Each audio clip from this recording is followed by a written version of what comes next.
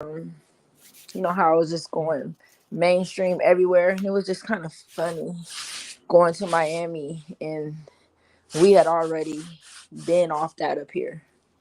Right. We already got the NFT museum and stuff up here, you know, and I'm like, it's you guys are behind, but we still don't know what's what, you know, like you have to be in the know to know what's going on, you know, because I believe I had somebody steal some art from me with this NFT shit. Was yeah, when you don't really know, like people be sending your work in, and Right. people are able to use it. Like it's wild. She disappeared, whoever this lady was. So she could be making money off my art. I don't know. Sent it to Mm. her, and I never heard nothing back from her.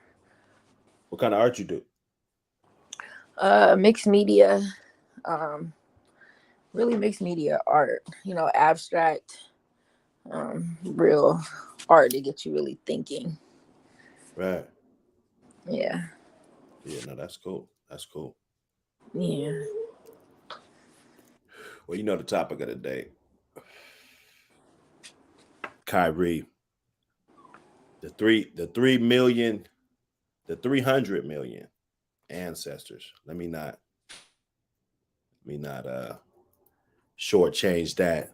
You know, he asked where was that energy, you know, and they going real hard. I got a few opinions that I formed about the whole thing. Although, you know, I haven't done the whole research about the Hebrew Israelites and, you know, all of that. I haven't. So, you know, I can't knock what the man's saying, but if it's a religion, just like anybody else, like I can be a woman tomorrow, you know, or I can be, you know, transgender or, you know, whatever these other things that, you know, everybody got to respect, you know, but to me, it don't seem like they're respecting the fact that, you know, this guy knows his lineage, you know. What's your take on it? I mean, you know, I was just, you know, like I'm not all the way, um,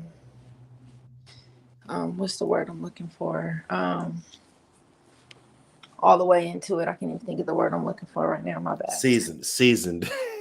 Yeah, All yeah, the way seasoned. Me not all neither. the I'm way just seasoned in that either. But you know, when I think about things, I think I was just talking to my homie yesterday, and I was like, now I asked him what church did his mom go to when he was, you know, growing up. He said Pentecostal. I said, okay, white. I said, okay. And then I went to my great grandma who raised me, said what type of church she went to. Methodist. Yeah, it was black people in there. Black people in Pentecostal too. But what I'm saying is that there's white Jesus up there. So I went to a church in Columbia City when I was like 3, 4, maybe 5 years old. We used to go there a couple times. And when I went to that church, it was like in a little small little space, you know, in Columbia City with all those little buildings, you know, alongside that part right there. And I went in there and I'm seeing black Jesus. I'm seeing black Jesus on the fans. I'm seeing black Jesus on the walls. I'm seeing all this, you know. So as a kid, you're just thinking, you're not probably thinking nothing, you know, but as you get older, you might be thinking when you go to other people's house and they have the Last Supper, and they have the Last Supper up and they have the picture of the black Jesus and the black and you know the whole black thing going on. You be thinking, okay, maybe they just black like that, you know, like they black power. That's how we look, you know, like oh okay, but we're taught that he's white, but all the descriptions is he's black.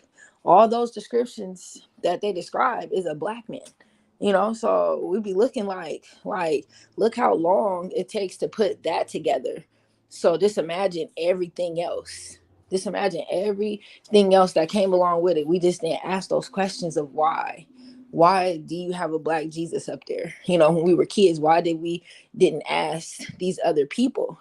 You know, yeah. I didn't grow up with a black Jesus in my family. Like in anybody's house that I went into, it was always white. But I went into people's houses where I'm like, oh, this is something different. You Or even at the feel different. church, you know, they Yeah. had the big old white Jesus on the wall. You Yes, you know, the know. church I grew up in. I mean, I was the first, you know, as a kid. And my mom, she basically said, you know, if it was good enough for her grandma, it was good enough for her.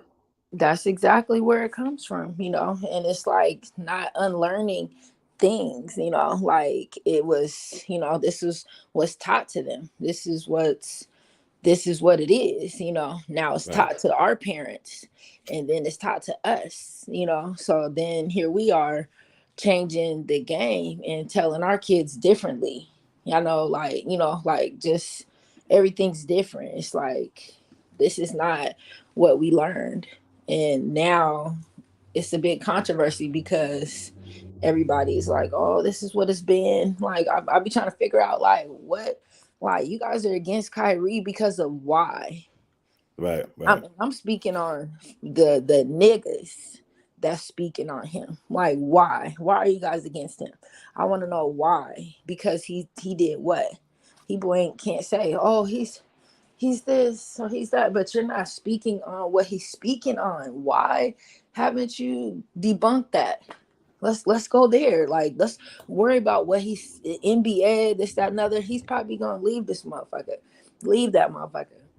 You know, like, you know, but let's don't even worry about that. Let's worry about what he said, and let's worry about why it's a problem.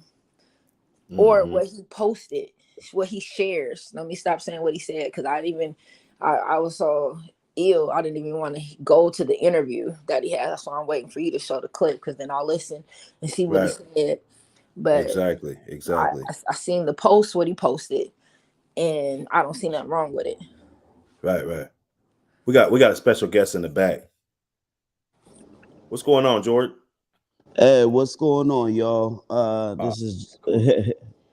this is great. I really appreciate you, Mr. Flames, for having me on your show. Oh yeah. This is what it's about.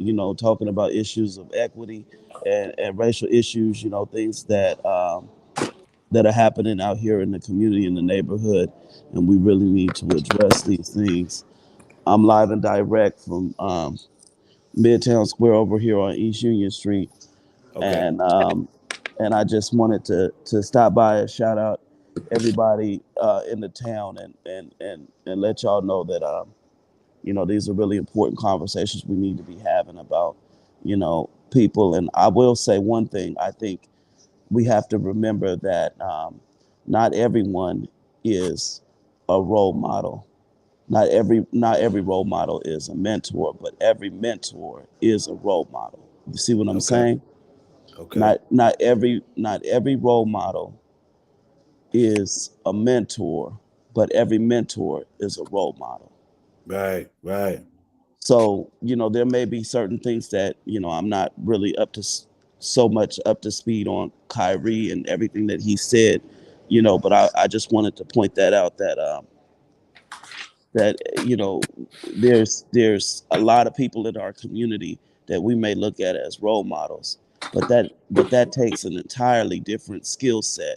And in some ways, who we should be uplifting are the individuals that are actually able to teach those skills to the young life in our communities, that really Right. need to see positive black Instead of people. just any face that we think is Exactly. going to be a good mentor just because he's a role model. Yeah, or a celebrity is another Right. way to Exact say it. celebrity. Yeah, yeah, Exactly. exactly. Yeah. That's the exact word. Celebrity. Yeah, yeah. Right. So No, let's I talk get about that, man. I get that. So it. what do you know? I appreciate you for coming through, man. I'm glad Yeah, I got that support where I could, hit somebody up and they, what I'm right, saying, that's huge, man. That's the start. I think this is right. the generation of change. We talked about it for a couple generations now. Hmm. I mean, we actually, got the power to instill this into our kids and then our Okay, grandkids and really get it going. Rome wasn't built overnight. come on, come on. So um what do you know, and what just little bits and pieces do you know before we get rolling? Yeah, I would say that I know that there was some issues as far as Kyrie with the Brooklyn Nets, and I actually had that Brooklyn Nets. I was wearing my Brooklyn fitted cat yesterday, and I got several compliments. But I would just say that I know there was some issues with him as far as initially it was the COVID testing. He didn't want and it might not even been the testing; it was the vaccine. So he Right. didn't want to. He didn't want to take the vaccine, and I know he was kind of basically blacklisted because of that across the NBA. Different personalities, different. That's what I would say. Role models were speaking out about this and that, and what we have to realize, I would say, is that whether or not you get the vaccine, that's a personal issue. You know, a lot of things have become a little more public because of the nature of who these individuals are. And that's kind of what I mean by when I say, what I said about mentors and role models, because, a mentor is not thinking about his own personal situation when he is going out and making these decisions.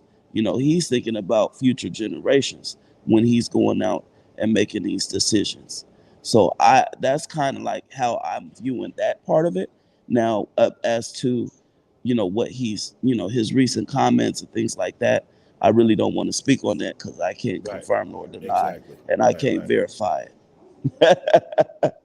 That's right. That's But I right. love y'all. I love y'all for having these conversations though, because it's very important, to be able to discuss, like I said, issues of equity. You know, I see you have 300 million ancestors. We have, so many people throughout the diaspora who are trying to build and uplift each other, just from out of the mud, basically not having a whole lot, but we're giving every day. The other day, I'm giving to people in the community, giving bread and, you know, just little change I have and, things of that nature.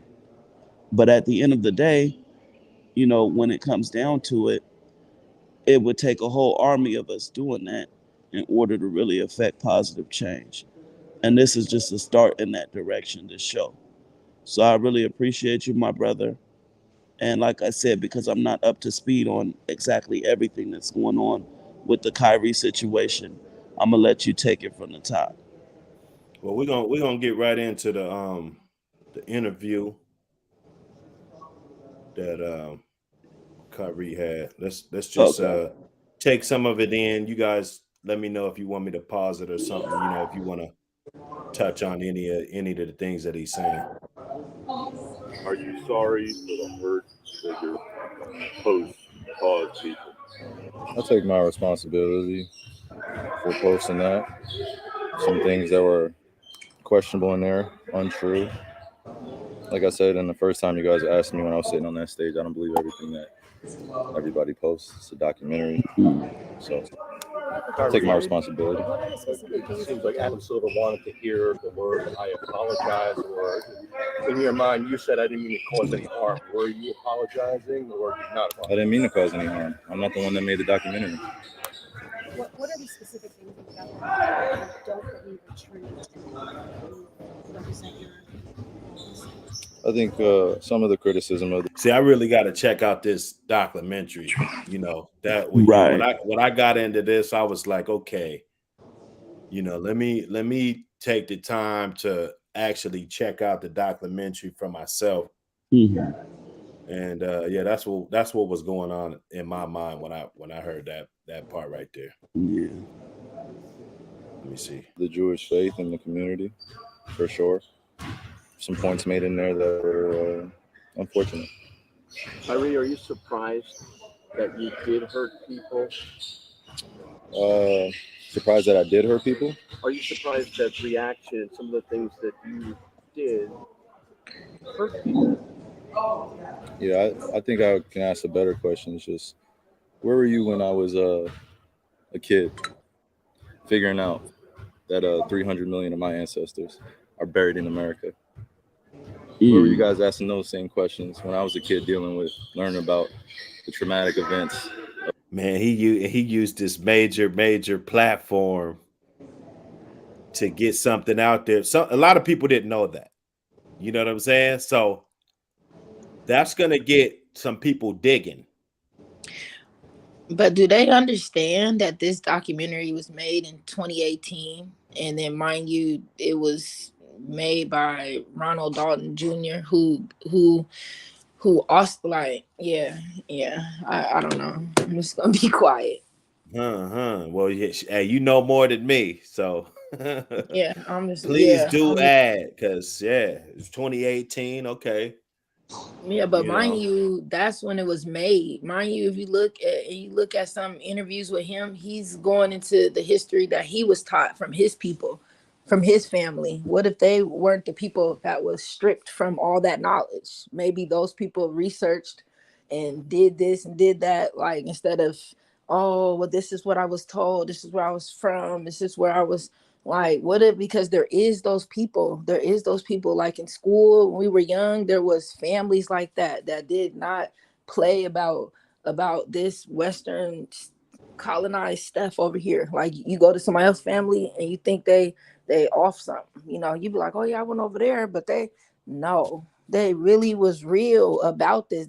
I'm 41, this is at least 30 something years ago, going to certain people's houses, and you be like stuff that they learned in their family, like stuff that they learned opposite of what I was taught. I was taught from somebody that was born in 1916, who was born in Mississippi, who basically, like, yeah, nah, she wouldn't. If I just think about now and just think about if she was able to like relive her, nah, it just wouldn't, because she wasn't taught that. If you go back to her mother, to their grandmother, like, I don't know what what her grandmother was teaching, but I'm assuming that she taught her mom, and her mom taught her. Then she went, like, and here we are, where we're up here with stripped of of what we are. We're looking at the Jews that was in school, like, okay, you guys got fluffy, tight curl hair, but you're white, right? Whites have straight hair. So you guys are descendants of niggas. Now look at it. You guys, that's how you guys even got here. Like, like, that's how you guys get your guys' hair like that. But your hair is not wool like. It's just, like, come on. Like, come on. But your hair is fluffy, whatever. Nah, come on. We just look Well, at all the different stuff that different people that, because like in schools here in Seattle, we went to school with everybody. We went to school with every religion, everything from when I first ever went to school. I never, had a culture shock where I was like, oh, okay. Like, we learned about everything. So we had Jews at the school and they said they were Jews. We didn't have a question about it because we didn't know nothing. We just like, okay, they're Jews. Like, that's just how it was. We left it alone. But then when we sit back and look, we be like, oh, okay. They was focused on their nose and not focusing on nothing else. That's the only thing people be like, oh, there's Jews, you got a nose. There's you just, what I'm saying, got that, what I'm saying? But nah, They that's got what, that's, they got 46 NBA teams. yeah. And that too. 46 NBA teams. That's the D League and the NBA. Like, what don't they own as far as that go? And And that's then, why I see a lot of the backlash, because it's like, and because they throw it in black men's face. They, every time they get a chance, they'll say, that us black men, we got to be submissive to the white man, and the white man is more superior than us, and everything we do, they monetize and get paid off of it. After a while, black dudes are gonna get tired of that shit, because it gets thrown. I can see if it was just like this sneaky thing that just happens, and the rich just get rich. But I mean, even rap music, I mean, everything Kanye was talking about, we could just say what he was talking about. You know, the This is music why. industry, Oh my bad. Sorry. the NBA. The NBA is staggering. You know that it said 46 teams have Jewish lineage. You know, so that's the whole damn NBA. And if you ask how many Jews actually play the sport, I know it's not a big percentage. You know, No, that's it's all not. I'm saying. No, You it's know, not. So y'all, let me ask you this. Um, coming from the perspective that I'm coming from, teaching some of this as far as Africana studies, and then also, coming from the perspective of a young black man, kind of, around the neighborhood. I would like to just comment just briefly on, kind of like how I view that a lot of people might be, looking at this, or maybe should be looking at this, right? now that I know a little more of the context. So basically, when there are a lot of dividing lines, right? Mm-hmm. Religion, race, ability, gender, all of these different dividing lines that, you know, have made America in some ways, what it is in terms of diversity, but have also, been fodder for us, those who, may be considered, you know, um, less fortunate, and how we are experiencing, our communities and our neighborhoods that we live in. So I'll put it like this. I don't think we should necessarily, this is just my own opinion, but I don't think we should necessarily look to, documentaries, look to celebrities, look to, individuals outside of our communities in order to gain perspective, in order to gain knowledge, in order to gain understanding, in order to gain wisdom. We already have that within our communities. You know what I mean? We already have that. And that's what I'm saying, like about mentors versus celebrities and role models.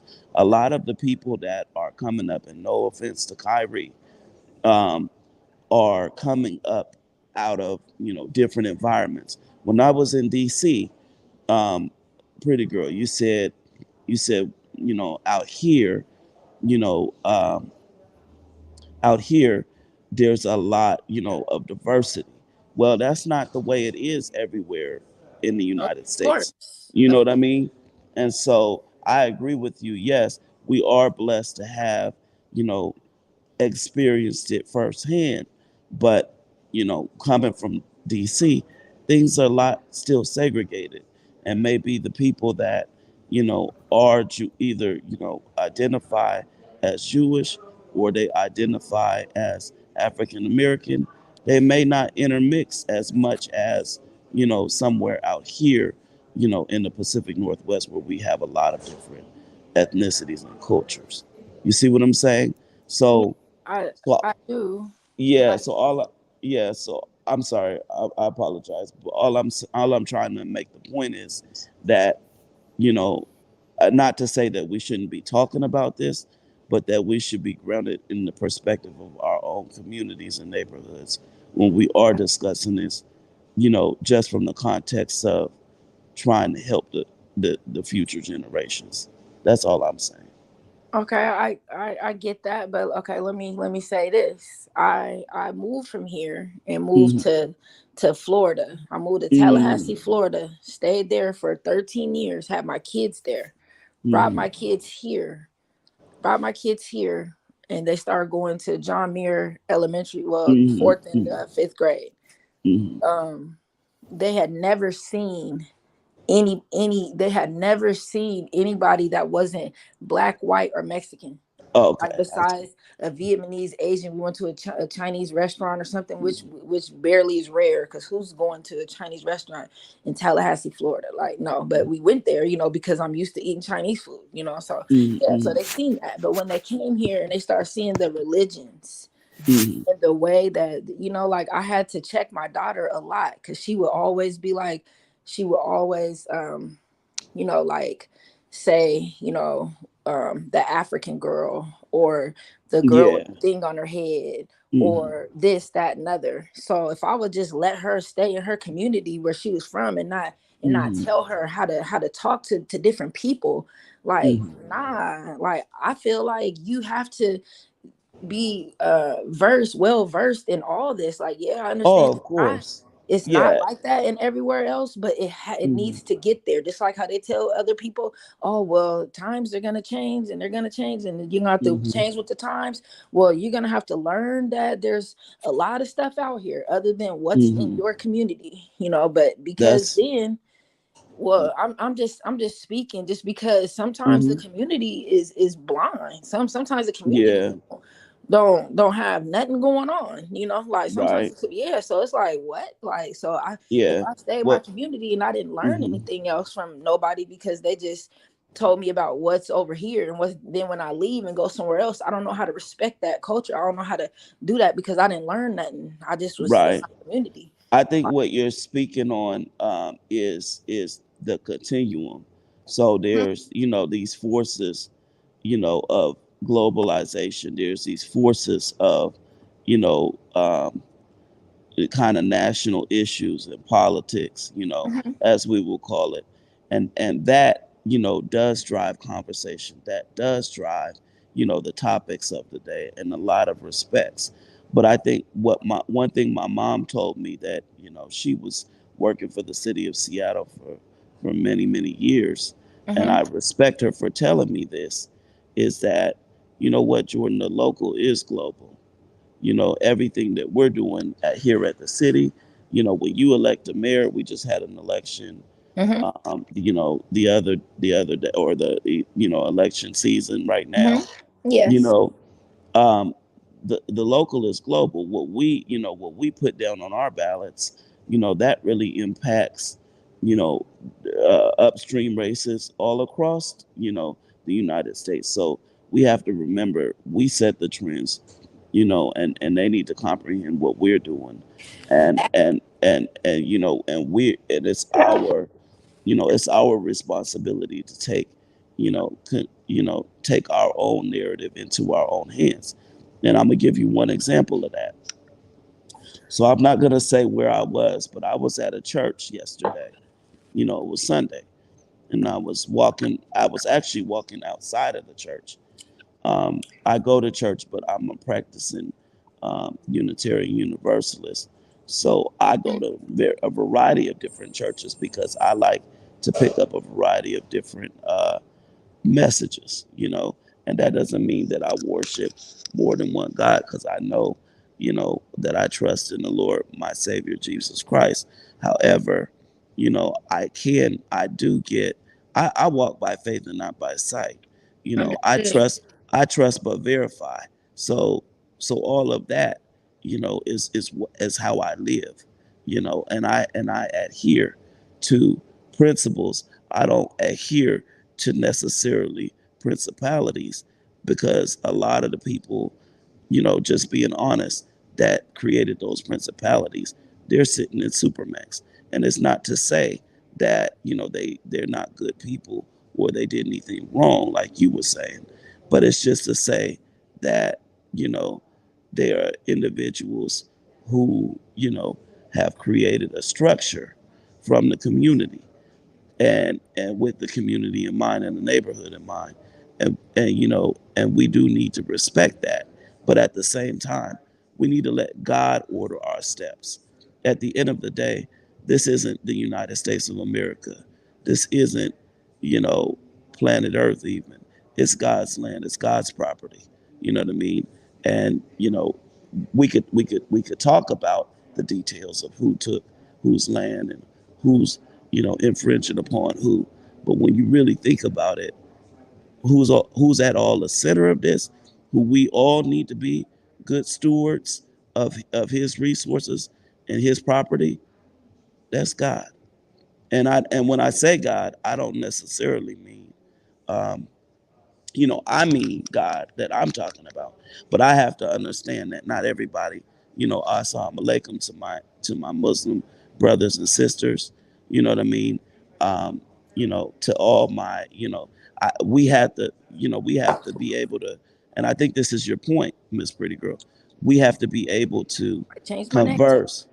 Oh, I'm sorry. I'm sorry. I No, just it's see that on good. the It's tag. good. I'm just talking. I'm I listening to you though. apologize. I apologize. But anyway, I think we need to be able to um to be able to have, these discussions, but at the same time and point out the nuances and the things that may not add up from our perspectives. But at the end of the day, we got to coexist. This is God's property. Yes, I agree with that. And I wish everyone could. I'm sure. I mean, I just feel like this. I feel like if Hmm. that's what we could do, then that would be done. If we could Hmm. just all Hmm. do that, but Hmm. look at who wants to be the superior one. Look at the laws that they've created. 9/10 of the law is possession. So they want to have, like, come on, they're not gonna say, like, so if we Hmm. like, that's a beautiful thing to believe, like, that's what I would want to be like. Just, this is God's property, like, we're just, but we're looking at what was taken from us versus what was given to us all. Right. Exactly. So it was Yeah. like, okay, so I that's. love you for putting it that way, because that is what I think the dilemma is. At the end of the day, we see the glass, we see the water in it, and we say the glass is half empty because we feel like it's been taken from us. What we don't know is that we can still fill that glass to Hmm. the top, Hmm. and that the water that we have, we still need to be grateful for it. So I totally understand what you're saying. And others may see it and say, well, you didn't even deserve that water that you had to have. You know what I mean? Yeah, And so that's we're how some fighting people for look at every drop of it. I know my brother James, I know Dr. Hood 19. I know he know about that. So, we're fighting for every drop of it, but at the same time, we just got to keep in perspective that we really need to coexist. This is bigger than, like I said, the local is global. So what we do, it impacts everything. But at the same time, you know we really have to ensure, you know, that we are voting, that we are doing the things where we could change, little by little in our community. I know it gets tiring. I know it gets frustrating. I know people have unfair advantages. I know there's a lot of concern and consternation about certain things, and we speak on that. But at the end of the day, this is God's property. We need to coexist. Agreed. Agree with that. Yeah, let's hear it. Of my familial history and what I'm proud to come from and why I'm proud to stand here and why when I repeat myself that I'm not going to stand down, it has nothing to do with dismissing any other race or group of people. I'm just Mm, proud of my heritage and what we've been through. And mm, the fact that this is pinning me against the Jewish community. And I'm here answering questions of whether or not I'm sorry or not on something I didn't create. And it was something I shared. And I'm telling everybody I'm taking responsibility. Then that's where I sit. So, mm, these same questions that you guys ask, me dealing with it as being a melanated, pigmented person all around the world and dealing with racial biases against my skin color, demeaning me because of my religious beliefs. And I'm still sitting in the seat standing. mm, So I take my full responsibility. Again, I'll repeat it for posting something on my Instagram or Twitter that may have had some unfortunate falsehoods in it.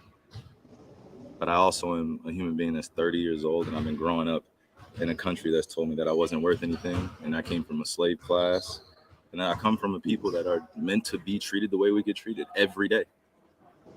So I'm not here to compare anyone's atrocities or tragic events that their families have dealt with generations of time. I'm just here to continue to expose things that our world continues to put in darkness. I'm a light. I'm a beacon of light That's what I'm here to do. You guys ask me questions about basketball, I give you my expert opinion. You guys ask me about other things, I give you my opinion, and it's met with whatever you believe the perception or the deception is. You guys investigate my life every day. Yeah, I wish I would have watched this because just like he just said, you asked me about basketball, I'm gonna give you my expertise on that. You asked me about anything else, I'm giving you my opinion. You know, so therefore he doesn't have an expertise in this. He's telling you this is his opinion. And you're faulting him for having an opinion on something that's well before 30 years old. Like, come on, you're 30 years old. This is well before your time, well before your parents' time. Like, or you know, like this is an opinion that where opinions become emotions. That's just and Pretty Digital. Even beyond that, he's saying it was a mistake. He didn't know about the falsehoods and what he posted, and he apologized. So they need to take that at face value. You know what I mean? They should, and he, yeah, and they should, you know, but they didn't, and here we are. So it's like your apology wasn't enough. You could see that he wasn't even really comfortable with it anyway. That's why, like, I'm kind of glad that he said all he said. You know, now that I'm like, yeah, I'm with it. I'm glad he said all he said, because he came back. He wasn't you know, like some uncle, you know, like, nah, he came back and did what you guys asked. You know, I'm just here so I don't get fined. Here we go. That's exactly where we're at. Like, you Ray know, Midnight in the building. What up, fam? What is the deal? Salute the panel, Dr. Hood. Yes, sir. Lord, Pretty Digital, and my man Jordan Knox. How you doing, my brother? Hey, what's going on? Hey, man, listen, you guys are all making very good, valid points, but you know, if history serve us and what our ancestors asked us to do, even within, you know, what they say, wake up the masses, right? You know, so regardless of how the message is being, he's doing something that was asked from his ancestors to do. You know, of course, the sacrificing part of it is that we know the ones that's been in the know, the ones that's been studying in our real Black history other than slavery before the boats and all that, we know that what KYRIE's point was, it was the message. Here's the issue, though. They've been on the KYRIE's head anyway because of how he was about the jab. The Vex, yeah. You get what I'm saying? So they was already on his bumper. KYRIE was already in this process of his finding himself, what we call in our histories, true to ourselves, knowledge of self. He is in this process right now. Now, the problem with the movie is that he tweeted the wrong one. In the same sense, the right one, but I say the wrong one because there's the gray areas of the Hitlers and the Holocaust things that was put in there. Instead of him posting the documentaries like The Hidden Colors, The Out of Darkness, Heavy is the Crown, where there is no confusion. There is no confusion. If he would have posted that, there is no backlash. There is no pushback. You get what I'm saying? So that documentary that's been out for years, you get what I'm saying? And the Amazon has profited from. Shaq showed it. The same dude that was showed it in his theater. Right. You get what I'm saying? Well, Amazon televises the NFL on Thursdays, so exactly. I don't know how that ties in. They got to deal with the NBA. You see what I'm saying? Okay, so the NBA got to deal with them too. Exactly. So it's selling like the movie. And you see how long it took for them to decide, well, should we suspend him? Or it took them a minute instead of right away. So the pressure from the community of them put it on the commissioner, who is also of the ish. You get what I'm saying? And so now you want to suspend him. Now you want to bring up these list of demands that you're trying to demean him if he caves for this, and he knows. We know that his image would fall heavy, even if he did any one of like two of those demands that was on that list over a tweet. By the way, that they're not now. We see today that they're trying to pressure Amazon to take it down, but they're not because it's been up there for years, and y'all didn't say nothing now. To this young brother started made just a picture of it. You get what I'm saying? Y'all want to conflate if he promoted it or not. He said what he said. Now he apologized for the falsehoods, but in certain communities, like here's this back and forth. He should have standed on it. Well, he didn't all the way apologize. You know what I'm saying? He apologized to the ones that hurt, like Ye did. But I'm not going to apologize for the history about our people that's in this movie. But you guys are trying to conflate this as if I'm anti-Semitic. But when we know what the meaning of anti-Semitic is, Black folks, if we really, really took the time to learn the definition and we knew about ourselves, there's no way that we could be anti-Semitic because technically we are Semites. So, at the same time, and then all you gotta do is go look at all the old school talk shows. That's Twitter. Twitter will let you know. Black Twitter will let you know. Will let you know what it is. When we go back and see some of these old Phil Donahue clips when the talk shows was really lit and they had the Hebrew Israelites on there explaining what anti-Semitic mean, that's starting to circulate again. You get what I'm saying? When they had Khalil Muhammad on the panel, when they had killed that brother because he was extremely more than Ye and KYRIE about our people, So we don't even, they had to get rid of him because he was really about the shit, So here we are today.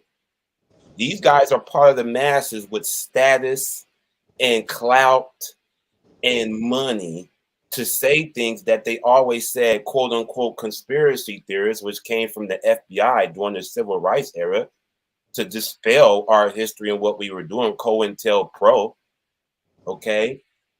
To say that we are crazy when we talk about our history to keep us in this box that, no, don't y'all speak about y'all special power.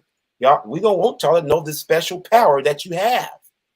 But if we knew about this special power, the third eye, the chakras, this backwards mentality about voodoo is a bad thing, and we need to know that constellations is part of our being. We're spiritual beings. God is in us. Right. If we knew that God was in us, of course we can't see God, but we could see the attributes and things that he brought to the earth and copy and re-implicate amongst each other. Then we would not be out here killing each other. Right. This was not. We were councils. We were tribal. We weren't vengeful people that we were taught in this Western civilization. We went through councils. There was 42 laws, not 10. It wasn't thou shalt not. It was I shall not. Right. Now, I just wanted to just weigh in on that because that's kind of going back to the time that I try to specialize in, like, the time, you have pre-colonial, you have post-colonial, right, and then you have independence, and then you have post-colonial. So basically, when you're speaking about Africa, so what I kind of what I subscribe to and what I followed is, pre-colonial Africa, there was no such thing as race. That's a 1500, 16th century invention. Facts. You see what I'm saying? So we have actually lived. That's what I said about the glass being half full versus half empty. We have actually, as a human race, lived longer without race than we have with it. Facts. So it's up to us to everything. I don't know if you see my finger because I'm kind of pointing, and then I gotta go like this. But everything we talking about is in here. Right. You see what I'm saying? Right. And so, when we're discussing these issues, these are all man-made issues. Yes. When it comes to, I know, Jesus was like the kind of basically like the son, the physical, you know, inclination of God, right? Right. In Christianity. Right. So, many religions have something like that. Right. You know what I mean?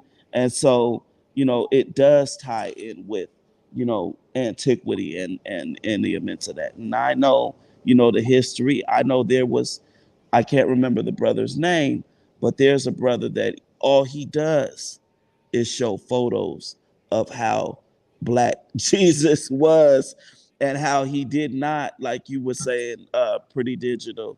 I'm gonna put some respect on your name, you know, have woolly hair, you know, and feet of, you know, and so I guess what we are having to you know to say is that we really, you know, it's just important that we really need to, at the end of the day, you know, like I said, we may not all agree on the direction of this, but we are at a day and age where there are some very dangerous people. I think we can all agree in some very high level positions. Mm-hmm. And we are on the brink. You know, I just came from DC, the State Department, you know, 6th floor. There, you know, there are a lot of people that have these ideologies that have been hardened, you know, where they're not in it for the community anymore. They're out to prove a point. And all I'm saying is, you know, at the end of the day, we don't want people like that in positions like that. We want people like us in positions like that so that we can speak truth to power, so that we, you know, because we have future generations uh in mind. We don't, you know, we're not taking the short game. We're taking we're doing the long game. You see? So God bless. I don't know. It seemed like, you know, I just don't want to overhaul the show, but I do appreciate the invitation, James, and I think this is an awesome forum, you know, to discuss these issues. I really hope that you know, are intent on keeping it going, and thank you so much for the invitation. For sure. For sure. For sure. I can't dispute anything what you're saying. There's really no wrong or right in the conversation, because at the end of the Right. day, it's about us enlightening each other with the Yeah. awareness that Kyrie and Ye is saying, that's sparking the Mhm. conversation, which is part of the whole intent on all these platforms, which he's doing his Mm. job without even knowing it. You get what I'm saying? So it's Yeah. bringing up debate and dialogue and conversation amongst us, even if it's a disagreement or whatever. The whole point is hopefully coming to a resolve, because Exactly. at the end of the day, we have to ride for Kyrie the same way they rode Mhm. for Ali. You get what I'm Mhm. saying? Even if he did Yeah. apologize, his intent, he was learning. He went up there with Mhm. a hoodie on, went up there with the Mansa Musa with information. Like, hey, so for those not to know, they're like, well, who was this guy on this shirt? Well, what is Mhm. this movie? I've seen along my Facebook feed 17 posts about Hebrews and Negroes since this man has said something. You get Mhm. what I'm saying? The conversation. People are like, well, what is this movie? What is this whole thing about Kyrie? People that's Yeah. not tuned in is now interested. Oh, Exactly. That's the important part. Yeah, that's I the hear you. important part. Did you get the message? The Right. awareness part. You know what I'm saying? Okay, we all suffer from trauma. Every black person of the descendant of our slave people suffer from some kind of PTSD. We're traumatized Mhm. because we Mhm. never resolve. We don't know who we are. And I've seen in the post, like somebody said, I would love to go to somebody's house and bring my own dish from my people, that I learned from we're the only ones that don't have our own dish other than quote unquote soul food, which came from scraps from the slave master. That's not PC, And a lot of times it's not even healthy, but and it's it's not good though. healthy. But it's It's good. I'm not. not gonna lie. You It's go to not grandma's healthy. funeral, she died Yeah, from high blood pressure, and then you go I to the Right. know. to the to the thing, I and they got all know. the same food. I we right? got it know. from. So Yeah. it's Now we know how to cook and season the chitlins, the pig that they gave to us. I've never Mhm. touched chitlins in my life, yeah, but me neither. I Me mean, neither. the boo boo smell did it for me. I don't care what my mom Yeah, told me. I guess I'm going to right. bed with no food. Okay, Yeah, so yeah. you know what I'm saying, and it's hard for us to leave. We're getting better at leaning off the pork. We're getting Mhm. better with that. Mhm. We're getting much better with that. COVID We did a are number on us to where we have to be more inept about our health, aware. Yeah. aware about our health. We have Mhm. to. What, like she said about the high blood pressure, our eating habits, but this whole thing about us, how far we're nature, how the sun is everything. It feels that way as a black man when the Mhm. sun touches me. The way it's described, it feels like a healing power to me. And I'm Mhm. super dark skinned. I love the rays that it Mhm. embraces for me. I was a young man that I was more discriminated against my own kind more Mhm. than I was against a white person. But I never wavered about my dark skin, you Mhm. know. And so now that I'm learning more and I see that dang, they were blacker than me on these walls and how these folks try to discolor the walls and all these different folks trying to go and dig up our history under all the sand. There's much more under all that sand. It's much more of our history under the Mhm. sand that comes up every 10 years to find out that a mummy is not scary, that we was taught in Scooby-Doo that a mummy's scary. But when you learn about your history, Listen, Yeah. you Yeah. learn your That's listen. history. Egypt. That's Yeah. the way we supposed to be wrapped up to so Yeah. and be healed in the coffin. You know what I'm That's a Listen. good saying? analogy. That's a Listen, good midnight, analogy. midnight, right? Listen, I'm just gonna weigh in on what you said. With that, I go back to school and I go back look at those books that was taught to us. I'm not no Yeah, lie. I always thought we came from slavery. Like that's the first thing they showed Mm. the cotton picking person, a black person Mhm. looking back in the school books from the Mhm. first history that and then they tell you Egypt is not a part of Africa. This is all what right, we were learning back then. Mhm. So you're thinking like, oh, you guys are separate. You guys are Egyptians. You're not Africans. You guys are right, Egyptians. You guys, it's not even part of it. It's something totally different when it is. And then mind you, right. Yeah. when hitting and it's when hidden colors came about, it Mm-hmm. was like, of course you've heard different things because you've been around different people who put stuff in your head, and you got some people be like, oh, that person crazy. Oh, Right, such and such family, then they don't got no sense. You know what I'm saying? But mind you, those are the people that like those people's kids right now are the people that's enlightening people. This they've been saying this, but right. we've been like so like Like no, who that's is not what they? it's Who is these like. folks to I tell me? promise you, I Right, always thought that like queens and kings and all that. Like, nah, I never thought that. Like, never thought we came from none of that. Because the first thing I learned when you go to school is that we came from cotton picking nothing. That's Christopher it. Columbus. And then your great grandma tells you she was picking cotton and she's old. So you be like, yep, yep, yep. I mean, yeah. Like, so why wouldn't we believe it? Like, Yeah, yeah. And then, on top of that, it's like your great grandma, one of the challenges for me, being kind of in the fashion industry, part of my career mm-hmm, was, you go from, I mean, when you look at it historically, you go from African, to, like, we got it on Rick Ross, or his, album.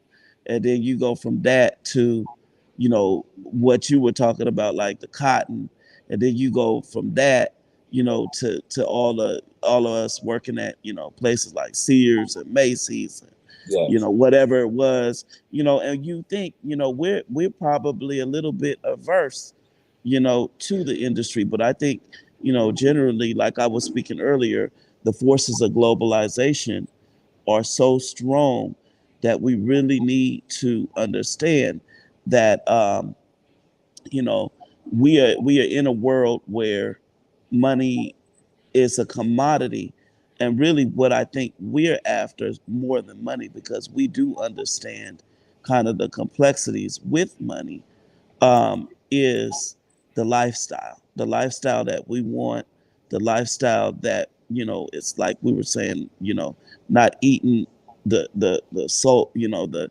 more, not just soul food. There's a lot of different types of food that aren't healthy, but that was just one main one that came from, kind of our cult, it didn't even come from our culture. It came from what we were made to do.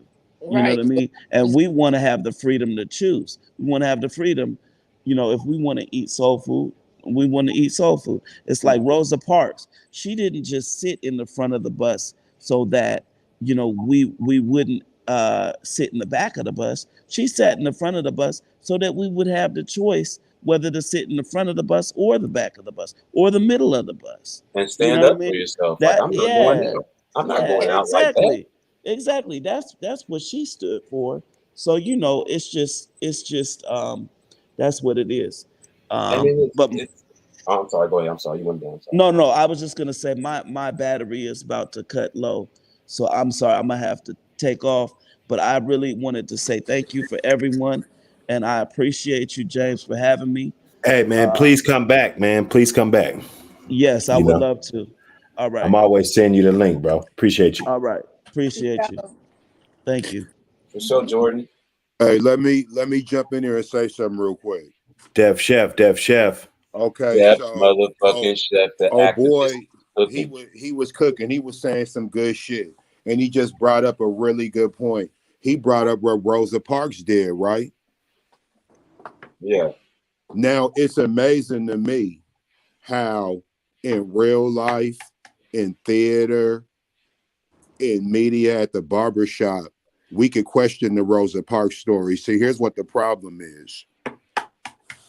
As good as the Rosa Parks story, I imagine, worked out for us, depending on where you stand with it. Me, I'm not a civil rights minded nigga. I'm a little different. That's not really what I come from. My grandparents didn't march and all that. They came from Black Wall Street type situations, right? right. So before So that, so we could look at H2N or N2H from Negroes to Hebrews, and we can't question anything in there, right. right? Now, when you dealing with the Holocaust, we talking about victims and we talking about oppressors. Yeah, An African nigga tried to explain to me how the victims kept meticulous records of everything. You didn't have no materials. You didn't have no control of nothing. And there were stories too horrific to repeat. Am I correct? yeah, yeah. It's Now, a very but their history is accurate. right. They got to the Holocaust Museum is curated by Jews, by the victims. They Yes, got to tell the story. Now we right. can't question nothing, but it's well within my right to point out that before Rosa Parks came along, they already had young freedom riders and people of that doing that shit. But the first girl that happened, she had a baby, and it wouldn't have looked good on the movement. See, I Yeah, could bring that up, and I won't be anti-black. But if I bring up how can the victims tell their own story, that's never happened in history. yeah. Now I'm anti-Semitic. Now y'all could turn around and make a movie called 300, have a nigga darker than Ray Midnight Damn go it. up there on a horse with king's heads, and the motherfucking Spartan called him an Akkadian. Well, if you look up Semitic people, Akkadians are Semitic. Phoenicians are Semitic. Farouk. Phoenicians look like me. Farouk. Akkadians look like Ray. Mm-hmm. Yep. Right? I'm just talking about the history since they want to go back on the history. Hey, let me ask you guys this. Can you be Semitic and be from Norway? Huh. I know where you're getting with that. You know what's up with me. Now, look, Yeah. here's another thing because I'm working. I don't got a lot of time. You know what's always amazing? We always want a nigga to apologize. Yeah. You Not feel me. me? Nigga always just gotta, there's something about an apology from a black person that's worth its weight in the most valuable in melanin. It's worth its weight in melanin. Yep. For them. It's listen, black people are the only people who have to apologize for not accepting your apology. We gonna rewind. Remember that white lady that did that fucked up shit to that little boy, and she tried to apologize? That little nigga said, "No, I ain't fucking with you." And his auntie or grandma or whatever went and got him and brought him on TV and made him accept the apology. Nigga accepted that apology damn near with tears in his eyes.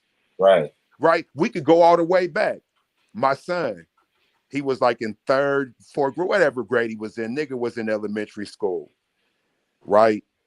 Yeah. He was supposed to write something on a history quiz. So he came and he was all like, "Hey, remember you told me that I can't find anything in your room? Remember I brought you that money?" I said, "Yep."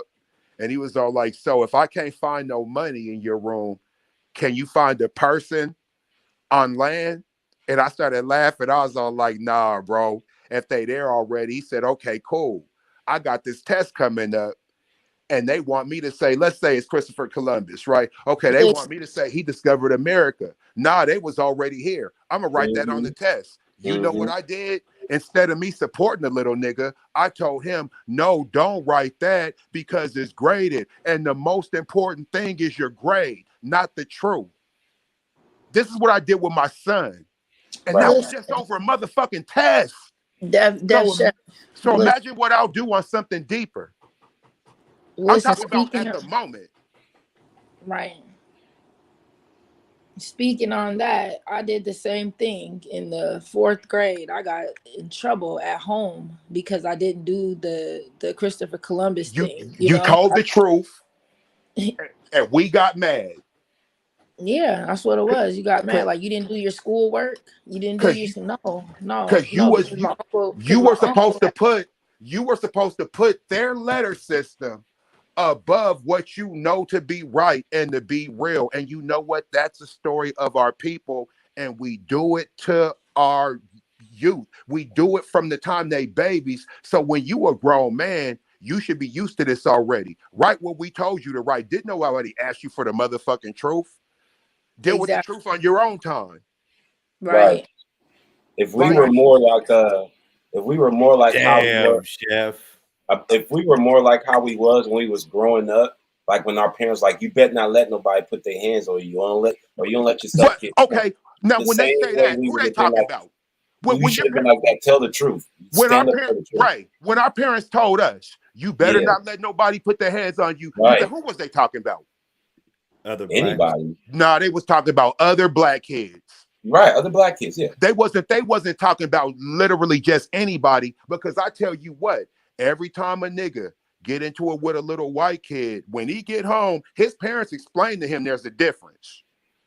They don't say, "Oh, we don't give a fuck." They may say, "Yeah, you right. I understand, but that's a little different." Like, I've never seen a black parent tell their kid, if one of these little white boys come fucking with you, you get something and knock them upside their head. But I tell my son that about your son. Ray Midnight son come fucking with you, get the biggest thing you can and knock him in the head with it. Man, my son could kill your son doing that. But I don't see no value in your son. So I'm going to tell my son, deal with your son in the most treacherous, atrocious way possible so no other nigga will come fuck with you. Well, that's just based upon where we was. Again, that goes back to what I was said. I was more picked on by my own kind because of my skin tone, back in the Cleveland days, than I was about any other white. Did you go to school with white people? Well, no, it was public school. So you see? It was mostly black folk. It was our hood. Here's what I've learned. What I've learned. That's just like, okay, I remember when my son was real young, right? And he had said something to me that I was just like, bro, what? And so what I had to realize was that ain't really coming from him. That's coming from somewhere else. So when we growing up, right? And I'm attracted to Pretty over here, and I don't really know the thing to say. Okay, well, I could always get her attention by hitting her. I'm gonna pull her hair, right? Okay, let's just say she feels the same way about me, but she don't know how to talk to me. Well, she knows she could get a rise out of me by saying some shit like African booty scratcher. Right now, that's not coming from her. She's just the one saying it.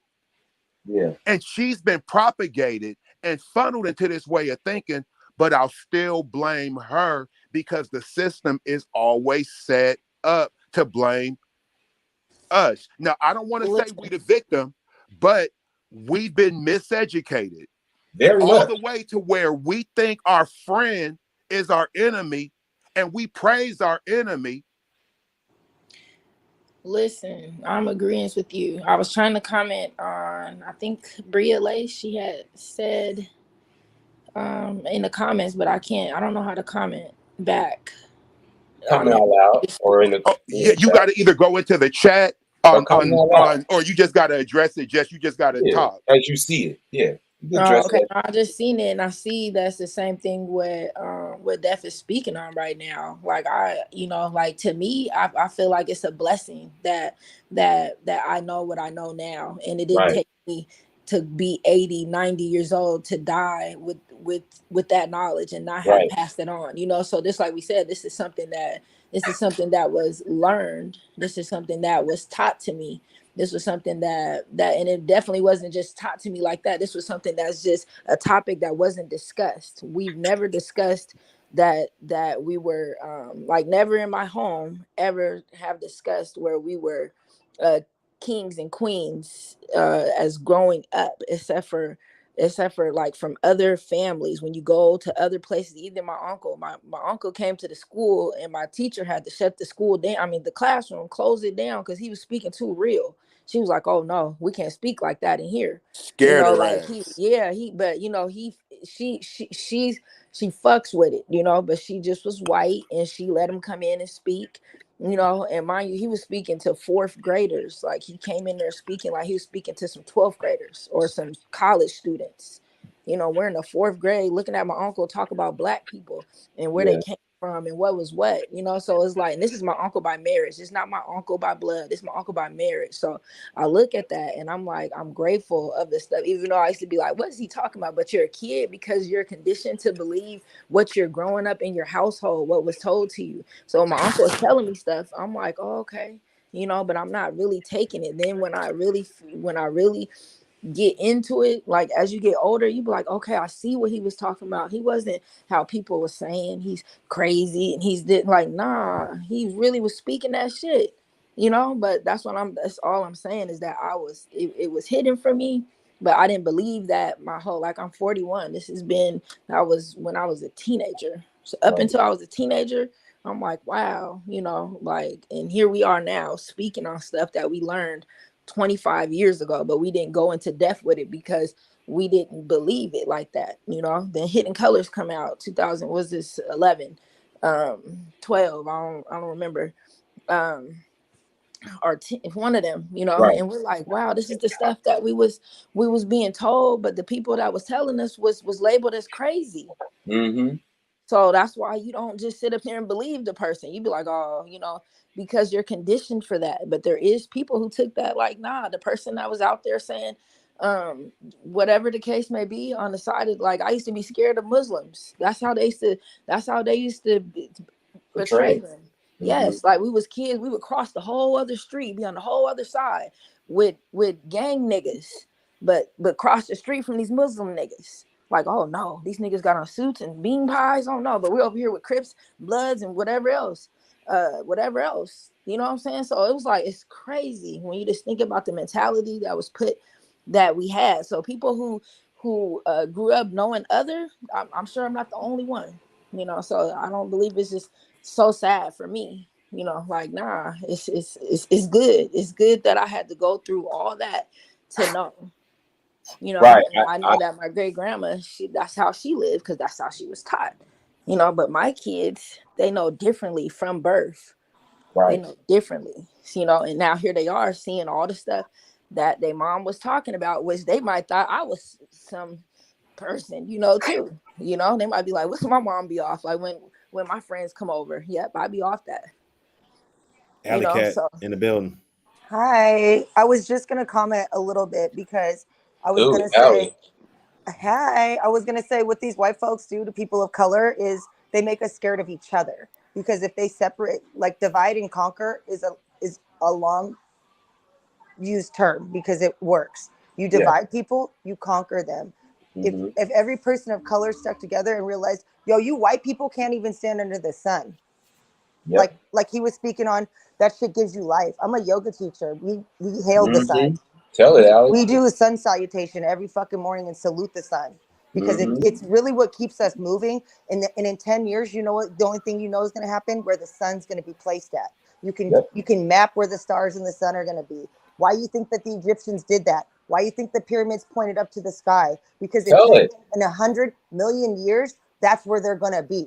None of us are going to be here, but those will be there. And they make us scared of something that's so solid. Don't believe in it. But they're up in space trying to find new planets. But don't believe in, your horoscope. Don't believe in your soul. Don't believe in spirituality. They raise us to hate each other, to hate our own skin color, to hate who we are, to feel like it's less than. No, we're not. We're actually more than you. So you probably got to break us down and scare us about ourselves for you guys to survive. Tell So it. if everybody fuck hating on each other, everybody love your skin color. Like, be happy for it. Like you said, I stand in the sun and I feel like it's giving me life because it is. It literally is. Yes. But they scare us into it. Motherfuckers got to put shit on their skin to go outside. You ain't even supposed to be here. Right. Your color is supposed to be in the Netherlands where there's no light because you barely exist, my friend. Like, transparent.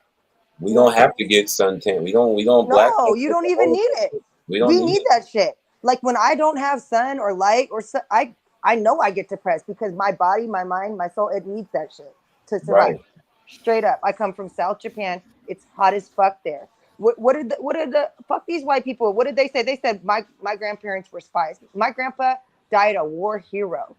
Yeah. But while his wife was in a camp being incarcerated for free for 3 years. Lost everything to the white folks. They came out, had nothing. They lived in the city. You know what I'm saying? Like they moved into the city. They didn't give a fuck. I'm just saying, fuck these, what all this shit does. And speaking on it, I met Rosa Parks when I was 10 years old. I shook her fucking hand because I wrote a speech about Martin Luther King. I didn't even know it was that inspirational, but it was the truth, is what I'm saying. It was just like his dream was not what so simple. His dream was literally that everybody can see each other. And really what we need to see, like, white people are not better. They're just more, they're able to place fear into people. And when you know yourself, like you guys were saying, I want to know my culture. I want to know myself. Your culture isn't even yourself. Yourself is in your heart and who you are right now at this present moment that we're talking. You know what I mean? You might not even be who you are right now in 30 minutes. You might go be whoever that person is, but be who you are at every, show up as yourself. If everybody, that's why I love yoga, because I want to go in and teach these kids that they're breaking down right now with this social media. If you don't be quiet, I'm trying to talk and be inspirational here, and you're yelling in the background. Get them kids out the street, Allie. Get them kids out the street. No, for real. I'm gonna go into. People are like, "Oh, you would go into prisons with grown men?" Hell yeah, I deal with motherfuckers that are about to go to prison. You think I'm scared of them? No, I'll go in there and sit their ass straight. Motherfucker, when you get out of here, don't let these people fool you. You know what I'm saying? You're better than this, and where you're at right here. This is not you. This is a current situation. You know what I'm saying? And if everybody want to place so much value on money, no, place value on your heart and yourself and get the knowledge. Like how you guys were talking about, we didn't learn about, have our story. I went into I'm a loudmouth bitch, and I always have been. So when I went into history class in high school at Garfield, I read, like, there was a 1-inch paragraph about Japanese internment. I went and did I came in there with so much information for my family. I did a whole report. It was the only thing that passed me in the class. I didn't skip so much class to smoke weed. The teacher was like, "You just taught a whole hour-long class." I said, "Yeah, because you guys are failing us. You're teaching us the wrong history. You literally almost let us get away with knowing." And if people don't know about what happened to my family, it could happen again to anybody's family. You know what I'm saying? They could do it right away again. And it was not cool. And I'm not saying it compares to slavery. It's just, it was its own individual incident in American history that no one talks about. And it's so vital to know that they literally incarcerated 200,000 people without cause. It was run by the board of prison. My grandma was born in a horse stall. My aunt, and they're all dying. You know what I'm saying? And it could happen again, is what I'm saying. Just like Like if we don't talk about slavery, if your grandparents because you know what they did to our grandparents? They scared them into not talking about it. They hurt them so bad, they traumatized them so bad, they didn't want to talk about it. Who the fuck wants to talk about something that is so bad? You know what I'm saying? You don't want to relive that shit, but that's where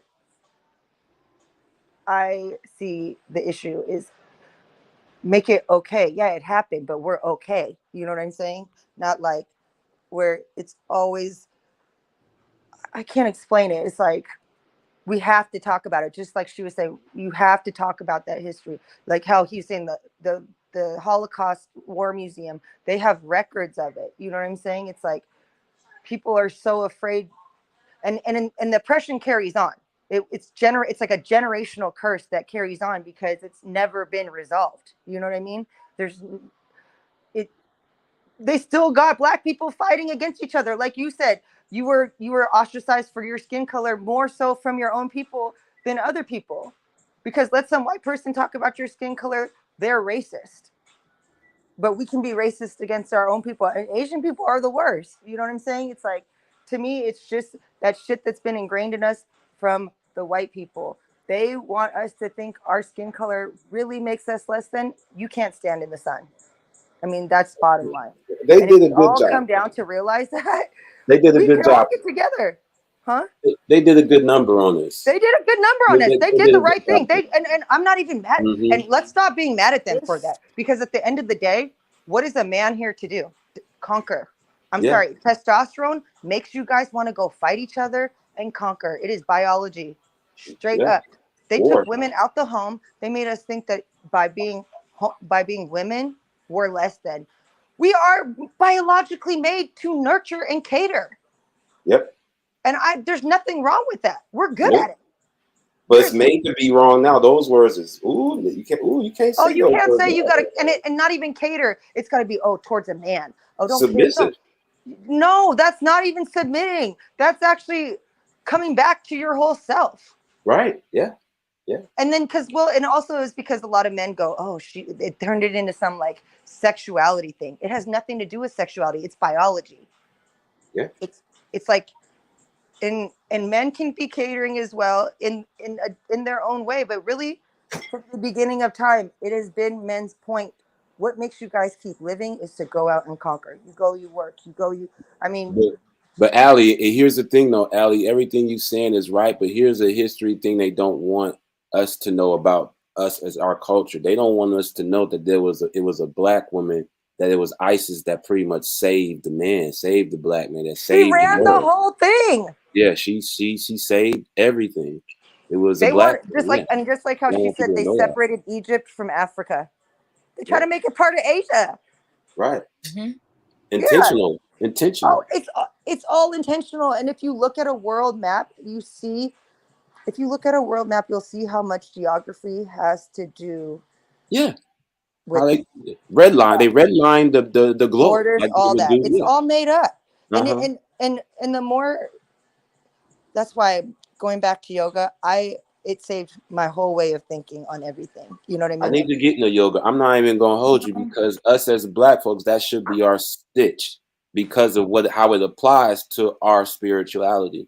So it is a part of us that we're getting They better were at tapping doing it into. in Egypt. Right. They were absolutely. It's on the wall. If you see the hieroglyphics, Right. they were doing It's yoga on the in wall. Egypt. They were saluting the sun. If you look at Yep. the Oh yoga yes, for poses that sure. we've done, Yep. they salute the sun. They salute the moon because you know what? At the end of the day, that's what keeps the world turning. Not these Right. dollars. Money don't make the world go round. Okay, like It's pretty the much sun and the moon explained. does. It's No. the sun is explained perfectly in that movie Out of Darkness about what happens when the sun goes down and when it goes to the west and east and what happens to your spirit and those that pass away and how it It's so transitions. important, and if you It's so can't feel important to it, know how you go yeah, into the constellations upon how you did right in with your flesh while you was here with your soul. your Your sole soul is purpose. your soul is judged at the end of the day. So I mean, from a feather from your And I heart don't on a care. scale. Your DNA was Yeah, in There's your great great grandma. You know what I'm yeah, saying? It all comes from a woman. Her eggs were in her. Your mom's eggs were in her, and therefore follow down. Right. We supposed to be tapping more into nature and animals because they were here. They existed before humans Everybody did. should. Everybody Yeah, should. Not they even exist. just us. Yeah. Everybody needs to, because you know what? We've gotten they have taken us to so much electronics, so much Right. and what is a TV? A box made of light. I want everybody to know that. What do we chase to survive? Light. Yeah. So they made us want to survive off this box and our phones because it is literally the most addicting thing to our brain, just so you know. It creates serotonin. Light and sun creates Right. does so much for your endocrine system and your Energy. basically your energy. Yeah. Yeah, Everything. it Oh, yeah. literally creates shit in your body. You know Your when they body say creates. Al, you know when they say to you like, "Damn, I like being around sun. I was happy." It doesn't matter if it's cold or warm, but when the sun comes out, I Oh, just feel more different than when I do when it's cloudy. I love yeah, but no one Washington explains weather. that to you. Listen, They don't teach us I that in want to school. comment on that. You know, I want to comment on there's a that. reason for that. Whenever I moved from here at 19 and moved to Arizona, okay, Right. yeah, I noticed a different feeling, but I didn't really think nothing about it, you know. Because So they then I don't teach moved us from that there, shit. They do not teach kids what light right. matters to you. And they So don't, you then know I moved why? to, Because if they Mhm. taught us that, kids wouldn't be watching TV every motherfucking day. They wouldn't be on their iPad staring at a pad of light that they're addicted to. It That's literally all. well, addicts you. yeah, well, you know, TV and all that stuff, that was the least. Like I come from an outside, Yeah, we we're were outside outside kids. kids, you Come know, on. like TV, like the only thing that kept me in the house is video games. Like when it's video game time, okay, or maybe Martin or something like that. We're gonna go watch TV. TV is more now for people, you know, to Bro, me, you know, the like only 'cause thing that people, kept me in the house was like BET 106 music videos. I love music. Well, I think yeah, that I no, think that see, goes for all of we're us. looking at, see, how old are you, Allie? How do you? 38.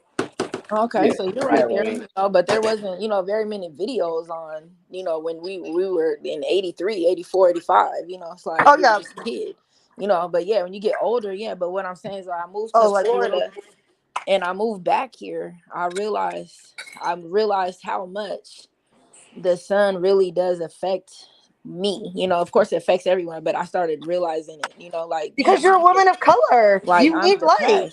I'm depressed, and I moved back here, and I was like, I'll open up the windows, and it'll just get gray. You know, just be gray, gray, gray. And this was in, you know, gray, just a whole gray world out here. And I'm like, you know, I see why they were saying that about Seattle. You know, as far as Well, the Seattle suicide also has rate. the highest cases of MS, autism, Hmm. and some other like basically like endocrine diseases, like mystery diseases that they can't really describe why it happens.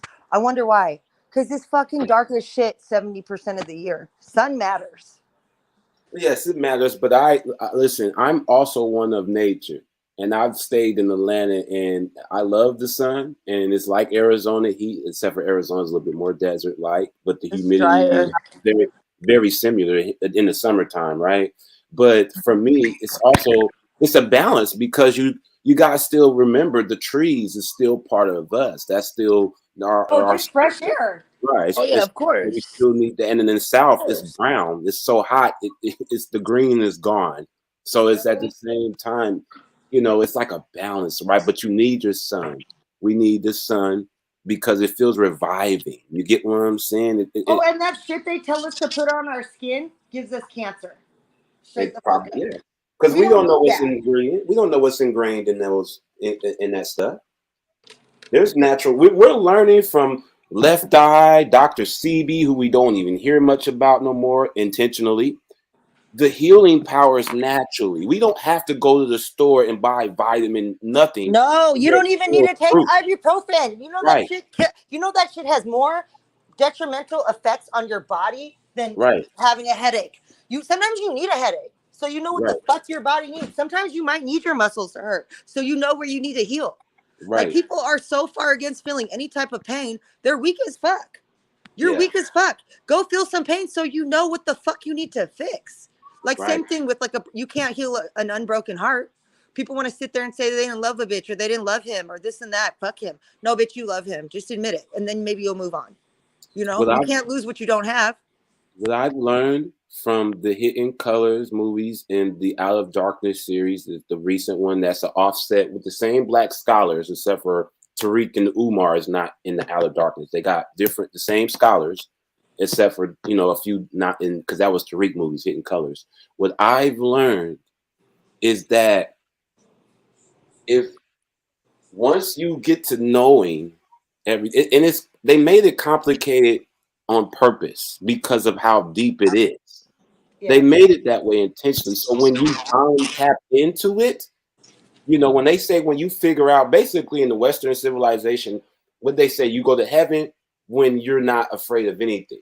When you're when you know about yourself and you know the word and whatever. They say that in yoga too. That's like in our history, if you're practicing the way, you get what I'm saying, and you're just practicing, you know, you're practicing the good ways of life, and you absorb it, everything, and you just living right by life. Your soul is going to transition and come back in a different way. It's gonna, you know, you don't die, and there's just darkness. There's none of that. It's transition. That's what we know as our culture. You transition, but if you was not righteous, you're gonna get 8. Your soul is 8 and gone. There is none of that. There's no hell, and your soul is gone because you didn't live right. Your essence, your divine, you wasn't right. You didn't live right.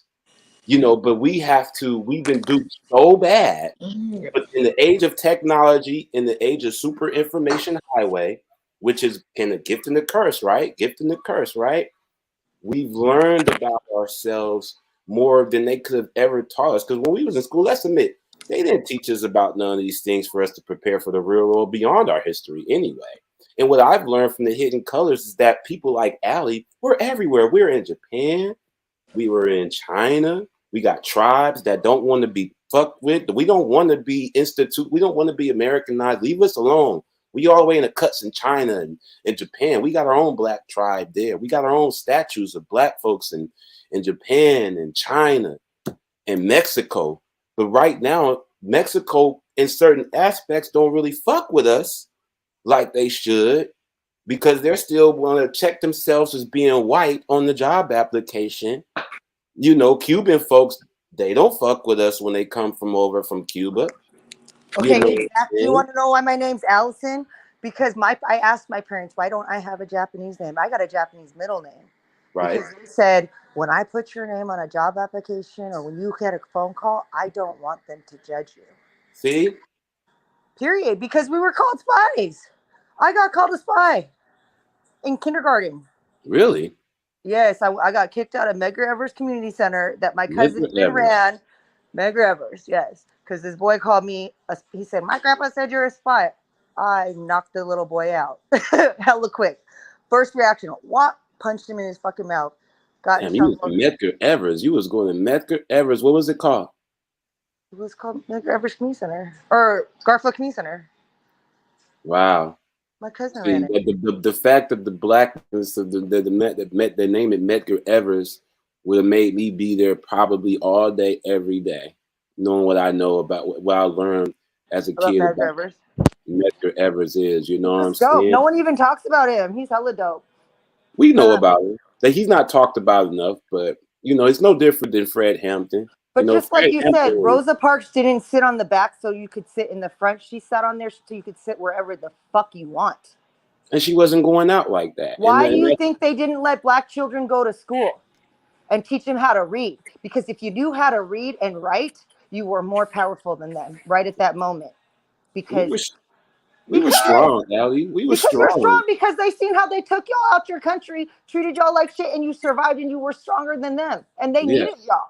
We were strong because I'm not gonna front Allie and Pretty Digital and Dr. Hood and Chef. I ain't gonna front in the 70s. Those pictures that we see of the civil rights era, and we seeing us walk to school and a whole bunch of white folks is yelling at us and throwing rocks. I don't know if I could have known who I am today. I don't know if I would have had that strong discipline and control to allow what our ancestors put up with for us to have a better world You know what I'm saying? I could never go against Exactly. my Nah, And you then we would have, sit you here and would we have. talk about these men who come from like generations of getting I broken couldn't have down I would have mentally. been dead.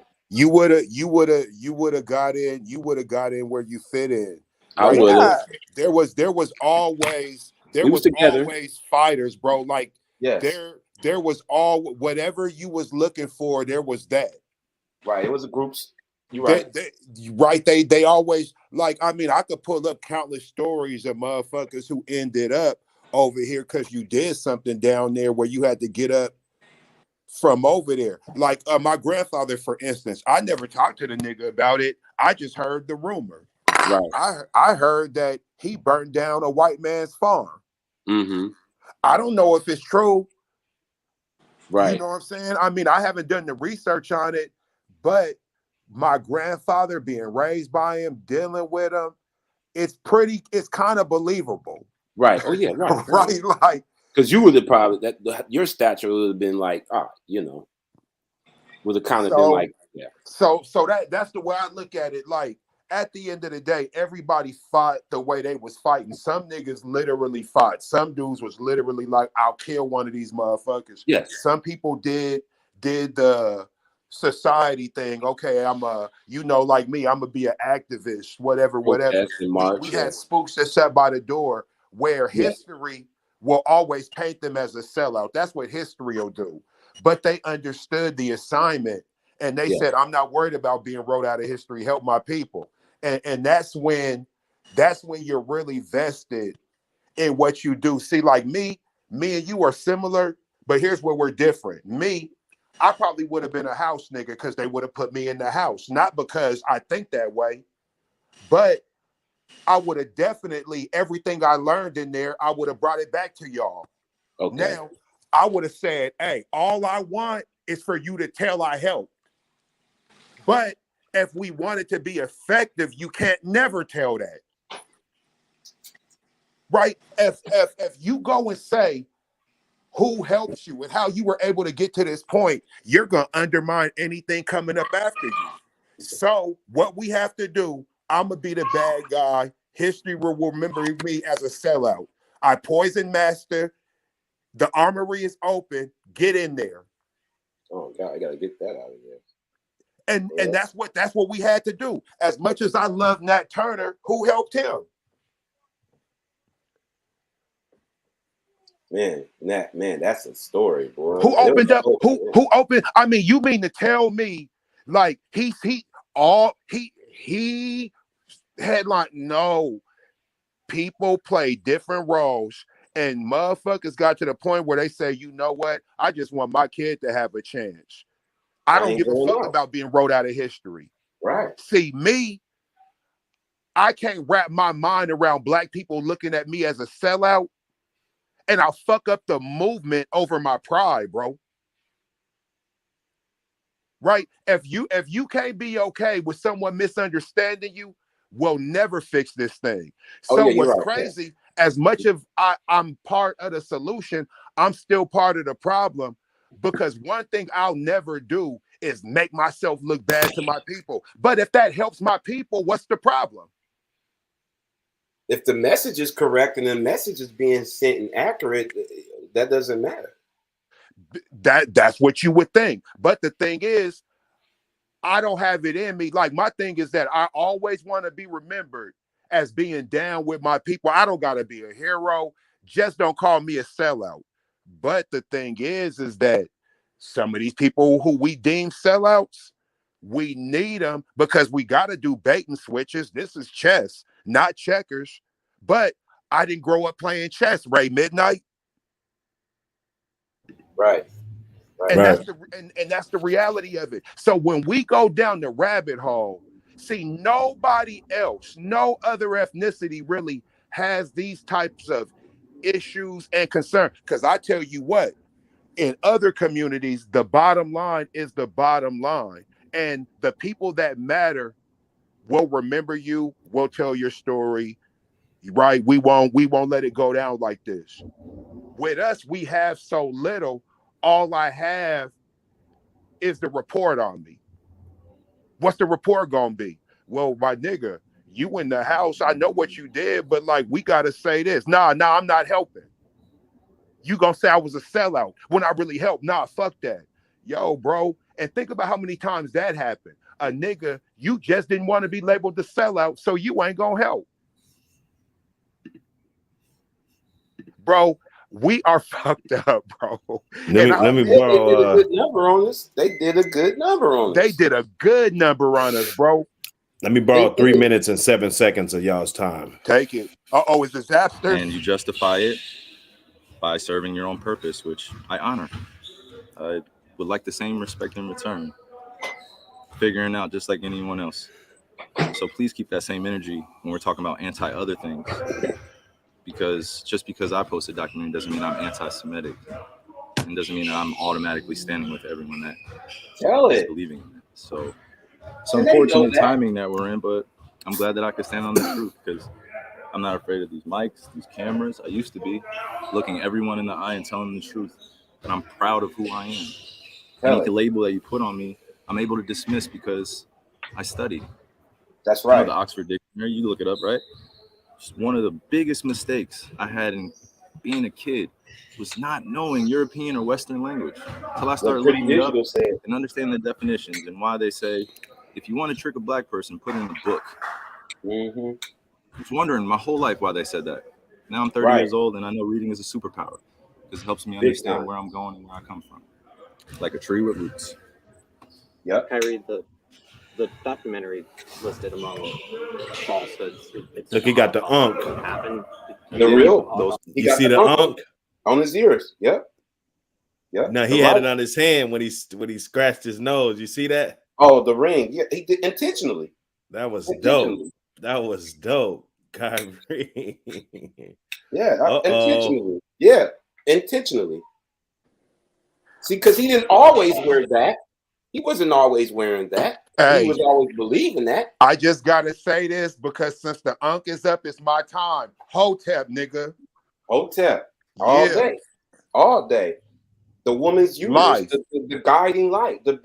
Yeah, that's it right there. But we gotta unlearn. We gotta unlearn to relearn. They want that nigga with a cross. They want him with a Jesus piece. Yeah. They want him with something that signified death and whiteness. Life. No, that's life right there. That unk sign represents real life. And then that gotta be some scary ass shit, right? Because he's from the system I'm from. He went to the Catholic schools and but he's from the real Catholic schools, St. Patrick and all that. Then he went to Duke. Duke is one of the most racist institutions in America. Period. I'm talking about what it was built off of, what it was founded on. Yeah. I'm gonna give you guys a little known fact. They gonna deny it, but I know I'm right. You ever heard of David Duke? Yeah, the Ku Klux Klan, remember, that ran for office at one point in time. He's one of the Dukes. I would believe just like the Vanderbilts, Gloria Vanderbilt, Vanderbilt University. Yes, all them Vanderbilts is related. If you a nigga whose last name is Vanderbilt, guess where you from? The Vanderbilt plantation. No different than Rockefellers. So now we got this nigga who went to Duke, went to Catholic, all this shit. And this nigga popping up with unks talking about from Negroes to Hebrews. He's telling you I could denounce any label you put on me. White people ain't used to that. White people ain't used to a nigga like Dr. Hood or a woman like Pretty, or even a woman like Allie being like, anything you tell me I am, I can reject that. Oh, you're this, I reject that. And just move on about your day. See what they want. They want you up in arms and all fucked up about it. But you see how he's just like matter of fact about it. Like, oh, we could talk about it. Oh, They hate. I'm a double down on it.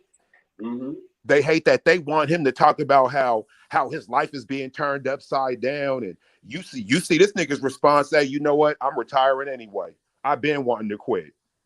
I see what y'all trying to do here. Y'all want me to apologize. You want me to look like a sucker on this camera. I see what you're trying to do here. I'm out of here. Yeah, no, because I'm not from the. Y'all seen that list? What they're trying to make him do to come for that, and as a black man, they're already conflating his apology and saying, well, he caved in when he really didn't. Because if you just listen to what he said, he's still standing on it. Let me finish this last little minute he got. Go for it. And those falsehoods are unfortunate. And it's not that I don't believe in the Holocaust. I never said that. Never, ever have said it. It's not come out of my mouth. I never tweeted it. I never liked anything like it. So the Holocaust in itself is an event that means something to a large group of people that suffered something that could have been avoided. No one said we had to practice racism. No one said we had to treat each other like garbage. No one said that I had to stand here today and understand that many people that come from generations 60 years ago, 40 years ago, enslaved some of my ancestors still spiritually, mentally, and emotionally, and it's still going on. And you guys are asking me respectfully to speak on something that was a documentary that I had nothing to do with. I didn't make it. So just please keep that same energy when you guys are addressing me. KYRIE, for the record, do you have any anti-Semitic beliefs? Again, I'm going to repeat. I don't know how the label becomes justified because you guys ask me the same questions over and over again. Right. But this is not going to turn into a spin around cycle of questions upon questions. I told you guys how I felt. I respect all walks of life and embrace all walks of life. That's where I sit. I think what people want to hear, though, is just a yes or no on that question. Yes or no. I cannot be anti-Semitic if I know where I come from. Oh, where I come from. I cannot be anti-Semitic. I cannot be anti-Semitic if I know where I come from. KYRIE, did you personally meet with the AGL? I was informed that they wanted to have a meeting, and we handled it. Thanks for watching ESPN on YouTube. They're mad because he will not cave. I cannot be anti-Semitic if I know where I come from. That's the one. That's going to be the hot take line for whatever happens to him. Whatever happens to KYRIE going forward, that interview is going to be referenced. That interview there is going to, that line, that last line he said, is going to stick. Because that's the main thing. I cannot be anti-Semitic if I know who I am as a black man. He didn't put that part in there. But we know the code. We know the code, what that means. If you studied, like he said, what Pretty Digital doing, what we all have learned since we've been in school, we've studied whether it comes from a YouTube, whether it comes from books, documentaries. We know different now. We've studied like KYRIE did. Okay, so they want him to apologize for him learning himself and his history and confluing it with, oh, he has a problem with it.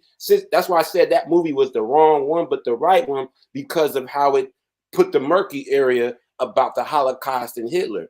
Whereas he would have put the Hidden Colors up there or Out of Darkness shit, there's no confusion because he's saying the same thing. It's just in this movie that's been out longer than Hidden Colors and Out of Darkness, which has truth about our history, but they bring up some other things in there, like he said, some falsehoods. Okay, and it's like the lady said a long time ago on Phil Donahue, the Holocaust, the difference between the Holocaust and slavery is that the Holocaust was televised. Slavery was not.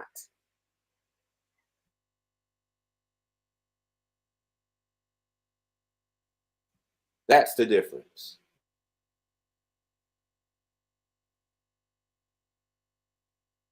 So if we don't know about ourselves, we're going to keep going back to this vicious cycle, because if we knew about ourselves, we'd appreciate ourselves to where we don't have to kill ourselves because I don't want to hear what you're talking about, or because I stepped on your shoes the wrong way, or because I just need to shoot this gun because I don't know how. I don't want to just shoot at trees and bottles all the time and target paper. So it's the beginning to happen more now. As long as Tariq and all these other folks, it gives them more platform because of what they've been saying. It's actually raising their stock up because they've been saying these things. And if you go to their channels, we're riding with them. I am an FB. I'm a foundational Black American. because my ancestors built this country. And it's still the most powerfulest country in the world. That we built the economic system through the picking cotton. Do you know that picnic means pick a nigga? Did you know that? Did you know that picnic means pick a nigga? Okay? We have to celebrate Juneteenth. I'm glad they're making that a holiday, but they're also, it's just a little, it's a consolation prize. Give me my money. I need my money. I don't care how I spend it. You owe. You owe. And now that the population of the white folks is decreasing, like they said it was going to be, you're scared of the Mexicans. So now all of a sudden there is an invasion when Trump is in office. You called them immigrants and illegal aliens. You didn't like the Haitians being here because the white population is dying down. The suicide rate among white men is super high. While we're still increasing, you know. But you put this Planned Parenthood to try to dissolve us. Kanye was right. That was the number one killer among black people, was Planned Parenthood. For real talk. He wasn't lying. We need to know this because you don't want us to keep creating. You don't want us to, because we're too powerful. Our melanin is too strong. Hey, so look, can I Go say for it. this real quick? Can I tell you some differences between the Holocaust and the diaspora? Go for it. The Holocaust is sacred and protected. Right. The diaspora is matter of fact. Right? Now, I'm going to say some stuff, and y'all got to let me cook, and I don't want nobody feeling offended or feeling attacked. All I'm doing is repeating what was said and what was understood. See, we understood the concept of white people violating and dominating black people. That's accepted. That's testosterone. That's something we're supposed to be doing. It's cool to do that when you do that to Japanese people, you know, the Pearl Harbor situation. That was an inside job too. I learned that at home from my grandfather who served time in the military. I guess that like he's anti-American because he taught me that, right? But when we deal with the Jews, see, it's not testosterone then. It was just wrong. See, it's not, well, we shouldn't be mad at them. All they did was what we're here to do, conquer. It's a whole different mind state. And there's certain ways we deal with that. We only deal with that in that way. It's the one thing you can't wonder anything. You can't doubt anything. You can't ask for proof. That shit, like the Holocaust is everybody's story, even though we don't even be Jewish. We're Jews, but we're not Jewish, right? That's just like they came up with that show, Black-ish. Just imagine if we was all talking and I said, I'm black, y'all just blackish. You gonna say you got me fucked up. But I could put out a story or I could put out a show called Blackish and we'll love it. It's the weirdest shit. What else about the Holocaust? You can't even say, see, you could say all the time, I got black friends, I got hot sauce in my bag, right? That's cool.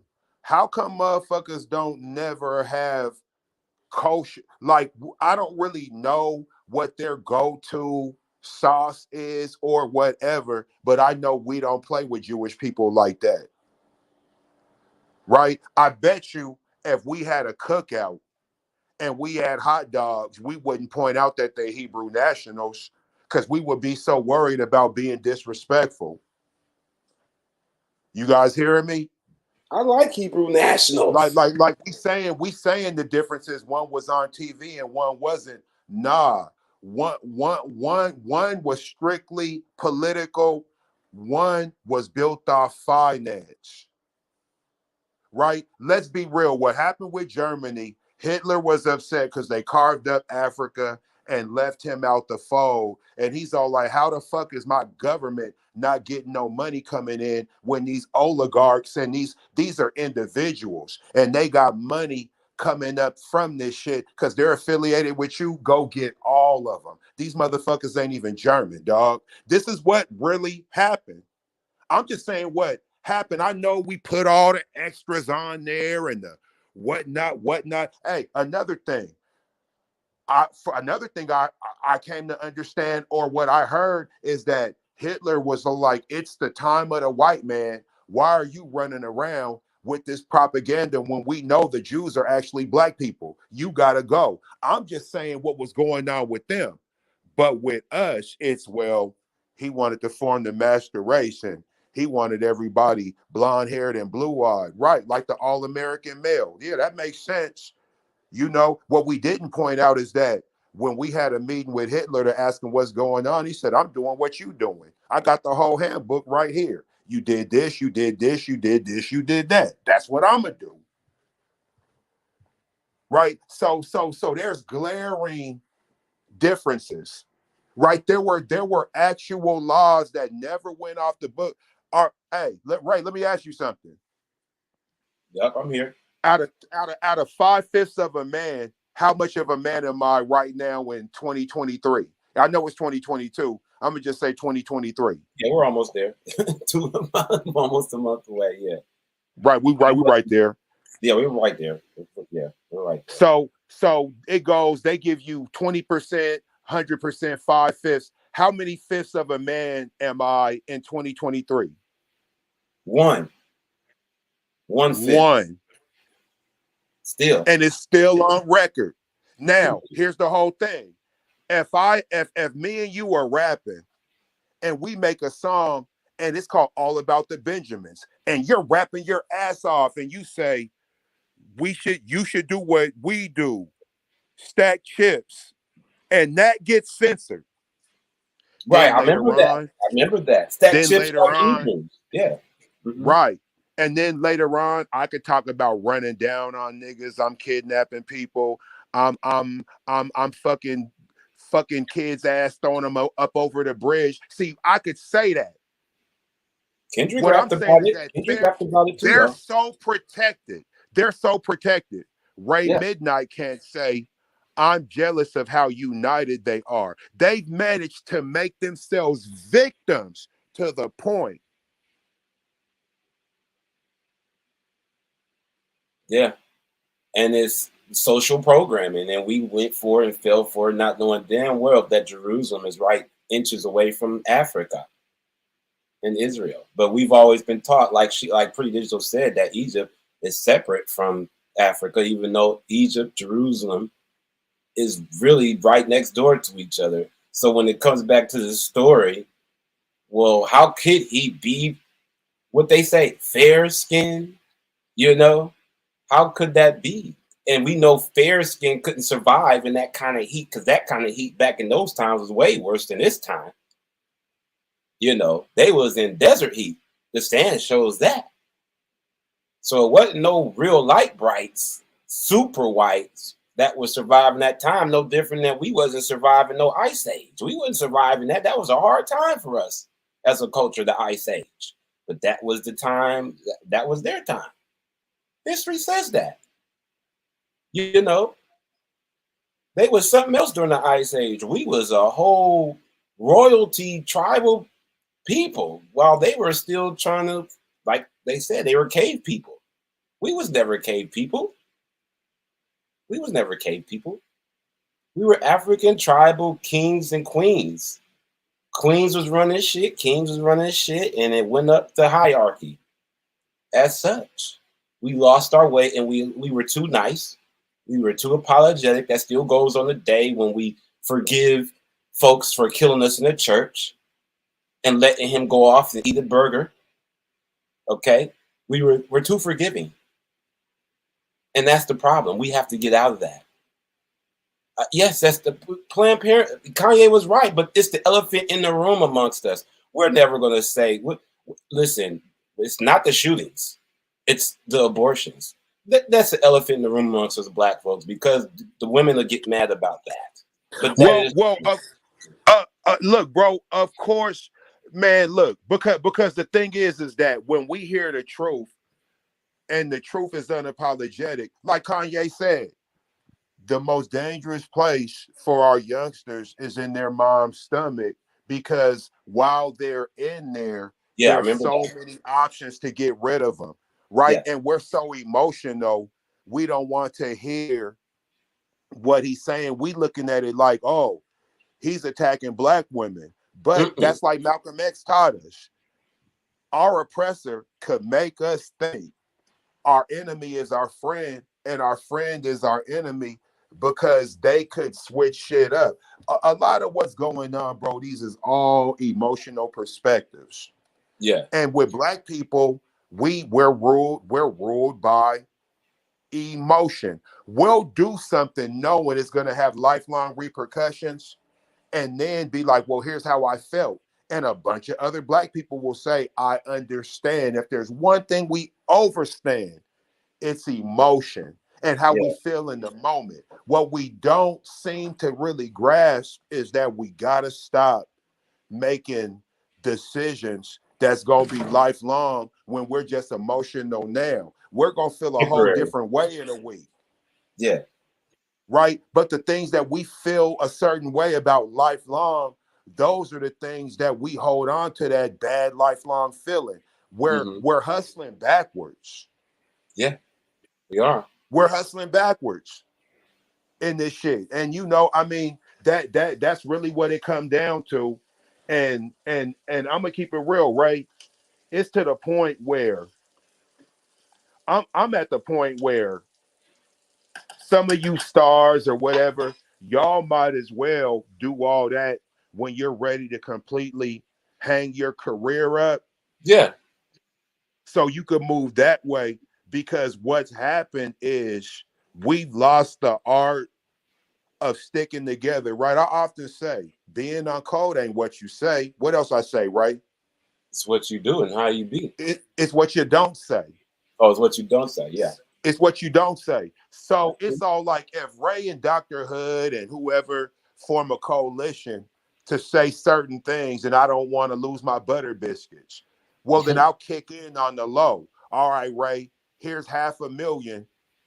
I'm not going to say nothing, but here's this money for my contribution. But just don't, I'm not against you. Just don't necessarily put my name in it. I just signed this contract. I don't got it like you. Man, black people understand that.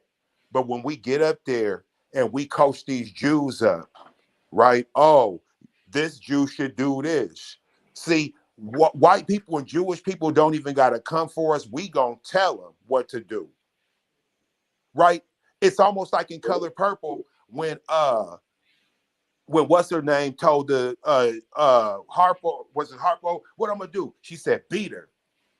Because she was so fucked up in the head, she just wanted somebody to experience what she experienced.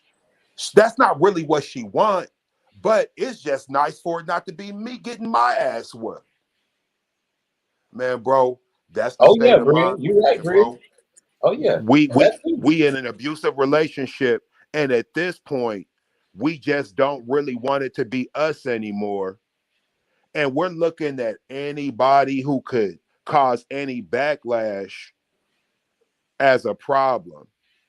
We're not really looking at them now, and this goes to show, nigga, we didn't like John Carlos at the moment. You can't convince me we liked Malcolm X at the time. You can't even convince me we was rocking with Martin Luther King. Because what these dudes is doing ain't even 5% of that. Right. But if this is the way we're handling them, nah, niggas wasn't supporting Martin Luther King and all them freedom fighters. Shuttlesworth, all them. We wasn't fucking with them. They just stuck by us regardless. And they knew that. And they knew, yeah, they knew, they knew what it was. Yeah. They knew everybody wasn't gonna go, but the message had to be sent, right? The message Yep. had to be sent. Somebody always got, we ain't gonna never know who it is. Like, who would have thought, like, 4 years ago, 5 years ago, that we would be talking about KYRIE and Ye about this and with their stature and status, right? But the key is, when the ancestors told us, they didn't say what kind of person was going. They were like, the message needed to be sent and passed along. However, the awareness about us, this is what I love. You know what I'm saying? Because no one is disputing these two about our history. They're confluting it with the Jewish community. You get what I'm saying? They're conflicting it with the Jewish community. They're not addressing what he's saying about our people. They're letting him cook, but they're not questioning him about it. They're not asking him, well, where do you get this information that you guys are the real Jews? They're still talking about the anti part. You get what I'm saying? They're not challenging him and Ye. Even when Ye had the interview with Lex Friedman, who was a Jewish person, he didn't say that he was wrong about when it came to his Black history that surrounds Hebrews, you know, and the Hebrew Israelites. Nobody's questioning that, but they want to conflict it to where he catches himself slipping or misinterpret what he's saying. So then he has to apologize and make it look like he was wrong altogether, the whole thing. And you're wrong. You know, I can't go against these guys. My heart and the divine part of me, I can't go against these guys. They've been calling us crazy for this kind of talk for a long, long time. And yes, Kanye's been through some things, okay? But when truth comes out, the truth is the truth. And like what Bria says, there's Planned Parenthoods on every fucking corner in the Black community. They're not in the suburbs. They're not deep. There's no Planned Parenthood deep in Lakewood by the houses with trees that's covering them up and fences. Okay? So why is that there's liquor stores and Planned Parenthoods on every Martin Luther King block? A lot of Cedar River clinics running around here. Okay? And it's in our neighborhood. Kanye was right, but it's an elephant in the room. We have to face our truth sometimes before we can get to telling the truth about everything else. Because if we're in denial about certain things, we'll fall back.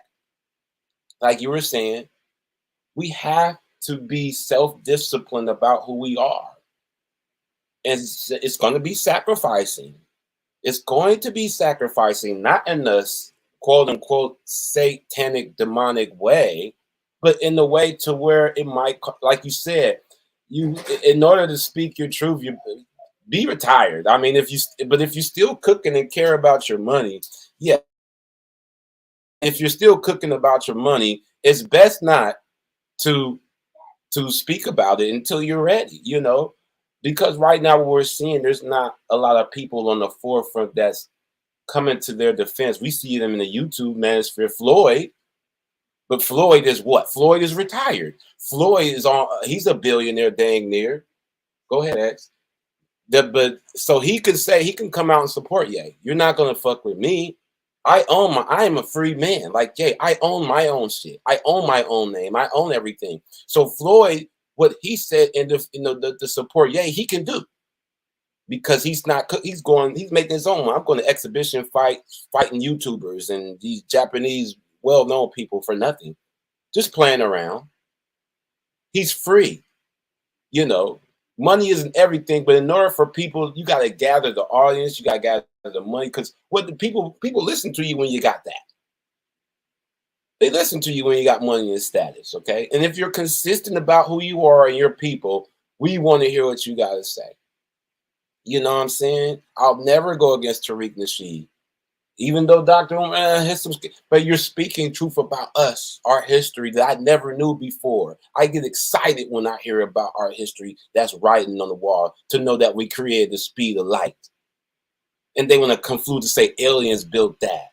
They don't want to tell us that giants existed. They don't want to tell us that giants existed.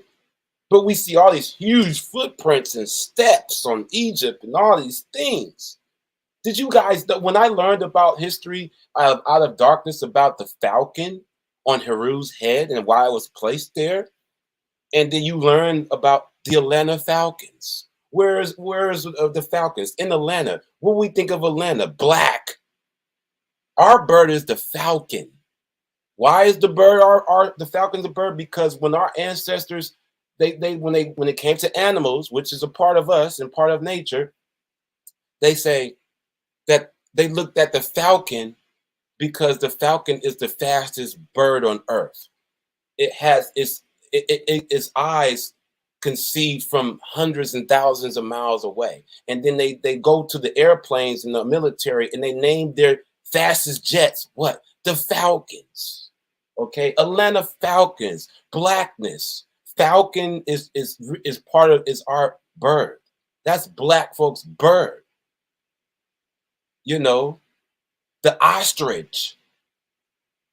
You know, and I never knew that until I seen that movie. Like, why is these different animal heads on these folks? Was they born this way? No.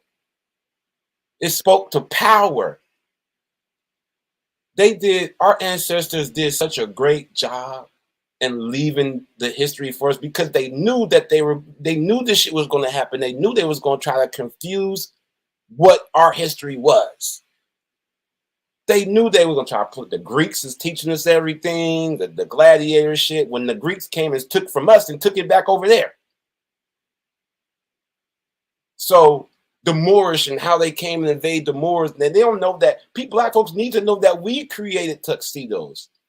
They came over there to learn our fashion. When Europe was going through the dark ages, they came to us to help them get back right.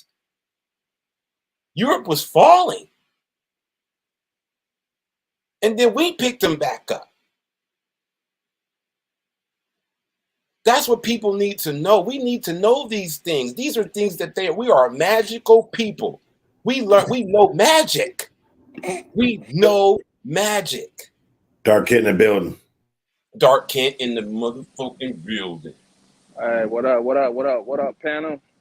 What up, DK? How everybody doing? Yeah, what up, DK? What you got to say, DK? Man, you got it. Just listening to everybody's views. Just waiting to take a little break before I could jump in. But yeah, just listening to it, man. Y'all hitting everything on the head, man. Everything that everybody said. You know what I'm saying? So yeah. This is gonna be another one, another high one for the archives, huh? Yeah, man, listen. Look at that picture on Dark Kent's avatar. I remember Birth of a Nation. Oh man, I was so mad at how they canceled this dude. I was promoting this movie so hard. Man, and you know, I use that avatar because I look at that. That's every brother. Yes. With that noose on their neck. Yep. Shit, from the moment that we're born. Well, that's every brother. Yep. You already got 2 strikes on you. Being a male and being that you black, they just waiting on you to, you know what I'm saying, fuck up and lock you up in their plantation. Right. They waiting on you to fuck up. You remember that time when this movie was coming out. You remember the truthness they tried to, man, they went back to this dude's past and tried to destroy this movie. They had to go back to this dude's past, this young actor who was on the street. He was on the streak at the time. You know, he was in with that Red Tails. He was on a few aspiring black movies. You get what I'm saying? Parker. Yes, and this was going to be the one. This was going to be one like Wakanda is coming up this weekend. It was big hype around this movie until they started scrutinizing about some scandal with some chick or some shit that was dispelled and dismissed. And people ran with that. Oh, I'm not going to fuck with it. But see, really, it was a social program because there was truth to that movie. It was going to be in theaters. It was going to be in big theaters. You know, I actually wanted to, because I didn't want to be using the brother's face like that. But I just thought that was a dope ass, you know what I'm saying, dope ass cover. I put that on my page. I said that's dope. I wanted to Photoshop and put my face on there. You know what I'm saying? Put my face in the noose or whatever. Just to show that's a representation of black men. If you look at it, you know what I'm saying? You really think about it. Great picture. You know what I'm saying?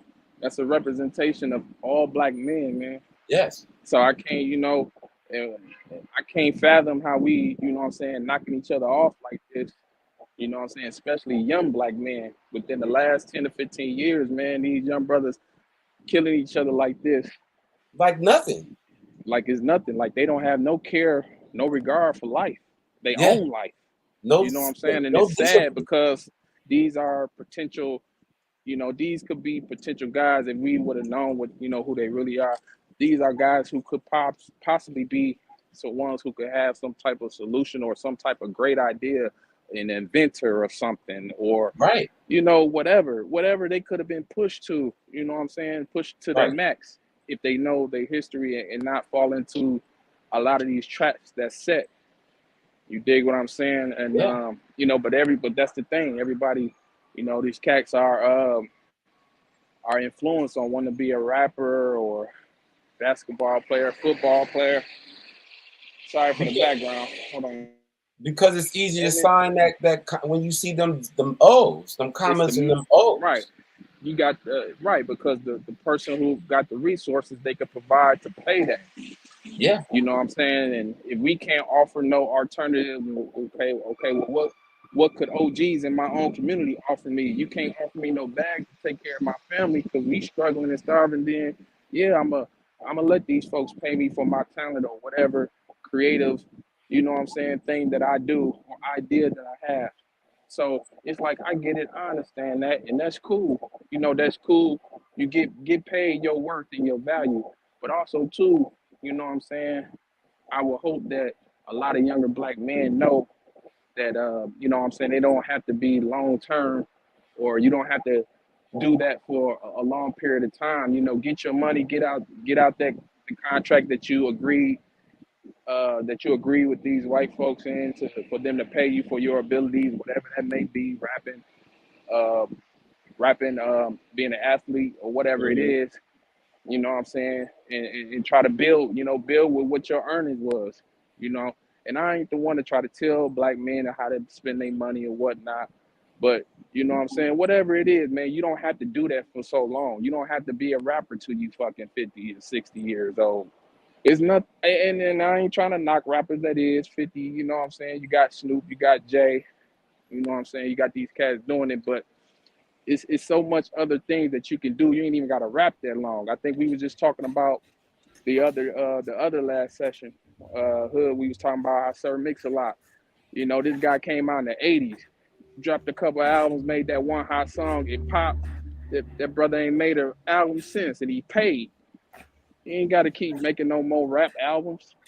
Yeah, You know what I'm saying? but they don't tell Garth Brooks that, you know. Right. But They could and, rap, and they could do their thing till they 90. right, but you can, and he can. I'm pretty sure. Like if people really You want, hung you up? know, Oh, if he okay. got diehard fans, he can go sing that "Baby Got Back" song and all them popular hits he had back then. Yeah, You know, that but shit, what? he done made too much money. He ain't even got to do that. He ain't even got to go on no tour singing them. You know, Wow. he made too much bread and he's still getting paid. But you know, just you know, to get back on subject though, man. You know what I'm saying? I just hate to see a lot of our young brothers getting killed like this, and they don't have no regard for their own life. You know what I'm saying? When you know, it makes me sometimes become hesitant. Like I try to avoid getting into incidents with people of my own kind, especially somebody younger. Because if I gotta kill you, it's like killing me, a part of me. You dig what I'm saying?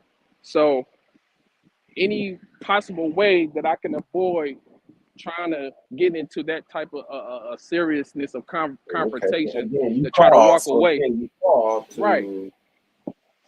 You know what I'm saying? So, Let me see. but yeah, man, y'all was spitting fire on here.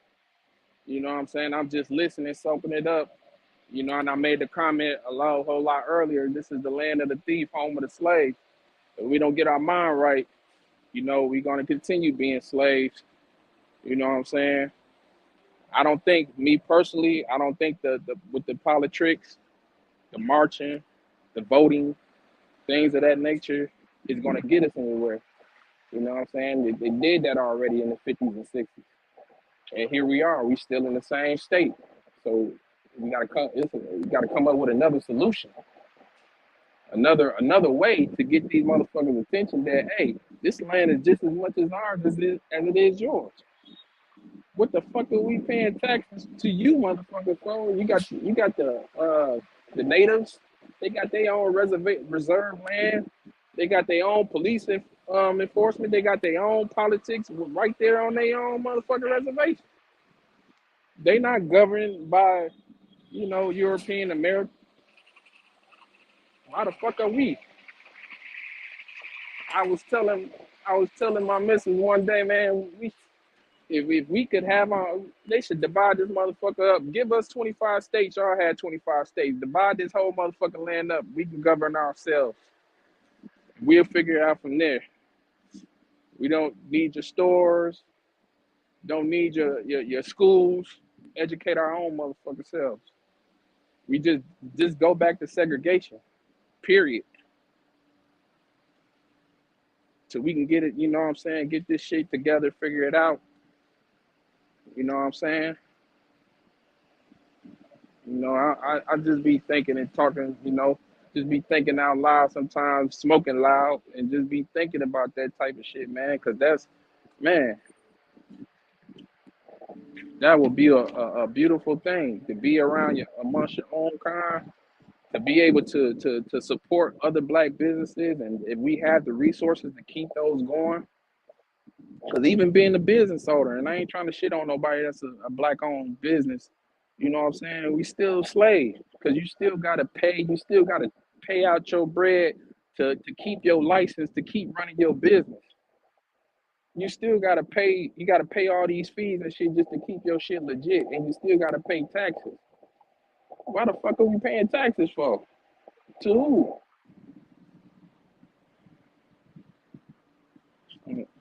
Yeah, this is Yeah, man. that American monopoly, man. Exactly.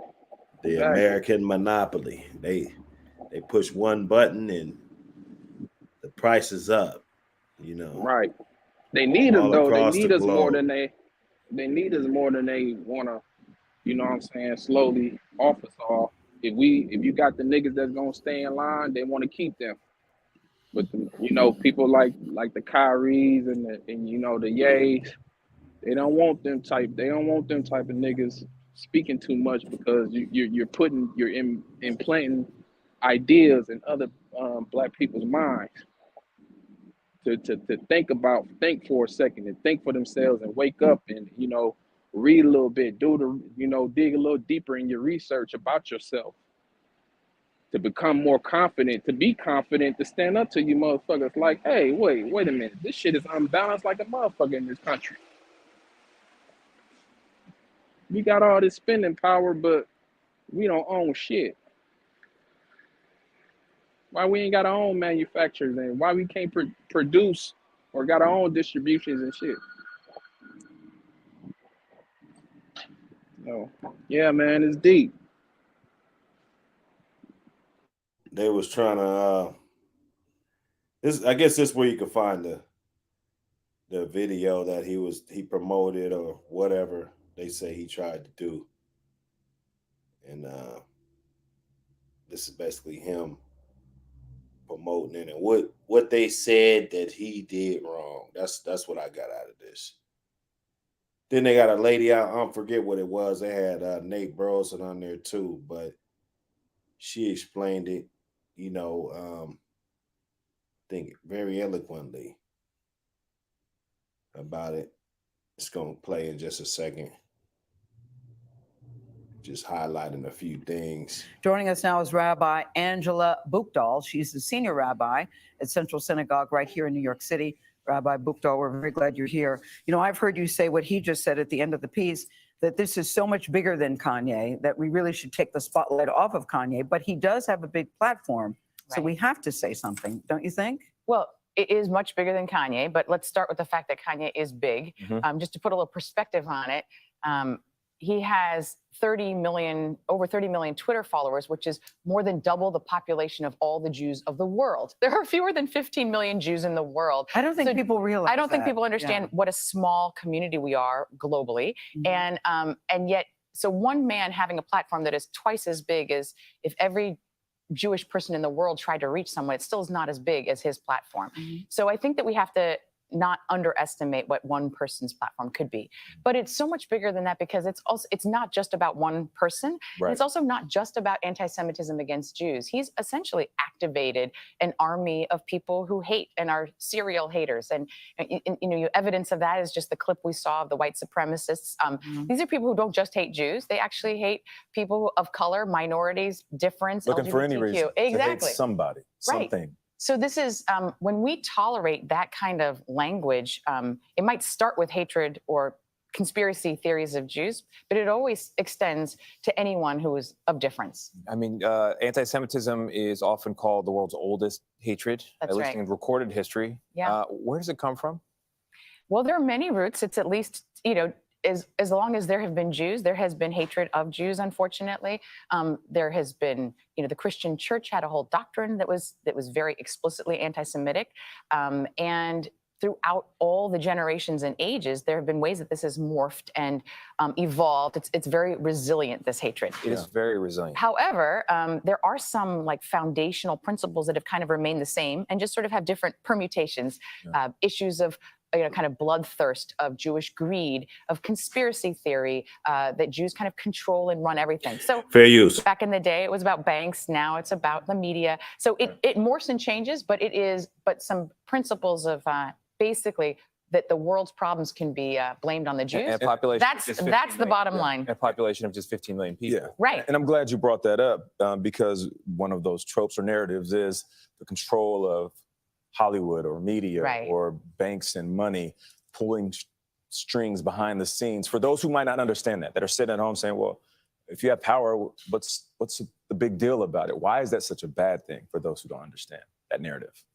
First of all, it is it puts Jews in a terrible situation and a catch-22, as my friend Yair Rosenblum said, that if we do nothing, we let this go unchecked. If we actually say something and something happens, like Adidas drops Ye, then they say, look, see how told Jews, you so. Look at how powerful the Jews are. They can drop and make Adidas lose $250 million. So it is a very horrible situation. I will say, though, that I personally experienced this myself when there was a gunman who came from England and held a rabbi and three others hostage in a synagogue in Colleyville, Texas. I received a phone call from the terrorist saying, you Jews are influential and powerful, and I need you to get this prisoner out of federal prison. And I said, I don't have that power. Wow. He said, oh, of course you do. You run a large synagogue in New York. So that just is to tell you that one man's craziness, but it's not just one man. He has been fed this in a system of anti-Semitic rhetoric. If you want to think about why it's dangerous to say Jews have power and influence, think about a man who holds 4 people at gunpoint for 10 hours because he believes Jews have influence and power. Who has the power? When people So it's a look at life and you- death issue. When people look at you, Rabbi Buchdahl, they think, well, that's not what I expect a rabbi to look like. That's right. I've heard that before. So I would just say that I think one of the problems of anti-Semitism today is people really have no understanding of who the Jewish community is. There is certainly in America misunderstanding that Jews have always just been white people. Clearly not.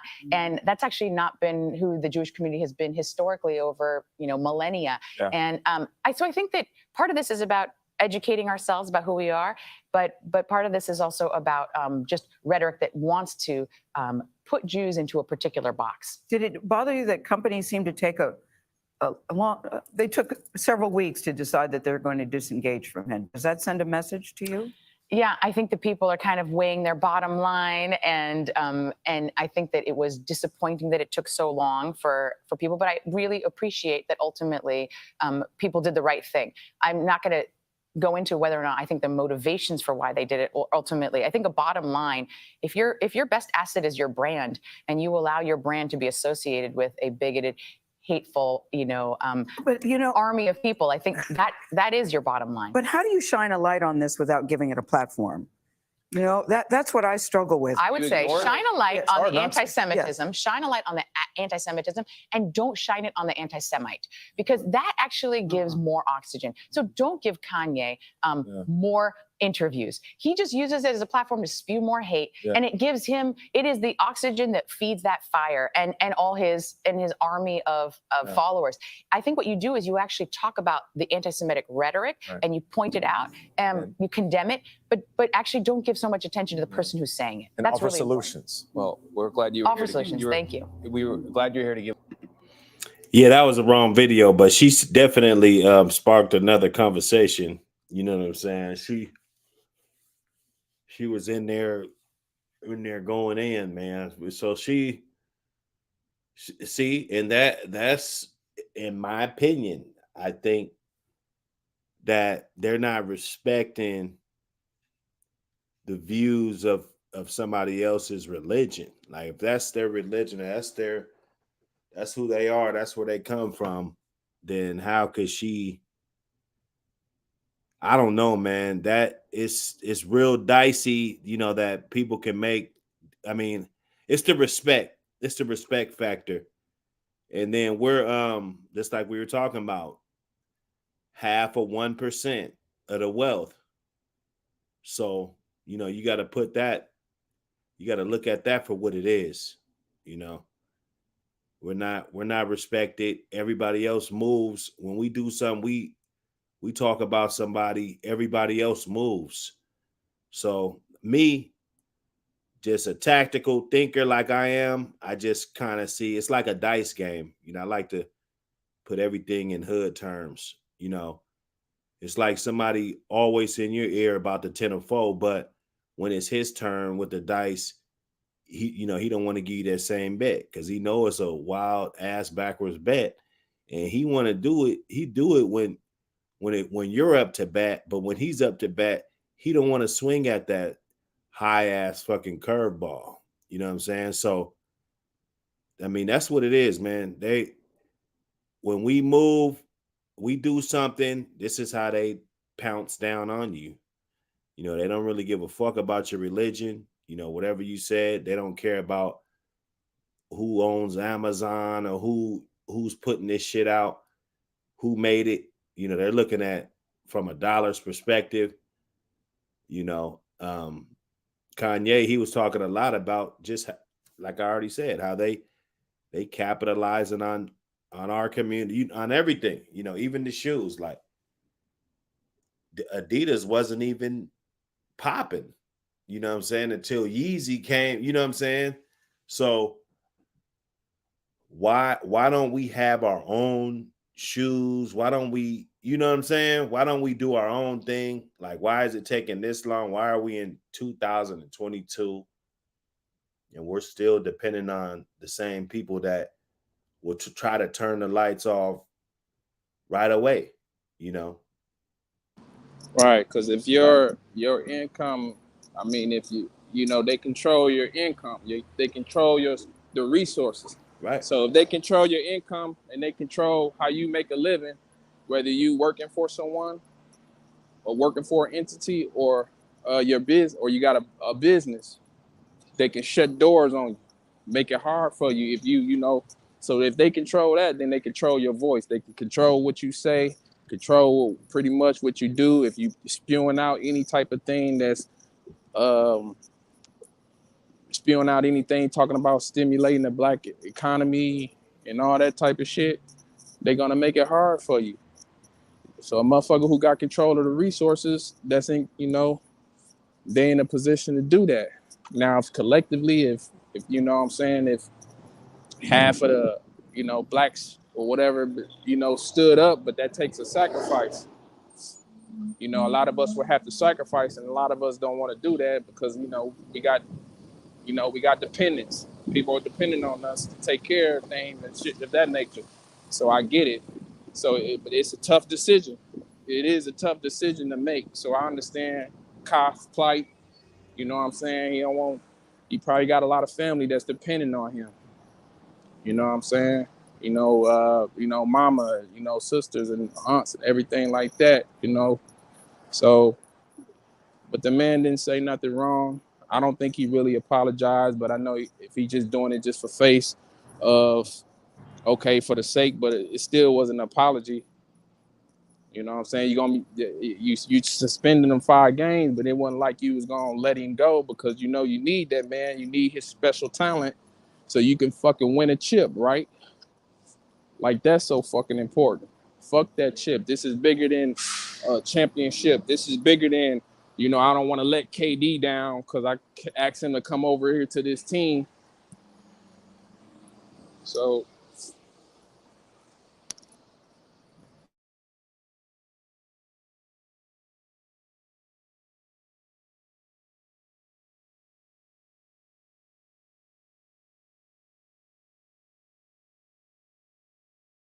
but yeah, so imagine if a lot of motherfuckers said no, you know what, fuck whatever the consequence is gonna be that you're gonna try to impose on me and make it a living. You know what I'm saying? It ain't shit they gonna be able to do. If athletes did it, anybody who's a black entertainer, if they wasn't petrified or scared to do it, they can't make money without us. Need us.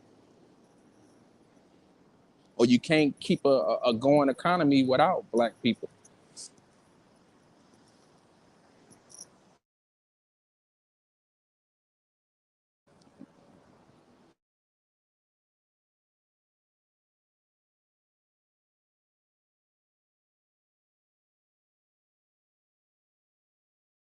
Yeah, just got to get our psyches right, man. Just got to keep pushing forward.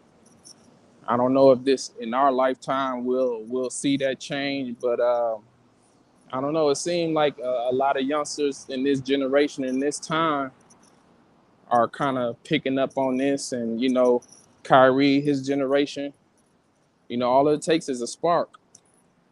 You know what I'm saying? Spark these minds, have them thinking. See that this is an uneven playing field that we on. Man, get our own league, you know. Exactly. We got all the talent, you know. We need to have our own league, you know, our own record labels. You black, you know, that's what they do. Shit, our own distribution company, so the record label ain't got to go through these white corporate distributions and motherfuckers for them to distribute their money, distribute their material out. That's why a lot of brothers or young cats will probably just do, you know, like they used to do back in the day, you know, like Short Dog, say sell tapes out his trunk. E40, they sell their shit out their trunk. You know what I'm saying? I go independent before I let you motherfuckers control, you know, what type of music I make. Yeah. It's so you know, the movie's so offensive. I gotta see it. You know, Yeah, me too. Me too. I gotta see this shit. I'm already ordering the book, but I want to see I this gotta shit. see it because I want to see it because I want to see what was so offensive about it. You know, why it was a big issue and what was in it that they didn't obviously like they're real they should have just let the shit be, right? Because honestly, I probably would have never saw it if they would have just let him put. I even know he tweeted that like the gaslighting that you know when some people try to tear you down, it actually does more damage to their bottom line. So if this was in fact an attempt to, you know, and it's righteous, you know, I could see, but if it's just an attempt to tear another black guy down, and then now it's got everybody, because I'm about to watch this shit. I think it said it cost some money. It ain't, you know, it ain't free. So you know, I'll figure it out. You know, we'll rent it or whatever. Yeah, I want to watch that shit too. I'm a visual learner. I want to see some shit. I want to see what I need to look up or look into and all the things of that nature. Or, you know, I'm like you, Hood. I want to see this shit. Yeah. Yeah, man, I agree. But what's up, y'all? What's up, y'all? Splash God, what up? What it do? Oh, man, you know, we just cooking, man. We had a little cookout. A little cookout. What was you know it what I'm about? saying? What was the topic? Oh, Kyrie, you know. Kyrie been making all the headlines lately, you know. They don't The even want interview. him playing for their team. You think it got something to do with that? He don't even want to play for him. He trying in any way to not play. And I he's think this cool is with it. last year. This is last year, last season. Oh yeah, I knew it had to be something. I don't really be following him, but I knew it was something. Like, damn, nigga, every chance they get to find you, you sit out. Cause Nigga. me personally, like Ray said, you know what I'm saying? They ain't forgot about that shit about him turning down the vax. Oh yeah, Like, hell no. And that fucked up Well, all their money yeah. they Now had you invested going in them. against it just seems like they're just trying to punk him. Like, what does this look like? It looks like they're trying to punk him. Hey, no, but realistically, I look at it as if you had a business and you had a couple employees and you set your boundaries, bitch. Follow the rules, nigga. Get the fuck out of here, then. You ain't gonna have nobody coming fucking up your IHOP. He ain't listening and shit. Wearing his pants all down. Hey, come on, man. I'm giving you all this money, man, nigga. You don't suit up. Yeah. I mean, yeah. If you if you That's look the at it from that field you're in. perspective, hey man, I get it. So that's hey man, it's some serious conversations. No, because it all can be looked at in hella different ways. I looked at it his way. I'm like, okay, he got his beliefs. He believe in something. I get it. But shit, man, everybody, you just can't have one goddamn Dr. King. A million niggas got to do this shit now. I mean, just like the jab, like you know, what a negative effect besides the influence that he had. Like, what was that a smart thing not to get the jab, or was it a smart thing to get the jab? You know what I'm saying? I'm gonna tell you straight up. I'm gonna try to be cold for as possible, and this is just my opinion. You know, they were trying to run a script to begin with this whole, you know what I'm saying? Wear the mask, stay inside. You know what I'm saying? It was running a script on us, y'all. And for Kyrie to do something like that, you know what I'm saying? When they was trying to, and that script was the agenda to push getting this vax. Now you barely hear about the shit no more. Yeah, I should have Then never got it. They made me get that shit in prison. I should have never got it. Right. They hem you up and then they give you give your ultimatum. You know what I'm saying? My job try to do it. I said Yeah. no. No. Yeah, they If you gonna take it away, you're gonna take this away. I'll find some other means or some other source. You know what I'm saying? Now I see how y'all are, you know what I'm saying? How it's gonna be if it's something else that I feel like that goes against, you know what I'm saying, that goes against my personal choice. That's a personal choice, man. You can't force no motherfucker to do some medical shit to their bodies that they don't feel comfortable with. Or they don't, you know what I'm saying? Or, you know, that's a personal choice, and that's regarding someone's health. You know, everybody's health is different. So how you gonna try to cram that type of that ultimatum down people's throat, and then you're gonna, well, I'm gonna take away your livelihood, or you can't come to work, or you're gonna get laid off. What the fuck? That's how y'all coming with that? Really? You know, so, you know, putting people in dire straits, man, that wasn't cool at all. That ain't cool at all, man. How you gonna put the I American mean, in people the in dire workforce, straits? I mean, I'm playing devil's advocate because I didn't get the jab, so you know that lets you know where my stance is. But you know, for what they was trying to do or what they made it seem like this is what was needed, you know, and then you continue to want to work at their shit. Like I said, it always stems back to us working at their shit. Exactly. You know what I'm saying? And it's like, I understand, you know, we're not probably used to having grocery stores and all this shit, and those people are. They've been having them for hundreds of fucking years, running hospitals and shit for hundreds of fucking years. You know what I'm saying? So, you know, I think, you know, there's some surface scratching that we got to do. You know, we got to scratch the surface and just start plugging in any kind of way you could do, networking with your people, spending with your people, you know, and just try to make it happen. Because, like I said, it ain't gonna happen overnight. And you know, evolution is gonna do its thing, and it's been doing its thing. But at some point, we gotta get with the you know, with the current times. I think that I mean, I don't know. Like, let's say we weren't colonized, right? Let's just say that. How far with technology would we be as a people? You see what I'm saying? Will we be this far with technology or not? Or still, you see what I'm saying? That's a serious question, you know. And we could say that technology has fucked the earth up.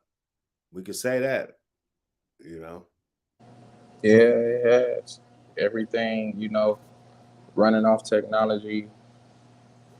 So we gotta, I mean, yeah, we want this, we want that. Like everybody with the 40 acres of the mule, that'd be nice.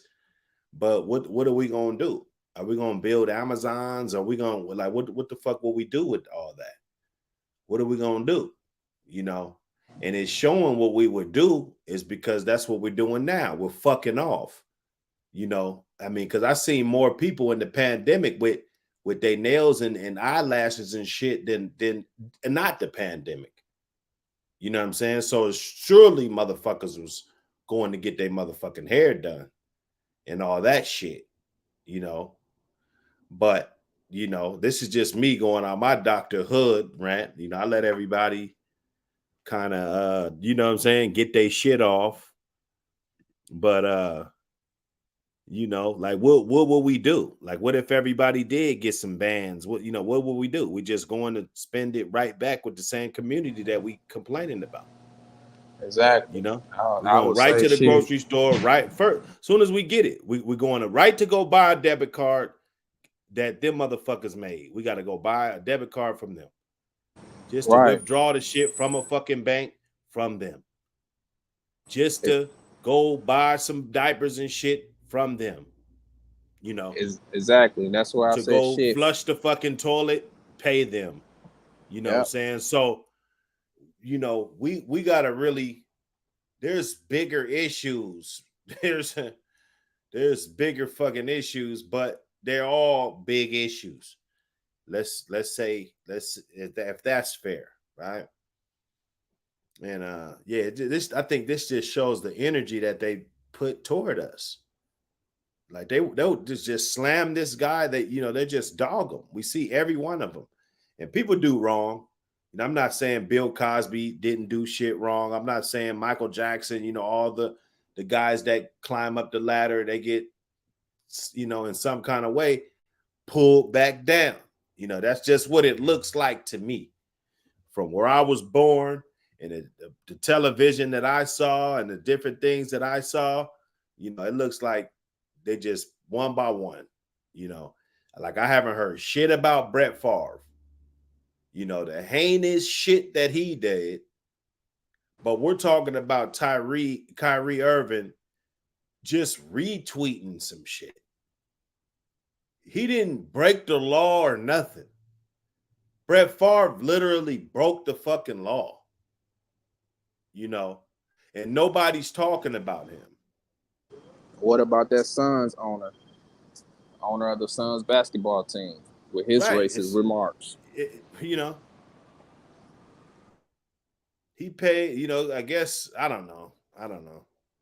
Guess he paid, you know, he paid for his remarks or whatever, you know, or he looking at losing a team or what, you know. I mean, they be coming down on them guys sometimes. You know, they come down on them sometimes.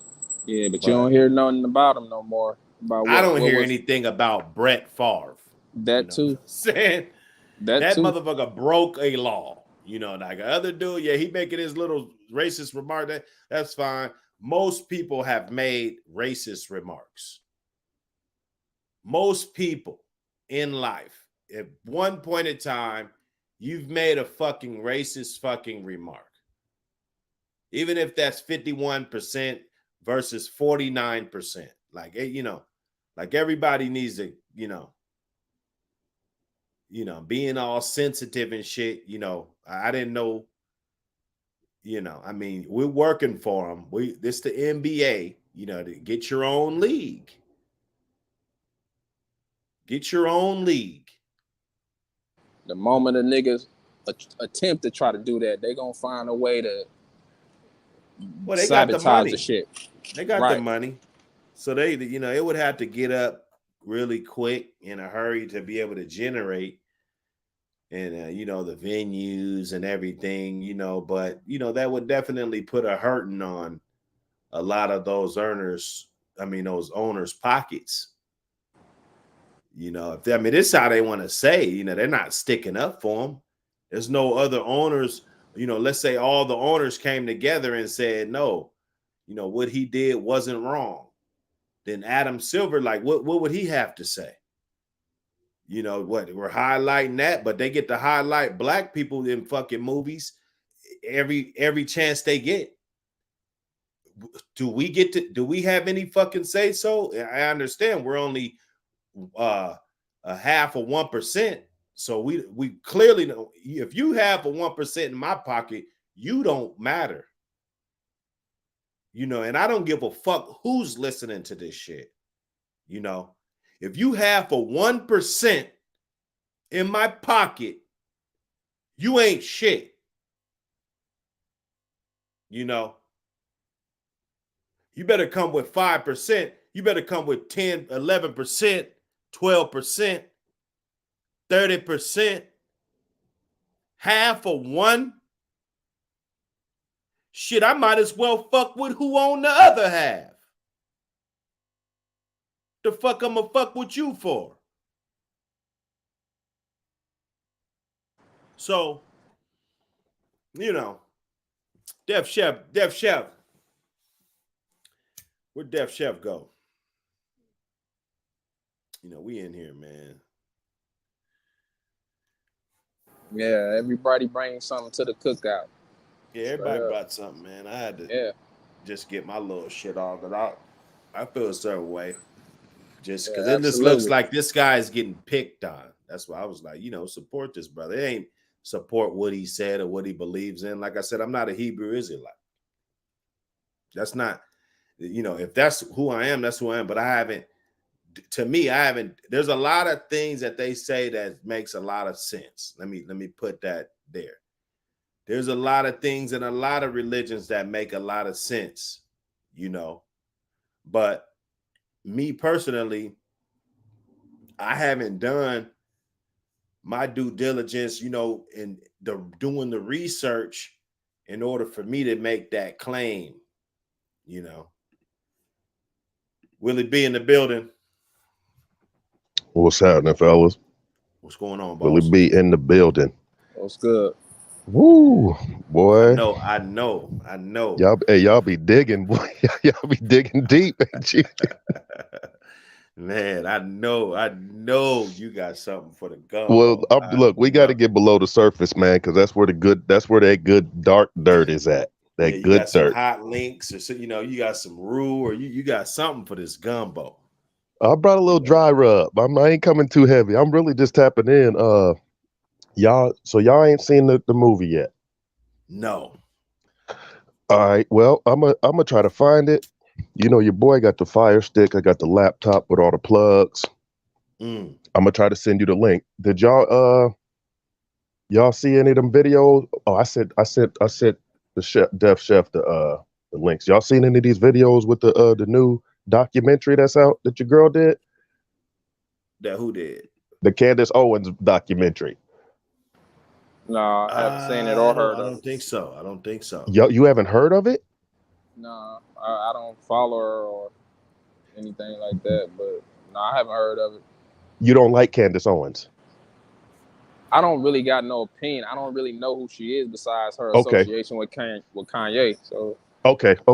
I'm one. Okay, cool. Because Well, I wasn't. I heard of her. I didn't like her at first. When I I heard first of her too, and that's exactly what I was on. But when you listen to this woman speak, she be on some good shit. You got to watch this documentary. It's called The Greatest Lie Ever Told. It's going to be hard as hell to find.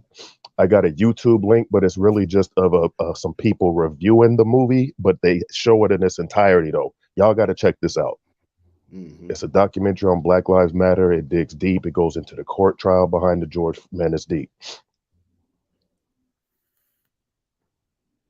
Y'all got to check it out. I wonder if that's the reason why Kanye was saying some of the shit he said or made that About comment George about Floyd. George Floyd. Yeah. Exactly. Yes. Because I was kind of, he had me kind of side-on when he made that comment, like that wasn't real. I'm like, this brother is gone. He's deceased, man. How that wasn't real?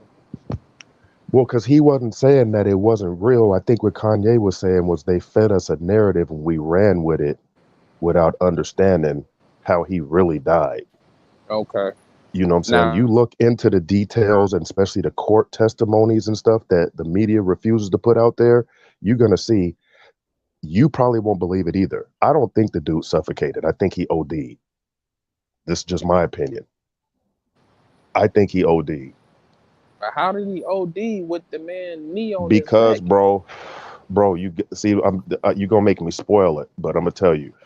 Okay. Because he was sitting in the car with fake money and his dope dealer.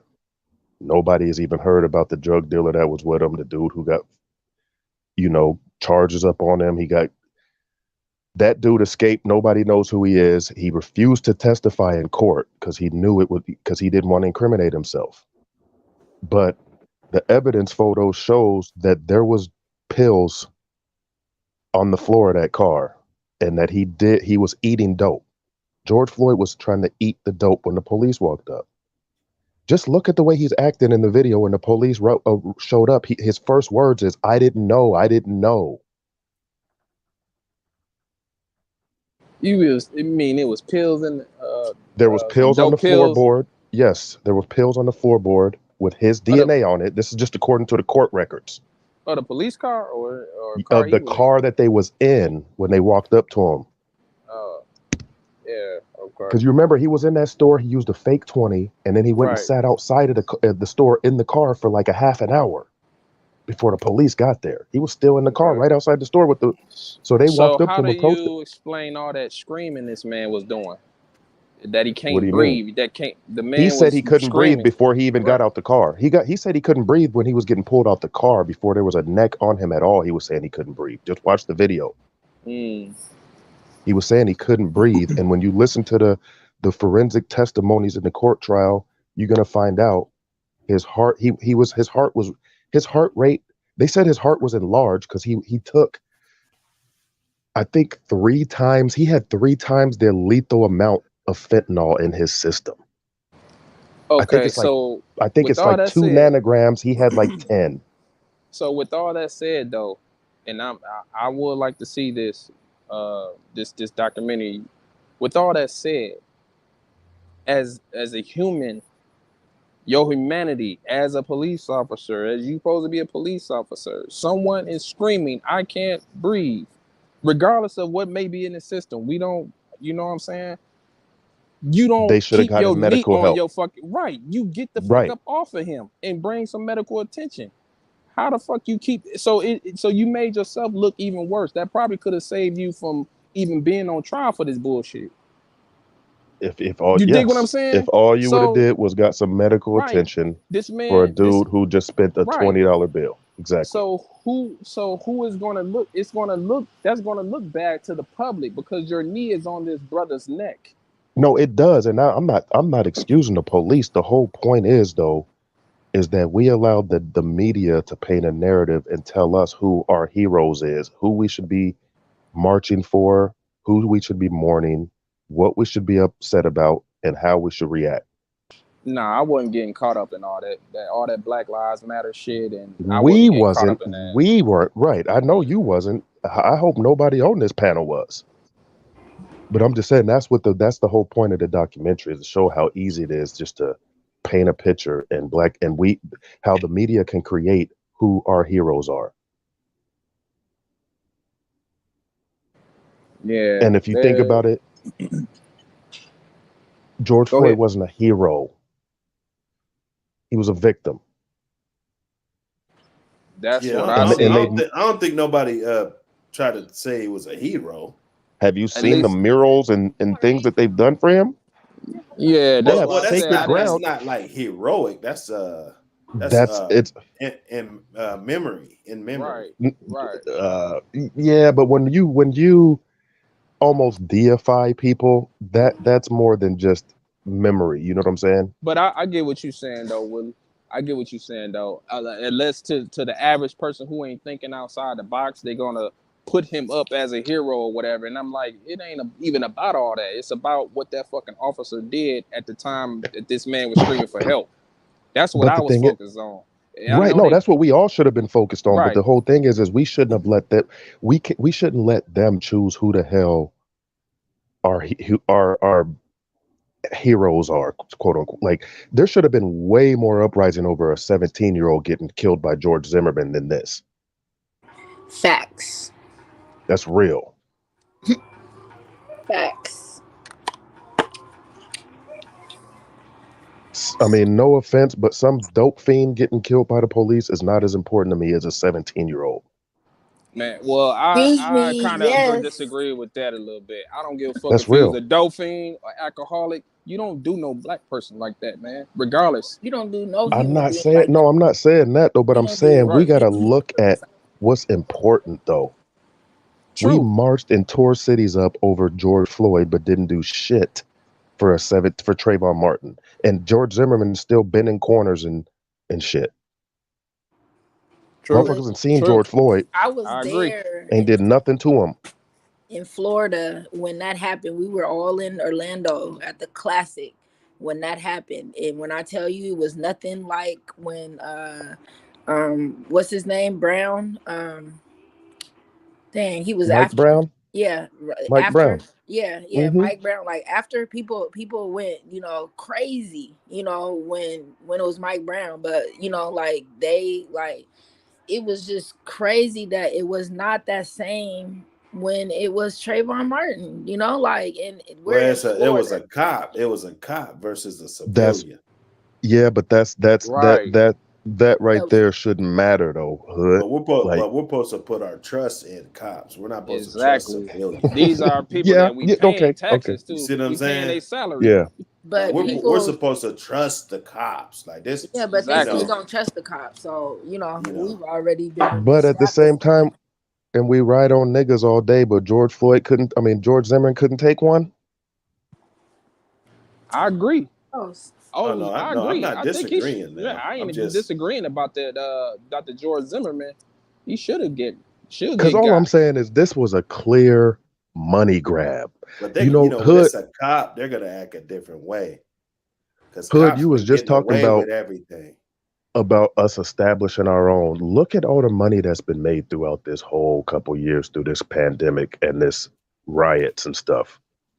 Right. You know what I'm saying? Like you said, they did send people stimulus checks, but what did people spend them checks on during these pandemics? I'll tell you what they bought. They bought toilet paper, guns, and ammo. That's what was bought. YouTube content creators are not losing during this pandemic. YouTube content creators then came up. Video game consoles, they came out with the new Xbox, blowing up.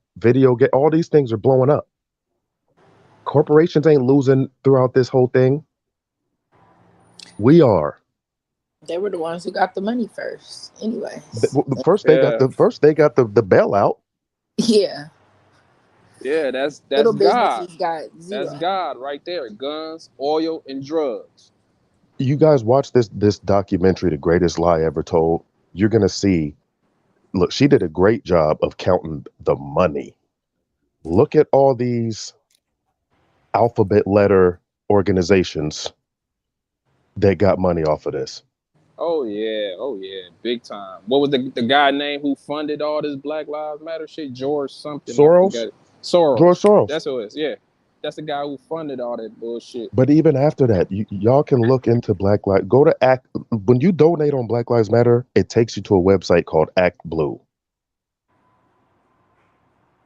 I mean, shit, you can look this up right It now. was wasn't that didn't So- that sister that one sister who was part of the one of the founders or something get caught up for misusing the funds and shit, buying She didn't houses get and caught shit, up. Ain't or nothing get happened to some her. ain't nothing People happened to started her. asking questions, but no, did nothing happen. Man, she Wow. bought a $3 million house, put Right. it in, sold it to Black Lives Matter for $6 million, and then put her family in it. She gave her baby's dad, who's a rapper, about 900. Man, y'all got to just see the thing, because I'm gonna spoil it.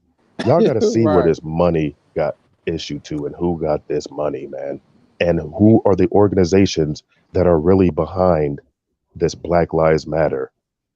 These are all LG blah blah blah communities. Yeah, shit. And I ain't talking about the TV. The And I ain't talking sisters about who the TV. funded it, the sisters who funded it were lesbians.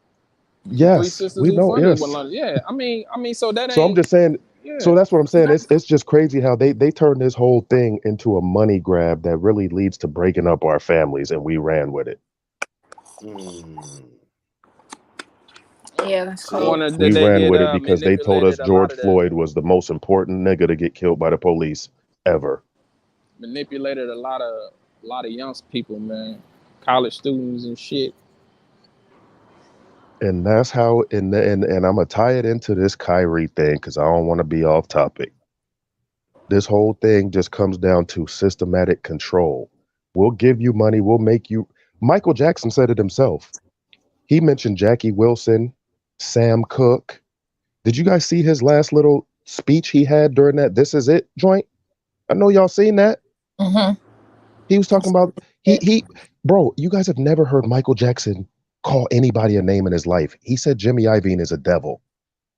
A devil. He talked about these record execs and how your black artists end up dead and broke. Look what happened to him. And look what happened to him. And he Yeah, had I mean, the Beatles Prince- and Elvis's masters. Prince He was owned saying their the whole same catalog. Prince said the same thing. Look what happened to James Brown. You know who owned James? You know who James Brown manager was? Y'all know who Steve Rifkin is? No. Anybody heard of Steve Rifkin? Y'all heard of Leor Cohen? Mm-mm. Nobody knows who Leor Cohen is? Mm-mm. I probably have to see your face. Where Hood at? Hood must have stepped away. I know Hood know who Leor Cohen is. Nah, I know Rifkin. Okay, well, Rifkin is the one who signed Wu-Tang, DMX, and I seen Rifkin on a Drink Champs episode a few years ago. Steve Rifkin said his dad managed James Brown. Steve Rifkin said he was going through his dad's boxes and stuff after his dad passed away, and he said he found James Brown's contract in one of his father's possessions. And he said when he looked at it, he was like, wow, Akon has this same exact deal. Yeah, I heard Akon of was them about guys. 50 years after James Brown, and he got the same contract. And Steve Rifkin said this himself. It's minus a few little words here and there, but it's the same deal. They've been robbing us for years, bro, in control. And I'm going to tell you, this is why the minute Jay-Z goes against the grain, he'll be next. Yeah, I ain't saying he will, because he been playing ball. Jay-Z been playing ball with these cats. But Jay-Z, yeah. So He's their Absolutely, puppet. for a long time. For a Yeah. long time. Because he And wanted once he to gets get the into When you steps out of say line, you said Jay's a puppet? yes. Oh, Jay-Z yeah. is a puppet. Oh, yeah. Yes, sir. Snoop Dogg is too. Yes, sir. Snoop too. I like their music, like their material, but I know where they stand. But outside of the music. So what'd you guys think about Charles Barkley and all them guys getting up there? Well, see, that's another thing. I meant to send you Not this video, surprised. Hood. I meant to send you that video because Charles Barkley was the first one talking stupid. Shaq followed him, and I got a link. I can send it to y'all right now. of Ron. So Ron Dalton is the one who did the Hebrews to Negroes video, right? Ron Dalton put out a post I just seen the other day of him talking about why did Shaq's movie theater show the movie in 2019 at Shaquille O'Neal's movie theater. Yeah, he don't even know what's going on. Just So an he let him idiot. tell it. After he came out, oh, these guys think they're conscious. They're not. Man, Shaquille O'Neal was one of the dumbest If you athletes don't, ever. I'm sorry. We don't nobody listening to Shaq. tricking ass up, right? Please. Shaq is stupid. We just got to keep it real. I like Shaq. I mean, he's a good entertainer. Stop. He's not even. But he's the big dummy. That's what he can call himself, the big dummy. Yeah. He's... So Barkley is another one. Barkley can get away with talking shit about people on TNT. He can get away with even, you know how many times I've heard Barkley cuss on live television? Cussing on live television. He gets away with acting a fool. But he does. Man, that's why I watch it, because he just be uncensored. Yeah. Yeah, I listen to him on a basketball tip, but like I said, anything outside basketball, I already these know. is not the niggas that need to be speaking for black folks, man, on those social political issues. They just shouldn't. They're not qualified. And that's the thing. We got to start canceling the right niggas. That's real. Yeah, you got to cancel the right niggas. We got to start canceling the right niggas, or we got to start canceling these people that think they can just make us cancel our own people. We can't let people tell us who to cancel in our community. We cancel who we decide needs to be canceled. Some of these people, like, they do it. They try to make us play against each other while they play ball. They don't agree with everybody in their communities, but they don't condemn them. They want us to just condemn people. They told us to condemn R. Kelly after we knew R. Kelly was pissing on little girls. And you can ask, I asked black women when that shit was happening. You know what the most common response I got was, "Oh, it's not my daughter." But then the minute they come out with this Oprah piece, now we cancel him. Oprah need to be canceled. Man, it's a whole slew I know of with black folks that R. need Kelly, canceled.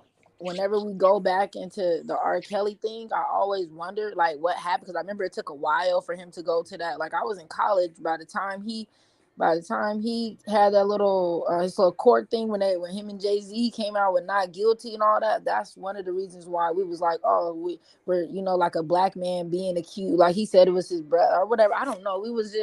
I just go back to my thought process back then, and then mind you, even Aaliyah, like I'm like even Aaliyah, we're listening to the music, we're vibing all with it. So when I finally watched the little Aaliyah story, I just started really thinking like, that's crazy that we're just vibing with this shit. We're just going with this shit with this little 15-year-old girl and R. Kelly and not really believing what they're saying. They were speaking the truth, but we're like, no, that's not happening. No, she's not married. She's not with that man. We knew This is R. just Kelly doing was music. messing with Aaliyah. We knew that back then. I'm talking about the kids that was 14 and Right. that was No, y'all yeah, right. as far No, as like yeah, of adults, course not. yeah, you guys Yeah. probably, but us as kids, we're like, no, that's not true. No, no little girl would want no man like that. Like, no, like nah, they normalized that. They normalized and now that. here we are with Diddy, and That now they're talking about Diddy in Young Miami. She's 28, he's 53 or whatever, and they're going with that. And they're like, is that okay? Are they serious or what? They talking about Diddy? That's what they're speaking on now. A 28-year-old? Exactly. Nah, yeah, that's crazy. Get out of here. Exactly. They But fishing. then, it's just a conversation that they're having now. Ever since whatever their love that they got for each other. But we don't have these conversations outside of our community, man. Leonardo DiCaprio has been with like 5 different 25-year-old women. Ain't nobody saying nothing about him. Hugh Hefner had a whole mansion full of young women. Nobody said a word about that. A word. You know that it was a yeah, but they have age though. I know. 28 is of it's age. still the same thing. That's what 28 is of age. That's what I'm saying. 28 is of But they're age. going to talk about P. Diddy. Is that okay? But they don't ask if these white men that date young women is okay. Oh, okay, I got you. Yeah, Y'all That's what seen I'm that saying. you seen that documentary on Jeff Epstein? Yeah, P. Diddy. Yeah. Nah, I didn't, but You check I that seen out, some and other then all of a scrub sudden, videos. But this man she, had I a whole mean, island bringing His flight young, you log. know, Yeah. He got a flight yeah. log. Well, yeah, there's some people on YouTube that did And that. all of a sudden, this man committed suicide. Yeah, Mm-hmm. okay, because he was about to drop some names, He was about to do. expose some people. He was about to expose exactly. Yeah, he was about to expose everybody. I mean, they won't even let their sports organizations get exposed. Like I think Hood was asking earlier about the owner of the Suns, and you know, how come ain't nobody talking about Jerry Jones on these sports networks, man? He got a grown woman coming out saying that he's my father and he paid my mom to hide this for years, and nobody said nothing.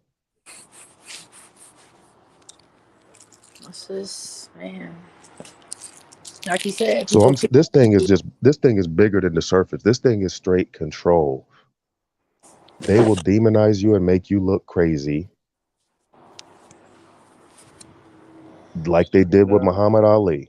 Muhammad Ali was crazy. Oh, he's unpatriotic. He won't go fight for our country. And the well, same niggas that, motherfucker the give you same some white folks money. that love Muhammad Ali now hated him when he was boxing. I could imagine. Right, but they selling all this merch Like he with his said, they didn't face do and his nothing to name on him. there.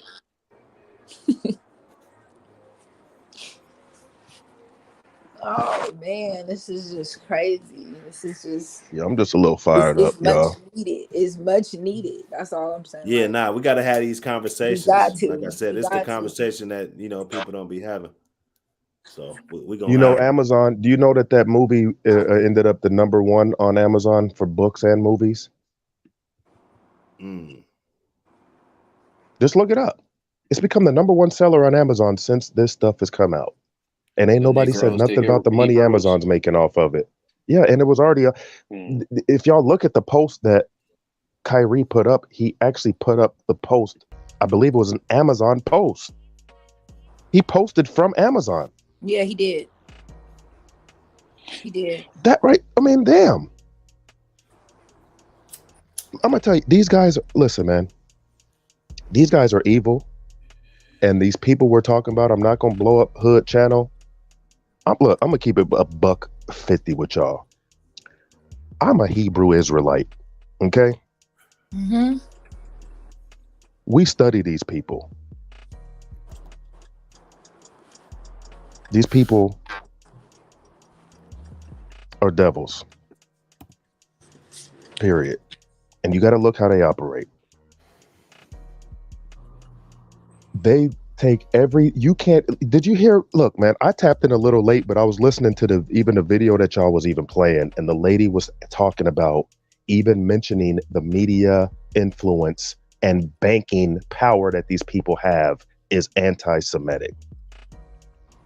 Stop. Think about that. When has it ever been racist when we mention the amount of athletes and entertainers that we had and the success that they've been able to achieve? When has that ever been called racist?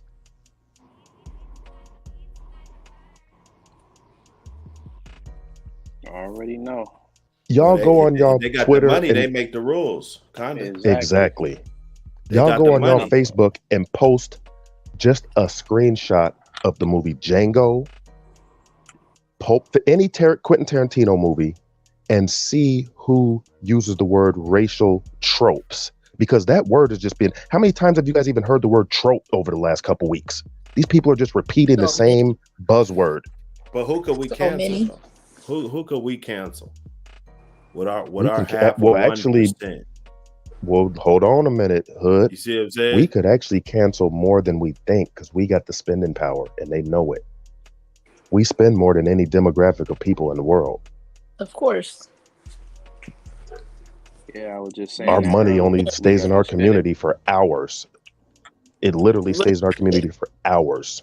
and it's They gone. said that the black dollar bounces in the community once versus any other Yes. community 10 times. It's like 10 like 7, 8, 10 times. Yes. yeah, Yep. yes. That's And true. I'm like, yeah, that's We true. got spending power, bro. We can cancel the damn we can cancel the NBA. What you talking about? And I'm not talking about just our players that are there. Stop buying who's buying these jerseys and shoes and shit. We buy them for our kids. Them Yeah. white boys. We Them white do. boys is You buying. not, Hey, I Stop mean, turning on the but that NBA. also require not watching it either. Stop watching them then. hey, can I interject something real quick? Of course you can.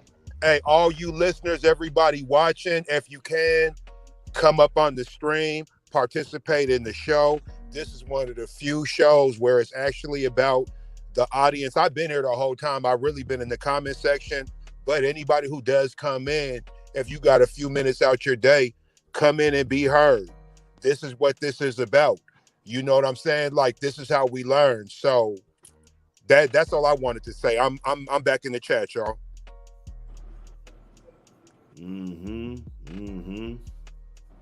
Yeah, we got to start canceling these. We got to cancel these damn Charles Barkleys and these Shaqs. Yeah, we got to. That's real. We got to. Like, yeah. Them niggas should have been canceled. These are, they need to get canceled, man.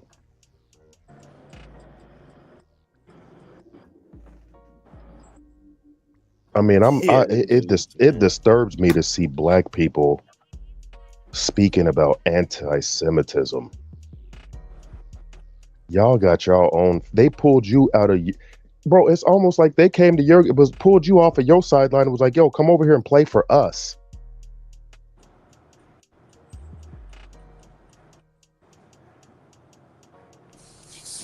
This is not our fight, man. We'll fight every fight but ours. And then when we do fight our fight, it's the fight that they tell us to. I.e. George Floyd.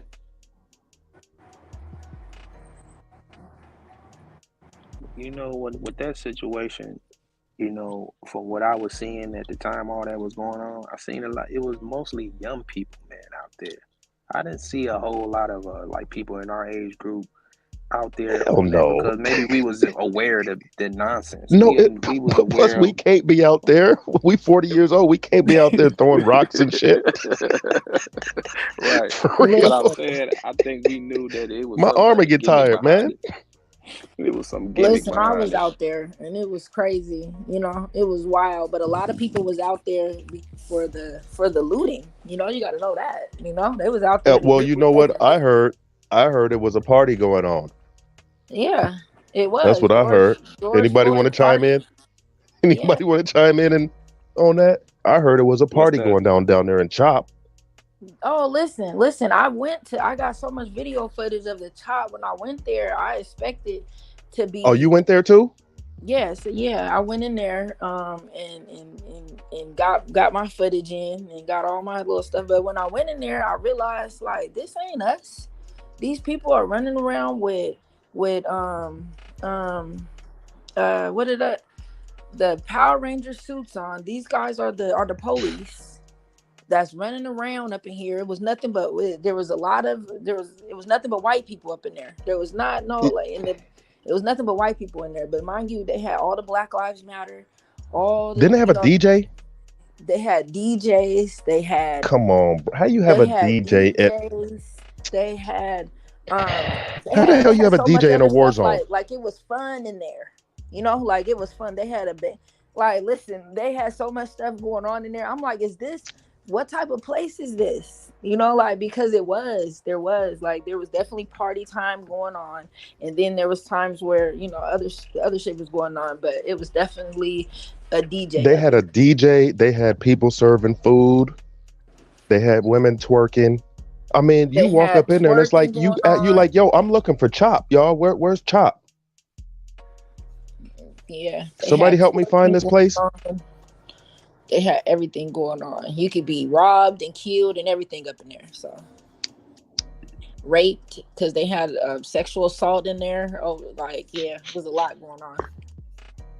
I'm like, yeah, I'm you know. But I'm glad I went just to see what it was about, and it wasn't about nothing. You know, like I didn't feel like that was about our people. You know, I didn't even see none of our people when I went. I didn't really see none of our people except for, you know, the ones that were, you know, that I don't know what they were doing there, but nah, it wasn't really for us. I don't. It changed it up. It went from defunding the police to all type of stuff.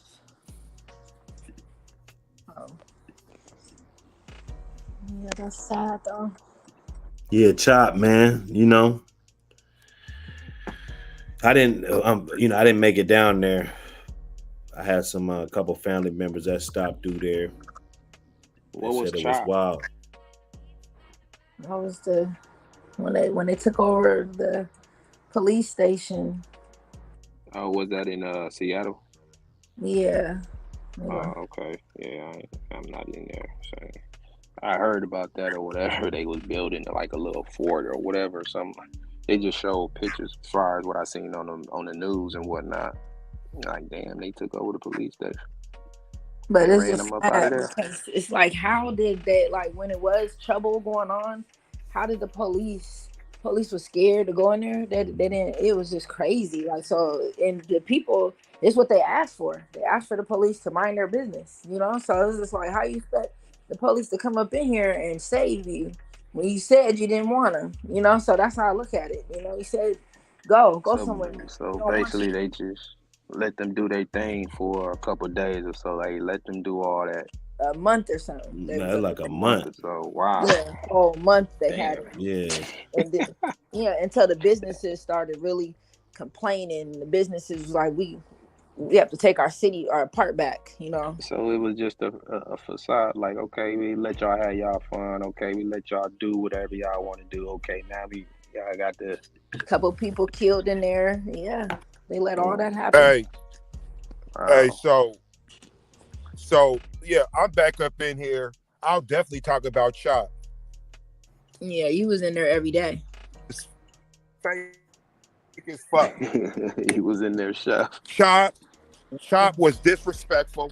That's where I really Right. know who he That's where. was from that, because he was really, really in there. I mean, I knew who he was, but that's when I really learned who he was. You know, like, okay, this nigga down here bringing, you know, like he's because there's people want to know what's going on, and a lot of people were scared to even go see, you know, like what was going on. But Def Chef was in there, you know, like definitely letting people know what was going on from the very beginning. Def Chef, Before man. Yeah, and then they wrote the Black Lives Matter in the street, like they would, like, it was crazy. It's crazy.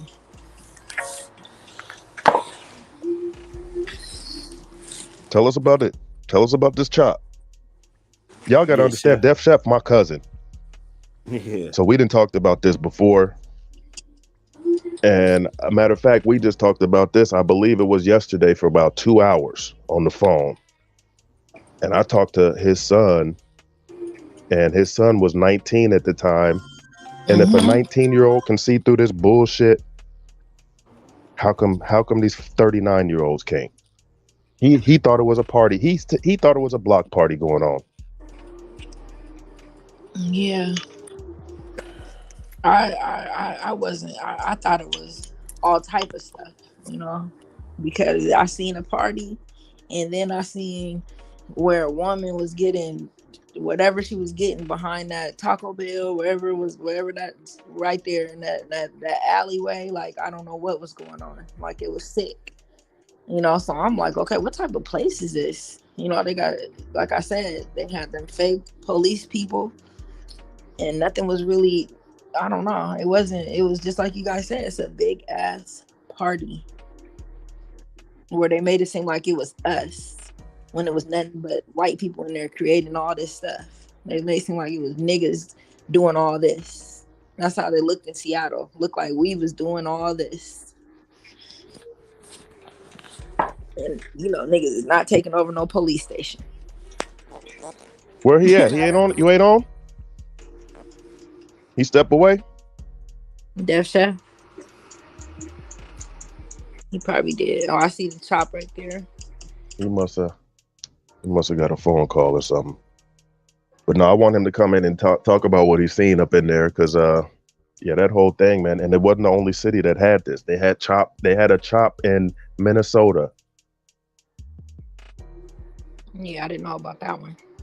Y'all gotta, I'm gonna tell y'all too, y'all gotta go, a lot of these videos and stuff, they be taking these videos down. YouTube is owned by Google. So if YouTube take your stuff on, it's gonna be hard to even find it on Google. But y'all can go listen. Y'all look up the Wayback Machine. It's called the Wayback Machine. It's a website. Oh, his mic is off. It's called the Wayback Machine. It's a website that basically archives scrubbed videos and old content that gets deleted off of Google and stuff. They keep them. I bet they do. All Karens are. But you can find these videos and this stuff, man. These people are taking off because they don't want. The whole thing was just theater, man. It's a photo op. They're real good at that. Y'all need to. If y'all ever heard of crisis actors, then you know what I'm talking about. You can look these up in the newspaper and find these ads. But you know what's crazy? And Candace Owens exposed it on her documentary by contacting these companies that said they were willing to bust people out for protesting and even willing to bail people out of jail.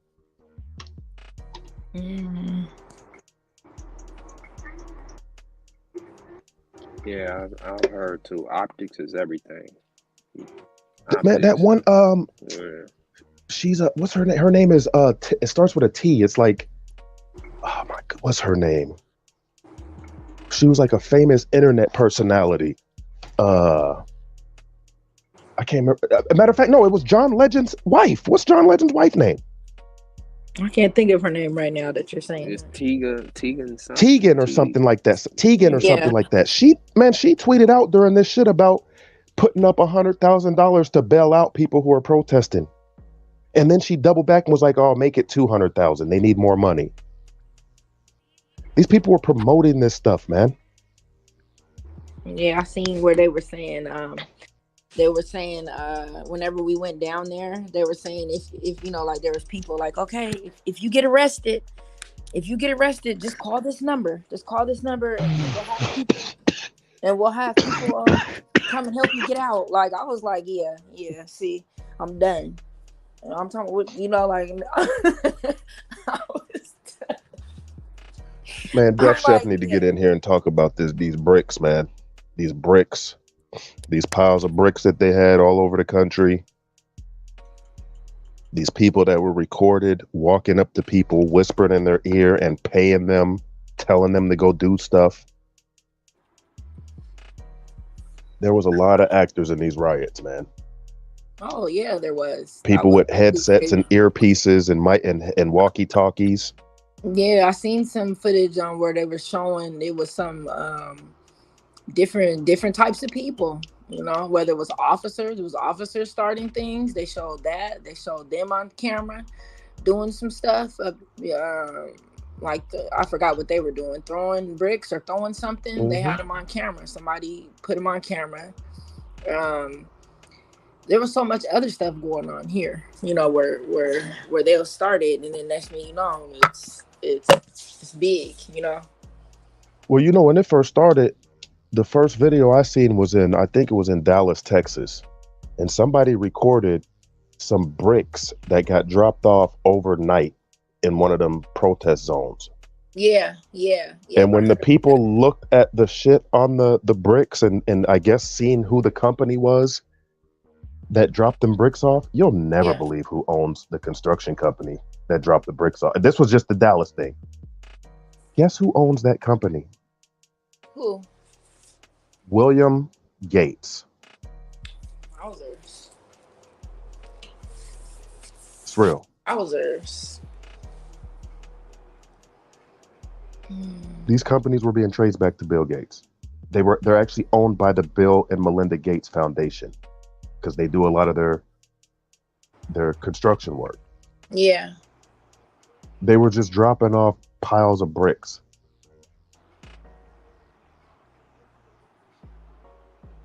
Like, that's the thing, is people don't, our people don't question anything. Yeah, but you know what happens when you question things. So they be, don't. It's crazy. It's sad, because even I was just talking. I mean, it's kind of off topic, but it's like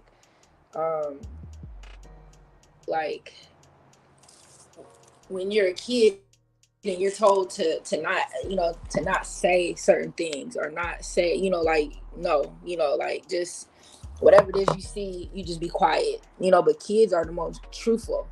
They're gonna ask the the questions, and as far as people as they get older, they kind of stick with that same thing, that same mentality, no, I shouldn't, speak when spoken to, don't let nobody know what you really know, act like you don't know nothing, tell, those are some of the things, so some of the Yeah, people, and because I said so.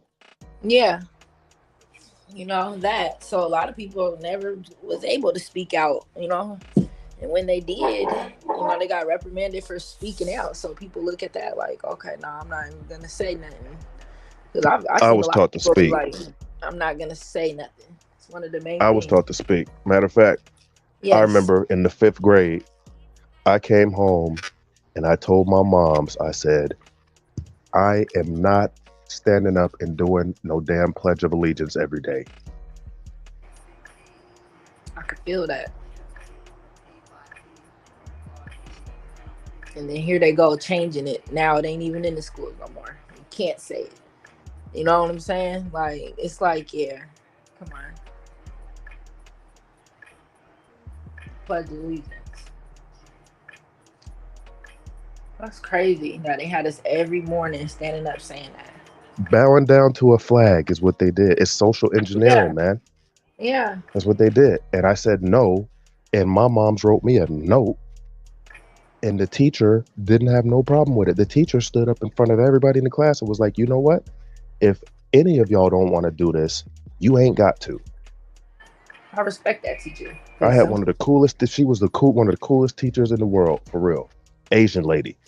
And she said, if y'all don't want to do this, y'all ain't got to. And I sat down the rest of the damn year during that Pledge of Allegiance.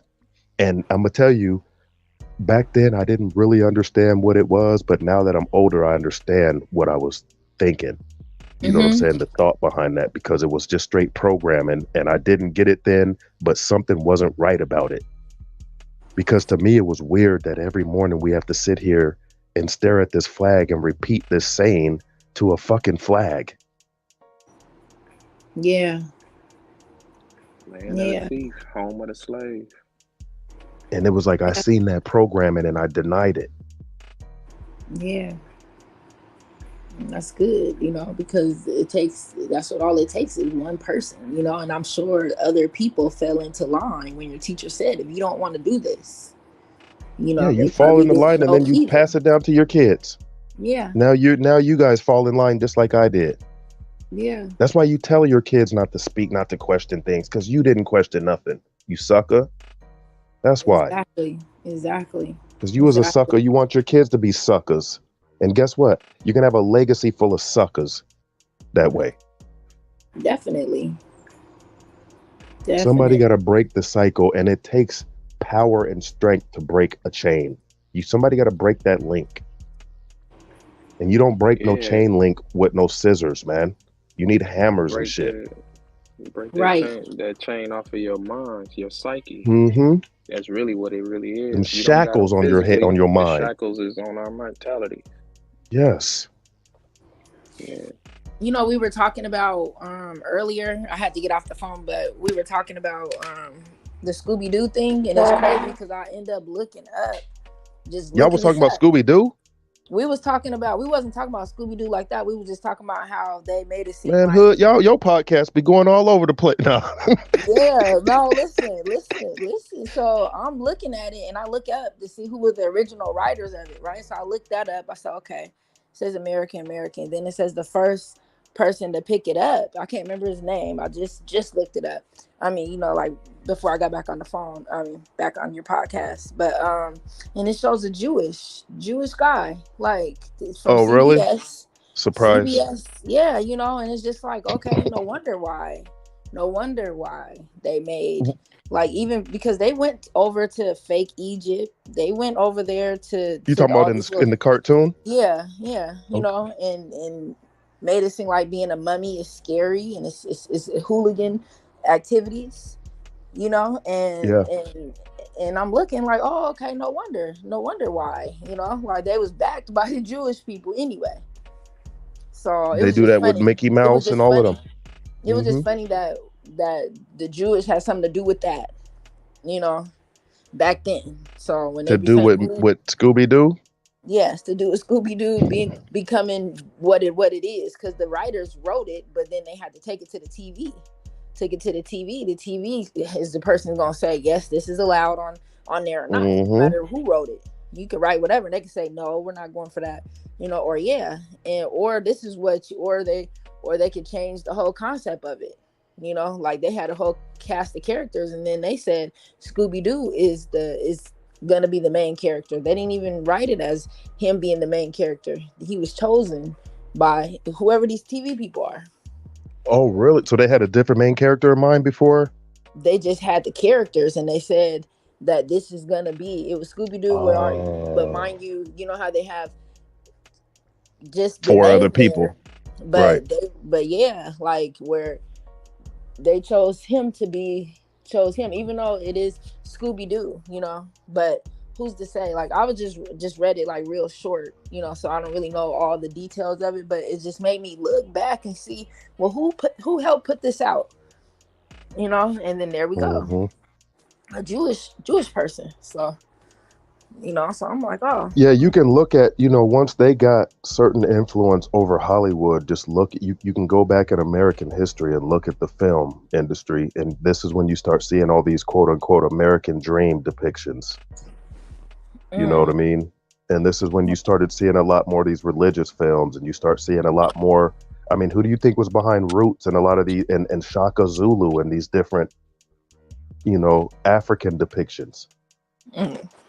These, you got to look at this. There's documentaries on this. Like, once these people started getting control of Hollywood, that's when the American dream narrative started being painted. Because you got to think, before then it was pretty much Western. The movies wasn't they weren't portraying ideologies of what the future. You know what I mean? They weren't painting these narratives. Right. Of a white picket fence, and you know what I mean? Mm-hmm. And that's also around the time you can look at who was behind promoting through media women's rights, women's work, the work industry or whatever. It was the same people that got control of the taxes and the IMF and the what's it called? What's that bank called? The reserve, the blah blah blah reserve. Come on, y'all. What did you say? The Federal Reserve. The people that control the Federal Reserve and the international monetary funds, banks. And that's when they started putting women to work and started pushing these women rights and stuff and getting women in the workforce, because it multiplies the amount of taxes that are paid. Women start going to work, now they got to pay taxes. You got me looking up. Hold on, you got me looking up the executive producers on Roots. Right, I'm looking them up, and yes, look at person. Hold up, you can look at it. the credits on Hidden Colors, and you're going to see a bunch of them same names. Let's stop playing.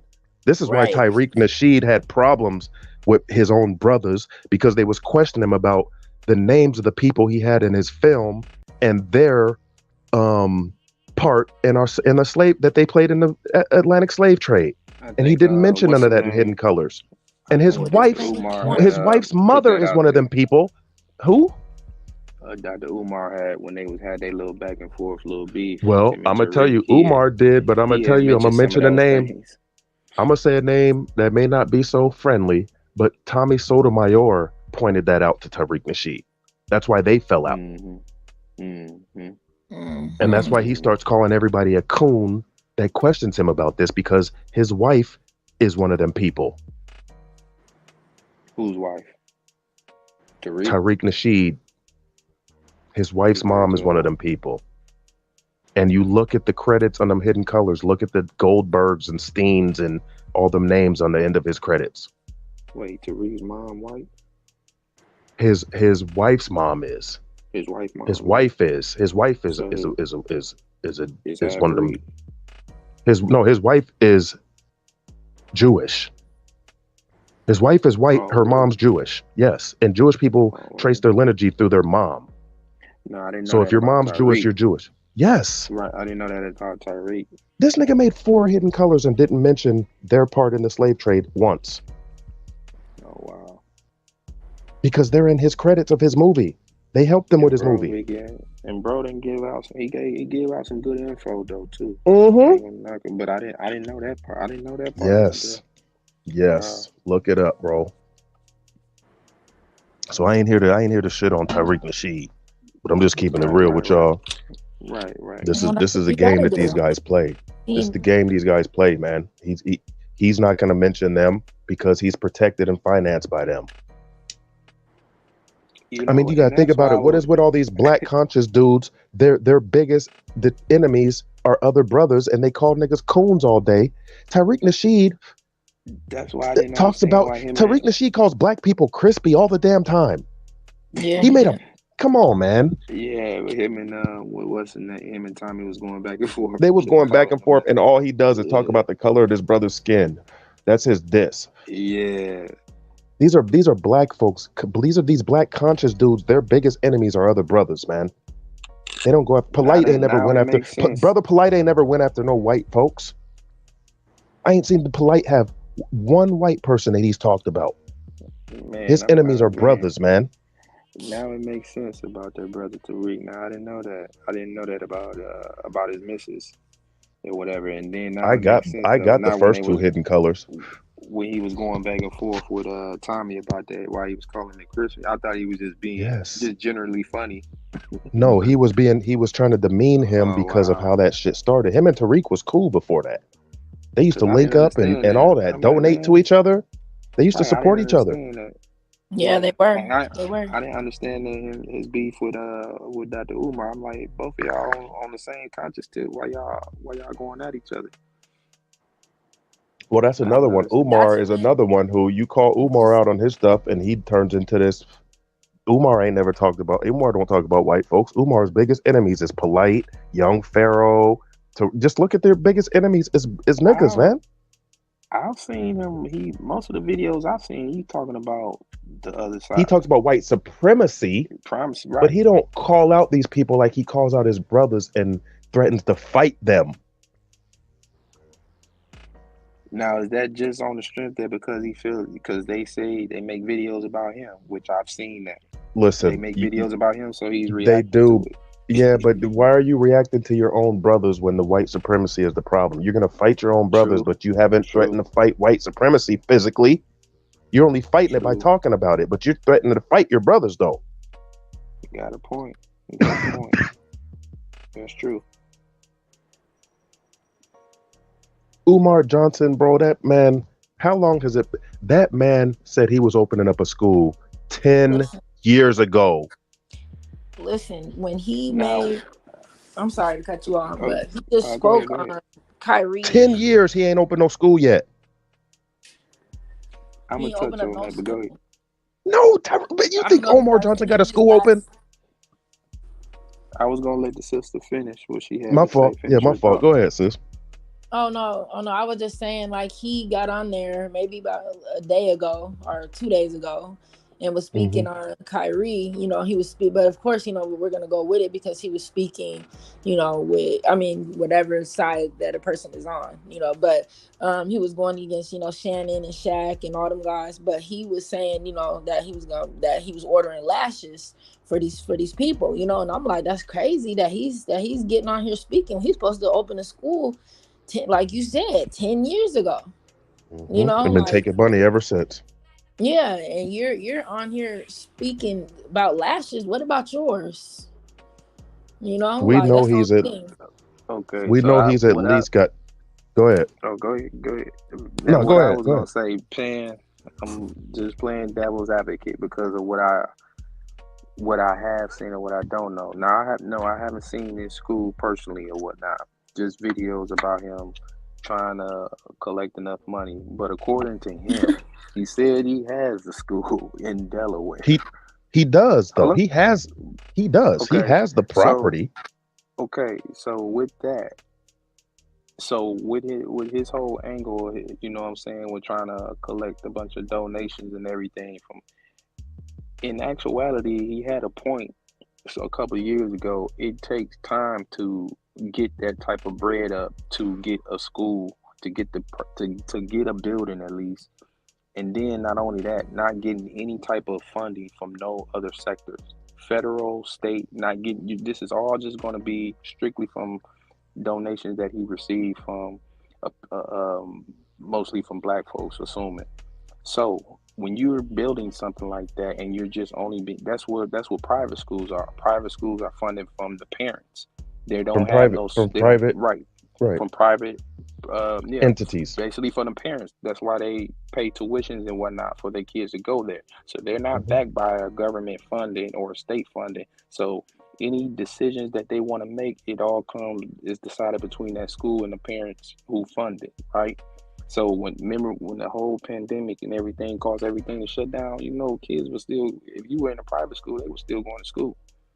Bro. Because they're not funded from their state. They're not funded. They're not getting any other type of funding for them to operate. So they can do their own thing.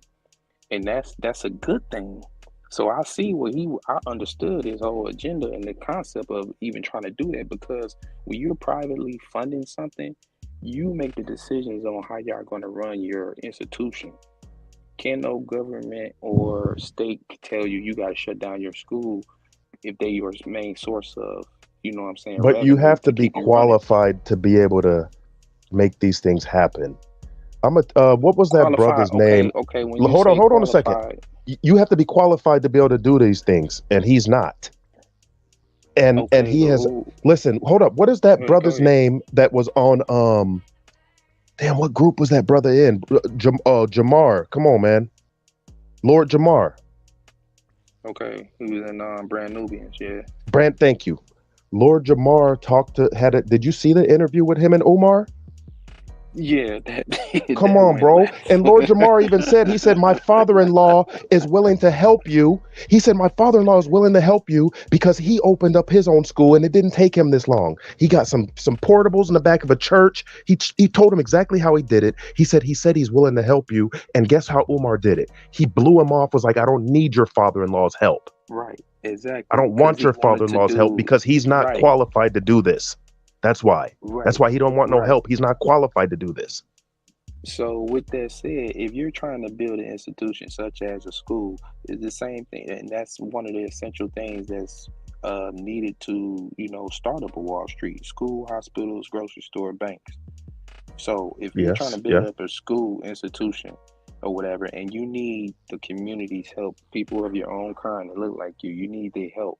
And you know, you're taking up as many donations as you can, but now you got to find a building and a location or whatever. That type of stuff does take time. It doesn't take 10 years, bro. The dude have you seen the amount of money he's raised? No, according to him. According to him, I have to go by what we're talking about. $2 million back in 2015. It was up to $2 million. And this was him saying this, and this was on his internet platforms and stuff that you could actually see. This didn't count the checks and cash that he said he gets sent all the time and opens. Right. That didn't even include that. So he's probably at least 2.5 on the record. He's had the building. The thing is he didn't have no plan. He don't got no teachers.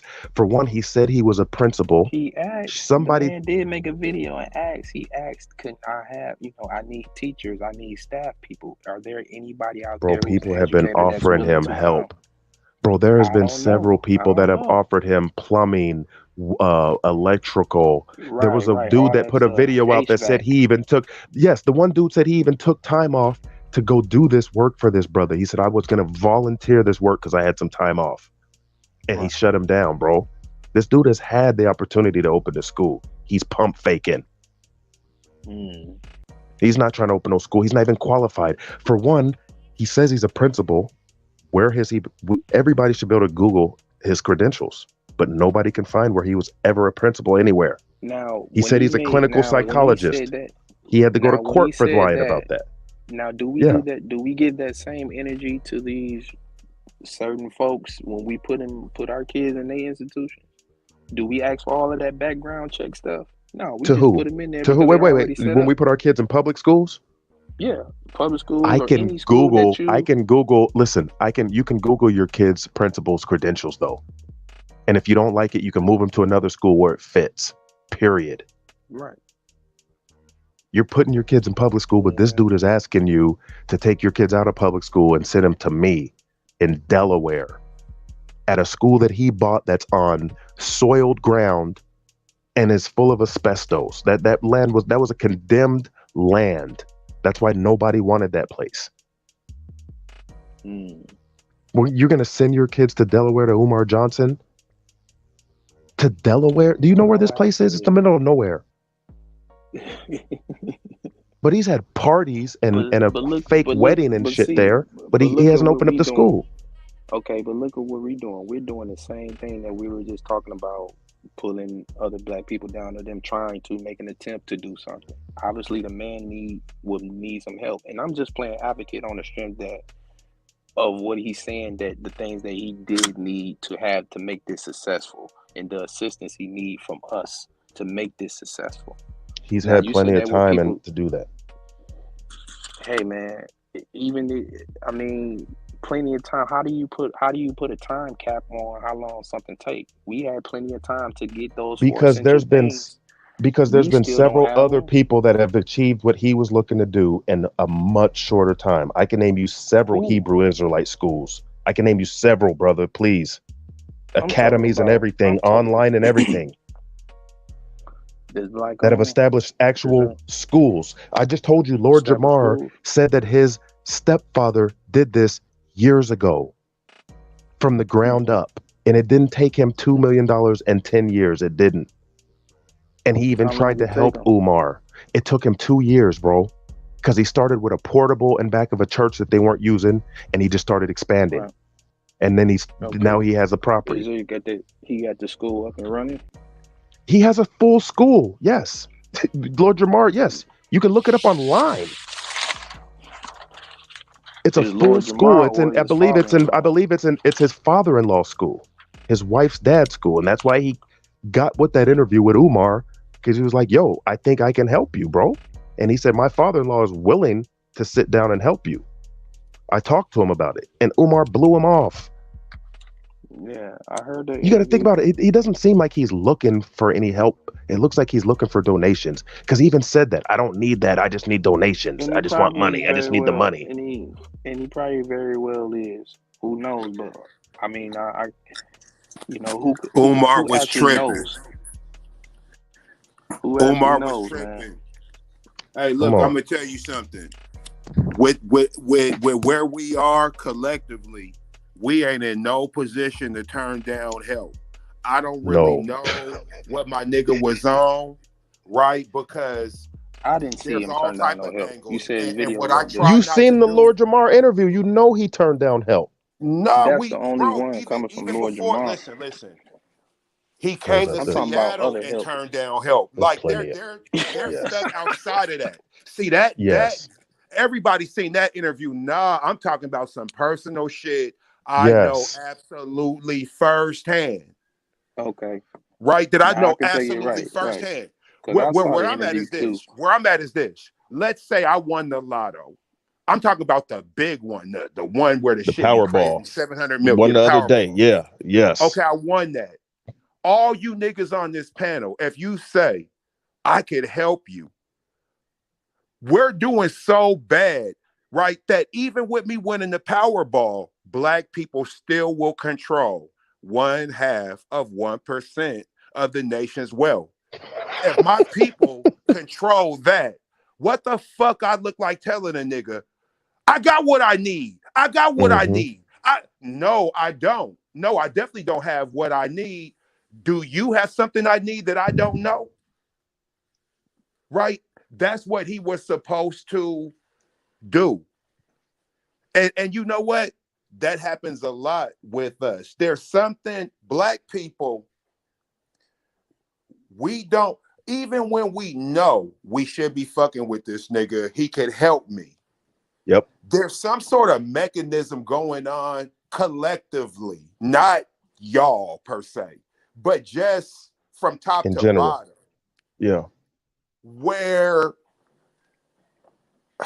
man, it's the weirdest thing, because I done slapped somebody before, I done punched somebody before. A punch is more effective, right? A fist is unified. For whatever reason, we want to be the slap and not the fish. It's the oddest thing when we're not really making any progress. And when I say not really making any progress, I just mean according to what the end goal is. Man, look, bro, I know we can make a marathon always sound easy, right? But we all know you just can't go run no marathon. It takes time. And if you want to be a real good marathon runner, it's going to take quite some time. And I get that. But if Ray Midnight or Dark Kent or whoever is a apex coach, I might not have the charisma you have. I might not have the athletic talent you have, but I know what it takes. And I say, I don't need you. Damn, bro. That's crazy. The brokest niggas, the most marginalized niggas. And you are leader? You the leader, bro? So that goes back to what I was saying. This probably was a day or two ago. We don't have established trust amongst each other then, because basically that's basically what I'm hearing from it. We don't trust the brother then. You know what I'm saying? To send no donations to try to fulfill that agenda that he's trying to do. We're trying to No, build that. it ain't even that. It's that if Dark can't come along with expertise and I see you blow him off, I'ma look at that. Because I'ma look at his shit, be like, well, what did he try to accomplish? Well, here's what he accomplished.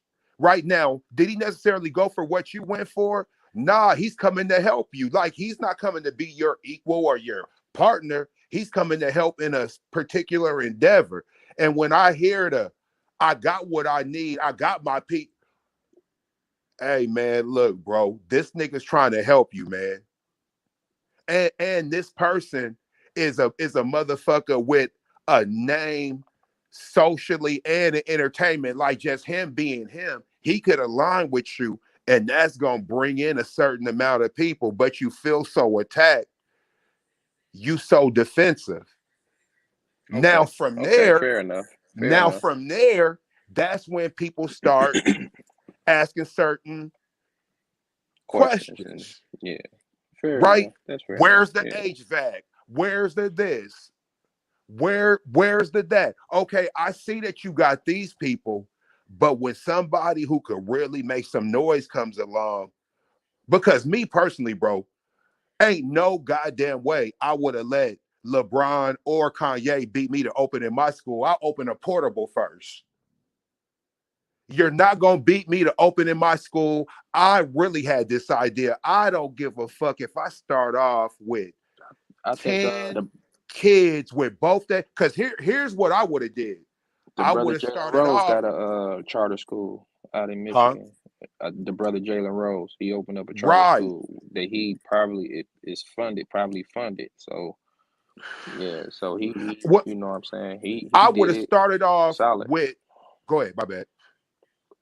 No, you got it, Chef. I was just saying he's solid. He, you know what I'm saying? He did it, I think, with his own bread. So And also, you gotta like start off with the safe shit. Like me, I would have tried to get 15, 20 kids And let me look, it's kind of cherry picking, but let me start off with the kids that got it all at home. They in a good place. They're not troubled. They're really not at risk, because what they gonna do is let me lay my foundation, right? I'm gonna lay my foundation with these kids who I know gonna have high participation. I know all y'all gonna be successful in life. You come from the blueprint. I'm trying to be successful, so let me start off with success. Yep, I'm only fucking with people whose parents are professionals because they can help what I'm doing.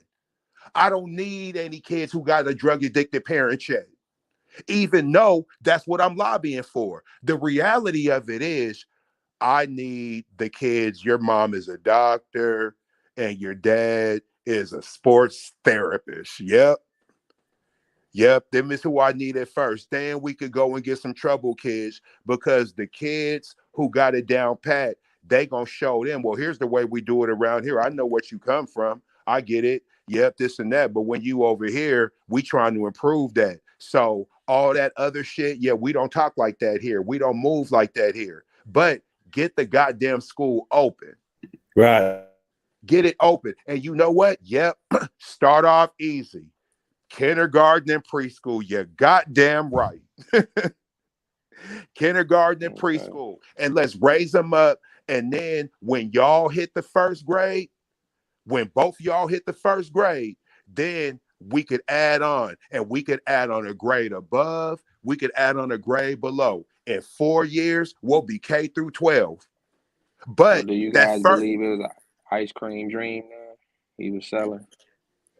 man, yeah, bro. I said this on the platform before. I'm hella gullible, bro. I'm so glad you're asking me that. Fuck yeah. I believe it now. Yes, nigga. I'm gullible as fuck. Well, hell, you ain't the only one. He got me too, because I thought he was official like that. He really was trying to get it up. No, bro. Listen, I still think it could happen. This is what I'm telling you. Yeah. Like, I want it to work. Yeah, I do too. I want that to work. That's why I said it was that's a great idea. That's one of the 4 essential things. So, But my thing is this. You got to hook up with some educate. This is just me. Any type of education or whatever, I would be really super tapped in with the Black educators. I would be like trying to recruit educators from other school. Like, listen, I know this situation. Come fuck with me. Let's build this up, bro. Before I even have students, I would have staff members. Yeah, before we even have students, yeah, I got some teachers. Yeah, these niggas is actually on payroll. They can't work yet because y'all ain't in the school. What you want to do? Let's go. That take a lot of funding, Chef. You know what I'm saying? To put them on payroll, you got to make sure you got to have the budget to keep them on the payroll, because it ain't like you can get someone to come in. I mean, it would be great if you can get some volunteers to come in and do that until you can build up to that point. To okay, now He I had, can put he had volunteers Hey, though. Dark Kid, that's what the people on payroll. I'm paying you to get me some volunteers. You're credible. Okay. People know you. Hey, man, get some people to work with us. The main thing is to make this happen. Once we open the school, we could build, we could get the people actually teaching the preschoolers or kindergarten. This is your focus. You got one job. We already got first and second grade teachers. They need to be dealing with that curriculum. Go ahead. Out of all the money he raised, you don't think he had professionals giving him money? You don't think there were teachers, electricians, plumbers, lawyers, doctors, blah, blah, blah, donating? Yeah, that's the help he had at his exposure. But see, here's the thing. Yeah, he had that. But look, Cuddy, if you say to me, okay, look at it this way. We having a family reunion, bro. Let's really bring this home. So I'm the treasurer. I'm over the money, right? Now, you haven't necessarily sent anybody, but you're coming and you want to know where the money's being allotted before you bring or send money in for your family and Yeah, no, okay. So Aunt Linda come, oh, what's the problem? That's your cousin. What the fuck? Hey man, listen, Mom, I can't ask this nigga. That's my cousin, right? See, this my thing. We No, I'm family. not. No, I agree with what you're saying. That's my point. Is that he had this help at his disposal and he did not take it. He had more than enough help. We just talked about Quavo and how these rappers be moving around with fake security and use these, you know what I'm saying? Their homeboys as their security while they rolling up blunts and expect them to protect your life. Go get you some real security. So that's like some real former police officers or somebody offering you their help as your security event, and you're telling them, Exactly. no, I don't need your help. You professionals. Right. That's It's like you. Come on, Yep, me and man. you are saying the same thing. You're blowing off the professionals or the real influential people for whatever reason. But here's how far you went. He took it a step further, Cuddy, and he said, if you haven't donated, you can't act. I said, Right. oh. Right. That's what Yeah. So I was how you like. You gonna can't even get ask where the money went. because the niggas that I know and the niggas that I fuck with, Ain't yo, giving you no bro, money unless we know where it's going bro. So you want some first. transparency, basically. Just you want some No, transparency. no, I That's want cool. him. If my people ask you for something, that's what I want you to do. Me, man, I'm not pocket checking you. I want you to win. I know this is a dirty game. I know everybody Right. against you, but my nigga, don't you never tell my people they can't ask you nothing. Right. Right. That's real. The fuck? Right. I don't care about your degrees, nigga. We Hey, already dealt with the degrees. but that's what the people that donated are saying. Like, hold Hey, on. that's I what. donated. I know this brother didn't donate it. I did, but he should be able to Hey, ask where the money's going. with his rebuttal, what was his Same rebuttal? thing with He Jay. should be able to Same ask thing with where Jay my money. He Morrison. should be able to ask where my money went.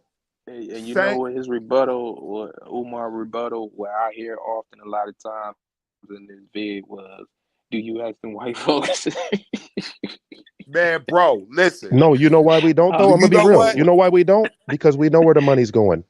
Because we can see their football uniforms. I can go on their campus and in their office and see how their front office staff is dressed, that they have a staff. Like you said earlier, I can look online. Yeah, I can go on the city district website and see their yeah. salaries and everything, their credentials and everything. So, I so don't let have me to pose worry this about question that. to you guys.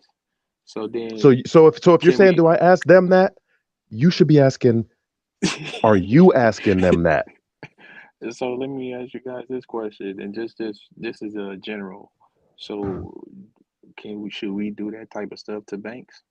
What y'all doing with my money? If you got well over millions in there, and you be like, you know what, I think I want to withdraw it all out. What they tell you? You think they gonna let you withdraw it all out in one day? No, they Yes, gonna tell yeah, you I to know. sign a I bunch of take paperwork it and don't matter. I'm all still this, getting my or they're money. gonna I'm take still some. getting my money. No, Still but they're getting my gonna money. tell I've you done that they're gonna before. Give me my money back. right, but they're gonna tell you to hold on. They're gonna make you wait some days, certain business days at that. They're gonna tell you some business days. If you go up in there on a Friday, you talking about I want to withdraw and close my account. Well, we gotta, they give you all this red tape you gotta go through and all that, But right? they still give it to you, and there is still transparency as far as the stuff you've signed and the stuff that you Hold, can hold, see on their hold, website. Though at least you can hold. go to their. You can't do that. I can't even Will. ask. That's what I'm I'm not saying. just. I I'm Hey can't not even. man, saying it to as bad At as least justify. you can I'm ask not them. saying to At justify. least you can But what ask I'm them, and they're saying, not gonna. They're not gonna tell you you're not. Well, you don't have that much money in here, so you can't ask where your money is going. They don't do that. as They don't bad say as you can't everything is ask. with us, You can as still bad as ask them. everything is with us, my hey, you could. attitude is this. I You would think Umar's even giving you if your money back if you don't like what he's doing with your money? You think he's going to send you your money back with paperwork in 7 days or man, whatever? listen, No. did Puffy, At hey, least you get your money back. when you bought that No Limit, when you bought that No Limit album from Master P and you didn't like that rapper, Yeah. did No Limit send you your money back? Right. Bro, think about how many rappers Master P came out with that we didn't like. Right. But And he had he knew already we was right. fucking with But it him. wasn't. But It's the right, same. I It's know the he was same just thing. that was a market, but that was a good market. That was a damn good marketing strategy because he just flooded the streets with a bunch of garbage dudes. But he knew it was the name, it was the brand that was selling. But we So trusted do his you? So artist because okay. he showed and proved, Now, though. He showed and proved, so we can trusted his can artist. Right. can I do my parallel now? Go ahead. Come on. Because that's what the fuck Umar Johnson's doing. He's master peeing us. He's putting all this garbage out here. Man, see, man, come on, man. Look, man. You guys know what time it is, man. Said he masterpiece. No, I'm with you. Really, That's why like I'm I saying said, I'm with you. I'm just saying the my difference is issue, he hasn't showed improved. Master P, my issue. when Suge Knight was dropping all these artists, we bought them because he had already showed improved. But Umar ain't showed improved nothing yet. But the That's thing, why we what's asking different with questions. what's Well, different here's what I'm with gonna say. Here's what I'm gonna say. I feel he has shown improved things. What I'm going to say is that when you get comfortable enough, because I was already kind of skeptical and leery at Big Papa and Efa, whatever, all these names. He got all these titles. All this hood shit. Okay, Yep. I remember like there's so many red flags. Remember when the nigga went up on there with that Philly beanie on and he was gangster as a motherfucker and went in on SETI and then had the nerve to blame the people because people was recording the video. He said, yeah, that was just a message to him. I said, well, you bitch ass nigga, why you ain't call that nigga on the phone? See, and I don't even talk like that, but I hate when niggas try to vilify my people and you the one responsible. Because my people's a motherfucker. I know how we are. But what we ain't gonna do, you're not going to leave out a tray of snacks on the table, then say, black people stealing from me. Nigga, you invited black people in the room and put You a left bunch that of trick or snacks treat on the bowl. table. You left that bowl of candy at You the left porch on Halloween it's and left a note. Halloween. And you mad? Yeah, come on. Thank you, bro. Thank you. So now Umar, he Trick or wanted this, treat, and I was nigga. all like, oh, so basically, you letting us know openly I'm unaccountable. When I carry myself a certain way, it's Bryce and Dark Kent's fault because they talked about it. They should have ignored it. You got on the phone acting like you were talking to Dr. Hood and your phone rang. Remember, he was all like, yeah, I got this. Then the nigga phone rang. Man, listen, it's hard for me to believe certain things. Now, if you'll do something like that, you mean to tell me you won't misappropriate funds? I'm not accusing anyone of anything. I'm asking you brothers on the panel. We're having a conversation. I want to be clear about what we're doing because I know how things get. And Jermaine, no, I was talking to my people about what's going on. Well, hey, I That's will. what I'm I'll doing. accuse a nigga. So Right on the what I'm internet. saying is this: a Go nigga ahead. who won't show any type of basic accountability. You mean to tell me he won't misappropriate funds? Yes or no? It's a yes or no question. Yeah, I mean, of Probably course. so, Yeah, that's real. probably Of course. So this is how probably come. so. This is You how definitely come. a side eye him. You definitely was side. You definitely get a side eye. I mean, hey, but me being me, I see he got the sign up. You see, put the sign on the school, right? Yeah, he's done. He's done a Okay, little so things. He's made some He's progress. made some right? progress. Yeah, he's definitely made progress. But my That's thing a is big this. school, man. Here be That's the a big thing. school. Here be the thing. Here be the thing. Niggas sign letters of intent all the time. Niggas fill out the application all the time. Niggas show up for orientation all the time. Right? We all went to school. We all got different levels of education. I know that we went to school long enough to learn how to read, write, and deal with the basics of the shit. So with that being said, where's the school? Because the bottom line, no matter how gullible I am, there's always going to be Willie B's, right? We're saying the same thing, but we're saying it from opposite ends. Like, honestly, there's a lot of niggas who just don't believe in you, and they have a right not to, nigga. You don't even want to be accountable when you misrepresent yourself in your message.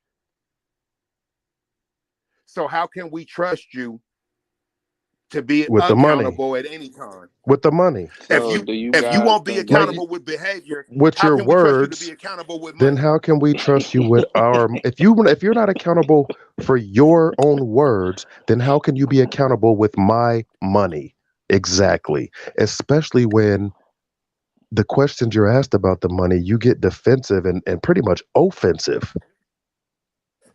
I mean, I keep going back to this Lord Jamar interview, bro. Lord Jamar offered the brother free help, bro. And the way he handled that was terrible. It was terrible for anyone who gave money or not, for real. Because you got to think about it. This is a brother asking people still to donate, and look how you're handling yourself.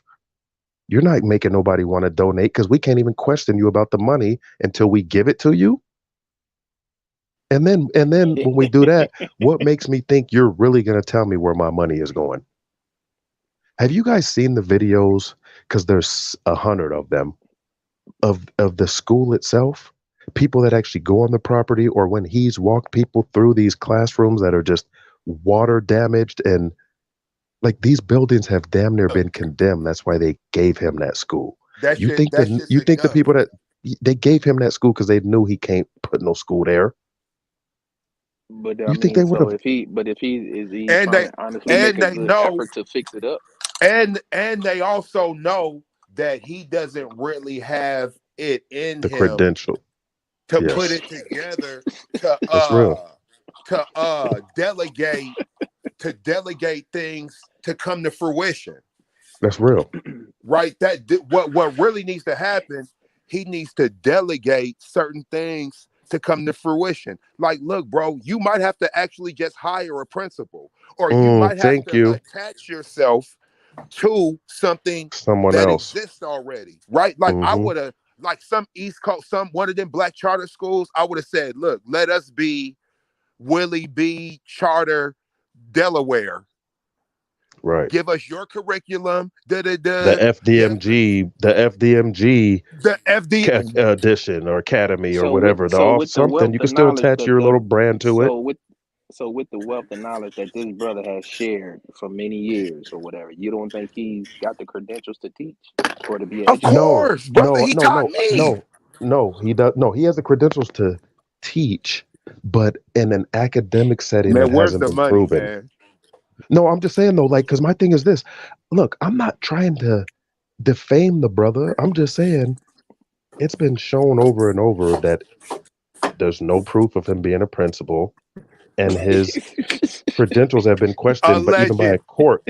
No, well, I'm just saying even by a court has even questioned him on his credentials and why he keeps calling them. That's the white Well, I'm just saying though, but I'm just saying, but all he has to do is present. Listen, all he has to do is show the damn things. Listen, I'm not even trying to listen. Just straight up, listen to me though. How many people do you know? How many people do you know that are on these platforms that have their certificates and shit in the background, bro? It's simple shit. Just show yours, because because he's the one who said himself on Roland Martin, anyone who disagrees with or doesn't believe it can call and check my 7 degrees. And guess what people started doing? They started calling. That's how he ended up in court. You ask people to call and check. They did that, and shit's not panning out. It's that simple. Okay, so let me. You shouldn't ask people to call and check on your degrees on national television, because niggas is gonna do that. That's like putting call Jenny 877-530-9. You don't think people's gonna call that number? You don't think people called Mike Jones' number? Like, get out of here. 511 830. They're gonna call even trolls.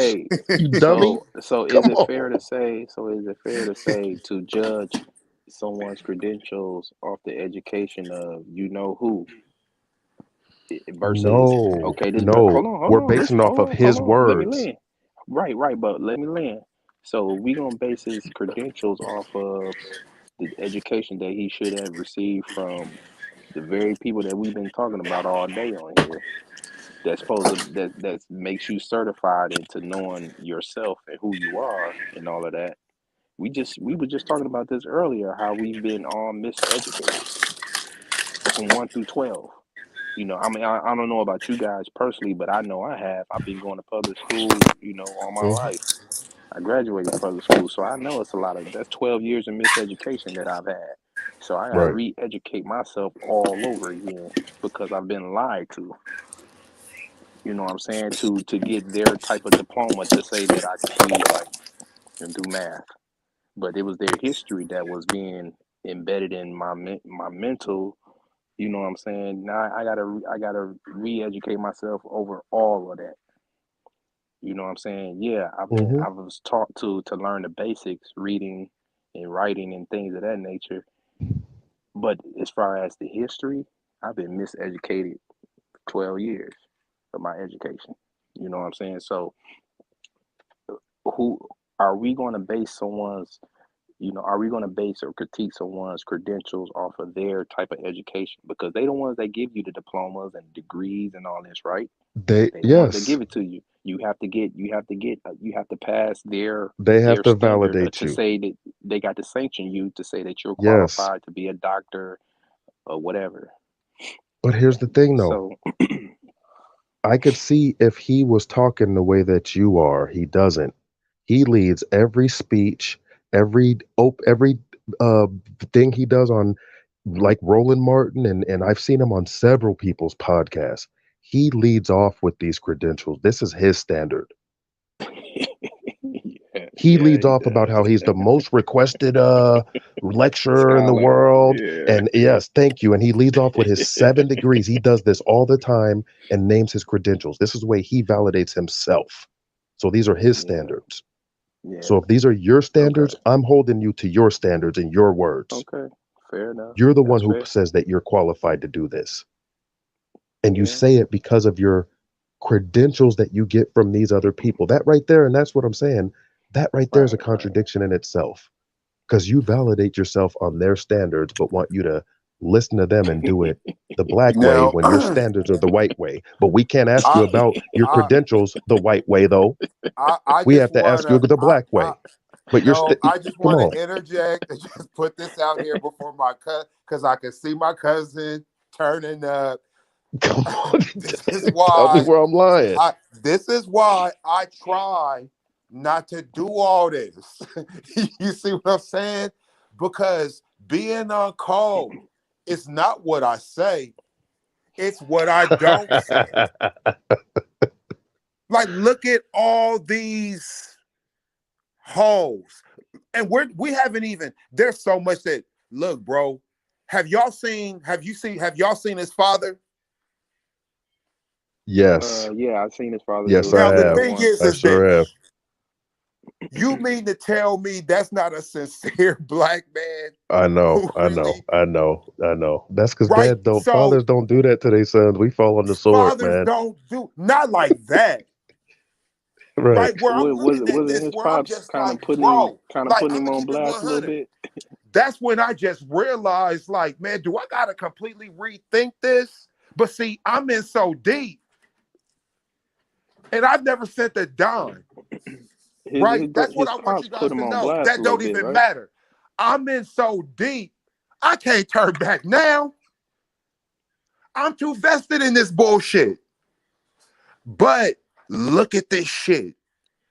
And it's just like man, you know what? Fuck it. Let's go ahead and broaden the whole conversation. Are you guys cool with this? Come on. Go ahead. The fucking conscious community is out of control. Yeah, of course. Okay. Mm-hmm. Yes. Okay. I thought it being on code was what you was I've been not wanting what to you say, get but this what off you my don't say. chest. That's the You know elephant in the what? room. The truth That's the will elephant in set the you room. free. I've been wanting to get this off my chest for so long because I'm a proud hotep, right? I oppose all this shit, but I'm living in real time, in real Right. life.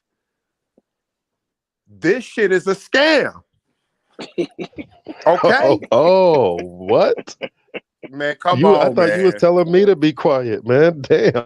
You told me to be quiet so you could say you put this? you got me in the I'm gonna spirit mute my now. mic, man. You Go got ahead. me. Hey man, You got me in the shit. spirit now. I'm brave enough to say it now. So That's like if one of them haven't got a seriously, and everyone's in on it. Like, see, I noticed no one's from the conscious community has ever been canceled. They might deal with some little shit here and there. Polite, he's somewhere over in Miami. How Nah, long he should got to be his back in case LA, take? man. Oh, he's back in Well, LA. Okay, sorry. no, that's where his case is. But I know what you're saying. He got to be hiding out in LA. There's no way he's still in Miami. I mean, what? Yeah, I That don't know. situation. Let me see who else is a fucking scammer. Jay Morrison, he's a fucking scammer. Tulsa Real Estate Fund, that's all cap. I almost forgot about him. No, we ain't forgot about nothing. Well, I mean, it's been so long. Like, dang, you almost forget about these no, he scammers got a once new they. one.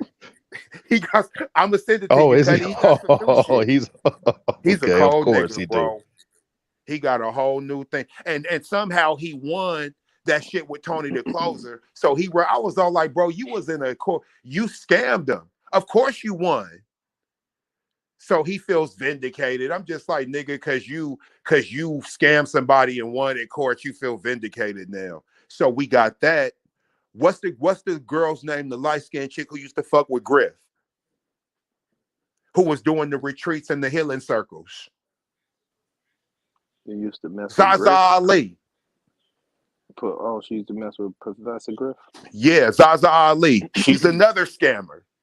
Really? Man, bro. I promise you, King. I promise you, bro. I wouldn't even lie to these niggas, bro. I'm only doing this because we talking. And I know, that was a long time ago.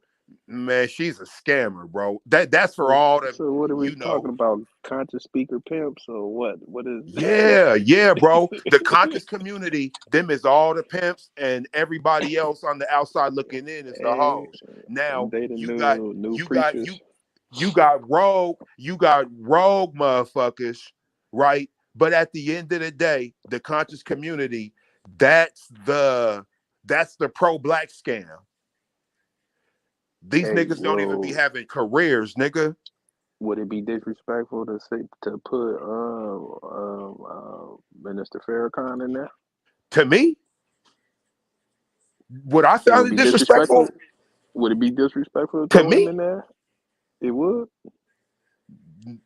Man, if you asking me, bro, you hear me, bro. So I'm gonna just leave it at that because one of my best friends Listen, why is everybody afraid to say it, man? Oh well, no, bro. Listen. Do we need to break him down too? Because I'll break them all down today. I'm up now. I'm up. It's no one's afraid of nothing. Like what it is. I'll say it. I believe real. he is. Well, but if you are you asking me or are you asking in general? Because black people. I was asking both of you guys. Man, of course. Hey, because I was thinking about that Million Man March back in '95. I was just about to. That's why I said to you because we can break it down. That was a come up. All right, man. We can break it all down. Hold on, Dr. Hood. Wait, hold on. I'm go ahead and get his disclaimer. Dr. Hood and the views and opinions of him and his family and his well-being have nothing to do with anybody on the panel. Everybody is their own man. We are guests on his panel, just giving our opinions. We are this guests does on not his reflect panel. Dr. He's not Hood even talking right now. in his channel, right? And listen, we just getting the conversation started, man.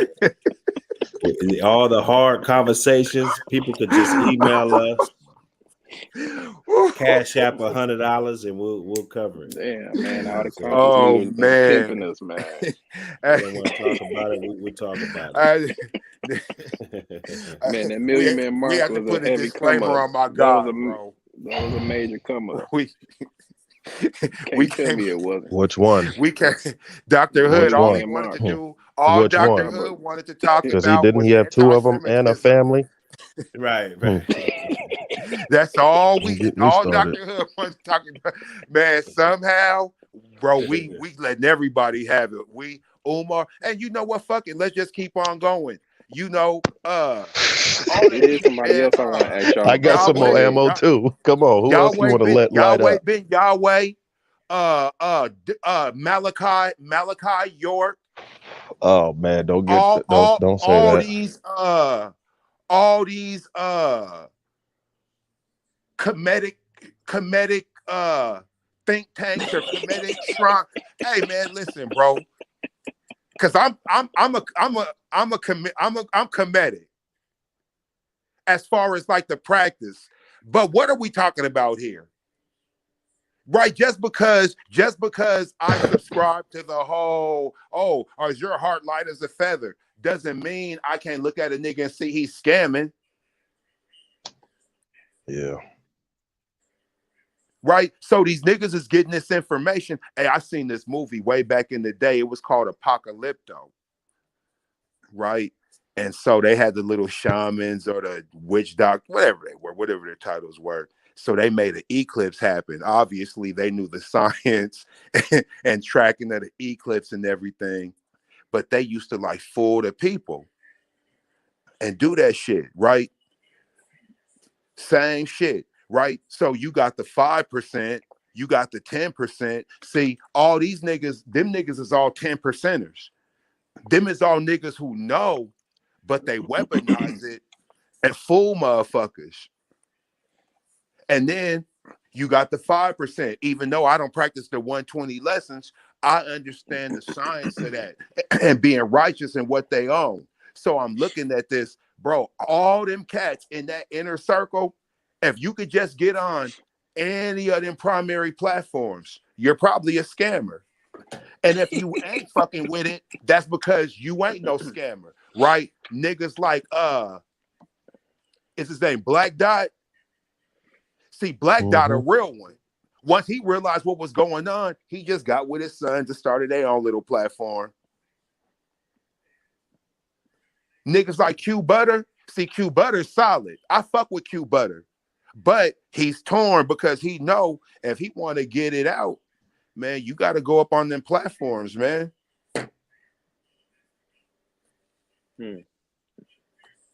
So let me ask you guys. I got one for you. Guy been pretty much been flaming the internet. Charleston White.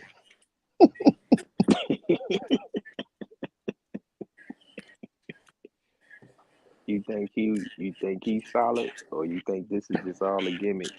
It's all a gimmick. He already said it. Right. Yep. I see, because I see his angle. Yep. He said that. He said that it is a gimmick or whatever, and he's in character.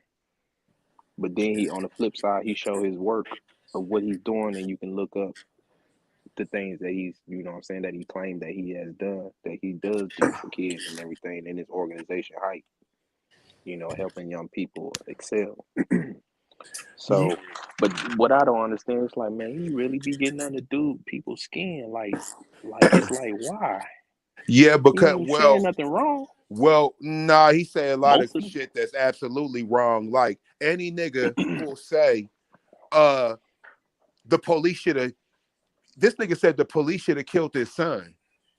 Like he says things where I'm just like, bro, you're just a character to me, bro. You're like, He said that. He said that he is. He said I'm in character. He said a lot of things for shock value. When he said about skip all these dead rappers, screw them and F them and all that type of stuff. So there it go. Like even with him, I know certain shit that don't really get talked about. Like I know how he really act in a crisis. Niggas be giving him super duper passes, bro. Like he's almost like the little nigga in the hood who talk a bunch of shit, and in his heart, he really kind of mean that shit, but everybody know he's a pancake, bro. Right. And that's But why? really how Charleston White is. So it's cool. Like the shit he say, what he agree with, I agree with. Right? What he don't, I don't. And the whole thing is that I just noticed you talk to white people different than you talk to black people. And I also noticed that shit that'll get any other nigga canceled, they somehow let you get away with saying it. You know, he said fuck Uvalde, right? Who? He said fuck Uvalde. You know where they shot up the school in Texas. Oh yeah. Okay. They talking right? about school, yeah. Okay. Now think about this, bro. Kyrie couldn't post Hebrew to niggas, but Charleston White got to say fuck Uvalde. Bro, cause you're a plant. You got put here. You got planted here. Right. Ain't no way. Right? You was involved with the cold-blooded murder of a white man in Texas, and you did enough work to honestly get here. Because if that's the case, then what about all the Charleston Whites before you? The ones that was real street motherfuckers. So you think he just jacking about all the work he do? Nah. I mean, you could put that together for a nigga. Like look, bro, here's what they do. Think about this, bro. Because this happens all the time. They already set these niggas up for this work before they get out. You really think these niggas is getting out and this is all grassroots? See, bro, I'm an activist. I really do this work. Fuck it. Let's burn bridges. Since this is what I like this. I like what Dark is doing. If we go talk about it, let's talk about it. Hey man, no stone unturned. No stone unturned. Hey. So real, a lot of the time, bro, niggas is coming out. They already got this shit set up. It's all set up for you. So it's all like when you come out, you already got funding. You're already connected with shit. Niggas is getting up out their facilities. They know the governor. They know the fucking mayor. Because that's part of the work. Right? Okay, who's about to get out? Okay, he done did some heinous ass shit. Yeah, this nigga a bum. But let him out though. Yep, say this, that, whatever. Right? Hey, Chef, you said, hey, you lay it out as if this is some parole work for him to do. Hey, bro. Some probation. Hey, the nigga got the nigga. Hey, look, you know what, bro? We could do a whole thing and just break it down and just look at it for what it is. Like I said, once I realized this nigga could literally say anything he want and it really not be a problem, because one thing about him, he know how to get out of situations. He knows how to de-escalate, right? See, whoever caught him at that strip club and sat down at the table with him and said, "Now, nigga, didn't I tell you I was gonna catch you? No, see, you ain't talking that way now. This and that." Caught up with him. See, whoever that was, let him know. Listen, play that character, but I don't play care. I don't know who he was talking about, but somebody caught his ass, and he publicly thanked that motherfucker for not hurting him, because whoever it was just like, bro, I knew I had some, bro. When you got in town, you did, bro. I knew where you been the whole time. Stop talking like you like that. So somebody really got at him. I thought the brother be security up. Be secured up, you know. Hey, man, look, he bet. Hey, I'm gonna tell you what I heard happen. I heard that when he got caught at that strip club, his security got occupied. That's what I heard. But the internet be capping. Right. You know what I'm saying? You know the internet full of lies. But Charleston White said that a nigga caught him at the spot and he said, yep, there was nothing I could do. He just had me. And I'm thinking like, well, you wasn't ready to die? Right. Remember, you know, I'm ready to die. And so that's all. But what I will say is this. What I will say is this. I grew up taking ass whoopings. I grew up getting talked to crazy. It's all about results. And if it gets results, I'm all for it. Now I don't know if he's making a positive difference or a negative difference, but I know for who Charleston White is, he's getting results. The nigga already said, I ain't never been this popular. I ain't never got this type of pussy. I ain't never smoked weed this good. I ain't never been this many places. Of course you haven't, because you was locked up, right, in PC, and you told all the niggas to get out. Now you a community activist, right? You know, and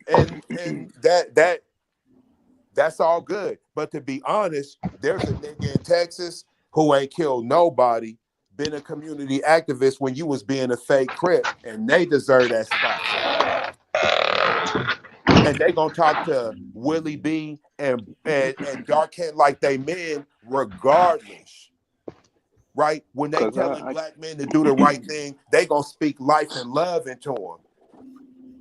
They're not gonna desecrate them and disrespect them. And you know, see, them is the type of motherfuckers they ain't gonna put the money behind. There's black men who's gonna challenge. They just gonna challenge your manhood. I'm not gonna challenge you to a gunfight. I'm gonna challenge you to be a better father. Yeah, I'm gonna tell you pull up on me, but I'm telling you pull up on me because we got this 1,000 black man banquet, and I got a seat for you. See, they don't get that spot. We gonna get a spot to this divisive maniac ass nigga. Charleston White's a maniac, bro. Because I ain't gonna front. I thought, you know, he made some very good talking points, speaking on the gangs and stuff like that, and you know how they are somewhat detrimental to community and just killing off black life and genocide and stuff like that. So I thought I'd say, okay, yeah, this, you know, he got some good talking points when it comes to that. You know what I'm saying? And then how much, you know, this young generation, how much they idolize rappers today, and then you know when they unfortunately pass, they still idolizing them as if they, you know, like a god in a way. You know what I'm saying? And you know that was a good talking point too. You know what I'm saying? Okay, they was an entertainer or whatever. It ain't like you knew these individuals personally by their government name. You knew them by they you know, by the name they came out with as a rapper or entertainer. So, you know, he had a lot of good talking points and whatnot. But, you know, back to what you were saying, as far as, you know, somebody he still got ties to them people where they controlling and what they allowing him to do. You know what I'm saying? Because, And also, it's just wild how he's really good at doing that, bait and switching and weaponizing shit. Like one day he'll be talking about Nipsey Hussle and he'll try to humanize him and call him Aramis. Then to make other people mad, he'll say, yeah, God told me, yeah, I could do this and all my enemies. I could say, fuck Nipsey Hussle. He a bitch ass nigga. I said, wow, bro. Did you hug his mom when she was crying? And why would you say that? Oh, I get it. You're in character. I understand. Right? Because one thing about it is he knows that whatever he says is actually right and this and that. We're really going to stand on that because that's really what we need to look at. And that's the beauty of being a black man. And that's your people doing that for you because that's who we are. Right? Yeah, what he's doing is, but look at this part. See, that's what we do, and that's the part you're dependent on to save you. But you you know, the one thing I know is that there's just certain shit you shouldn't really be able to play with it like that. And there's really just no need for you just to like do that just for the sake of showing niggas. Like he literally then got on the internet and said shit like fuck Nipsey Hussle just to show you niggas you can't stop me. Damn, bro. Nipsey never said fuck you, bro. Yeah, getting on the dissing the dead. But you know what? I thought he was trying to use that angle of dissing the dead by saying things like that. I thought he was trying to use that angle as a way to, well, you rappers talk about it in your music, trying to, trying Yeah, to do a but case in he point an type of active angle. he an activist though. But that's Right? what I'm And saying. my He's saying thing, it as if why would y'all get mad? I'm saying it. Well, how about y'all stop putting it in your music to your fan base? You know what I'm so saying? so so I mean, you know what? I'm gonna say this. When you say it, I hear what you're saying. But it would be way different if he said, well, if I were to say this, here's how you would feel, because I just said it and I know you feel some type of way. Well, why you allowing it in the music? See, that ain't what he do. He be all turned up and he be like, yeah, did it, yeah,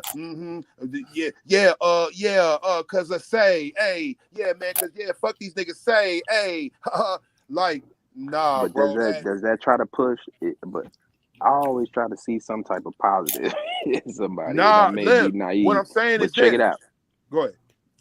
I was gonna say, but is it that a way to try to push the listeners' critical thinking? Because I can get all up in arms too that you saying, screw my favorite rapper and all this, and you dissing the dead. Like, Pac is one of my favorite artists. So if you saying, screw him and F him, you saying all these degrading things about the man, me, well, being the age I am, I'm mature enough to not even react like that. I don't know. I never knew Pac personally like that, but at the same time, too, you know what I'm saying? I'm old enough to understand. Well, this man ain't finna get me in my body about saying those things. If that's his personal, sincere, genuine feeling about that man, that's him.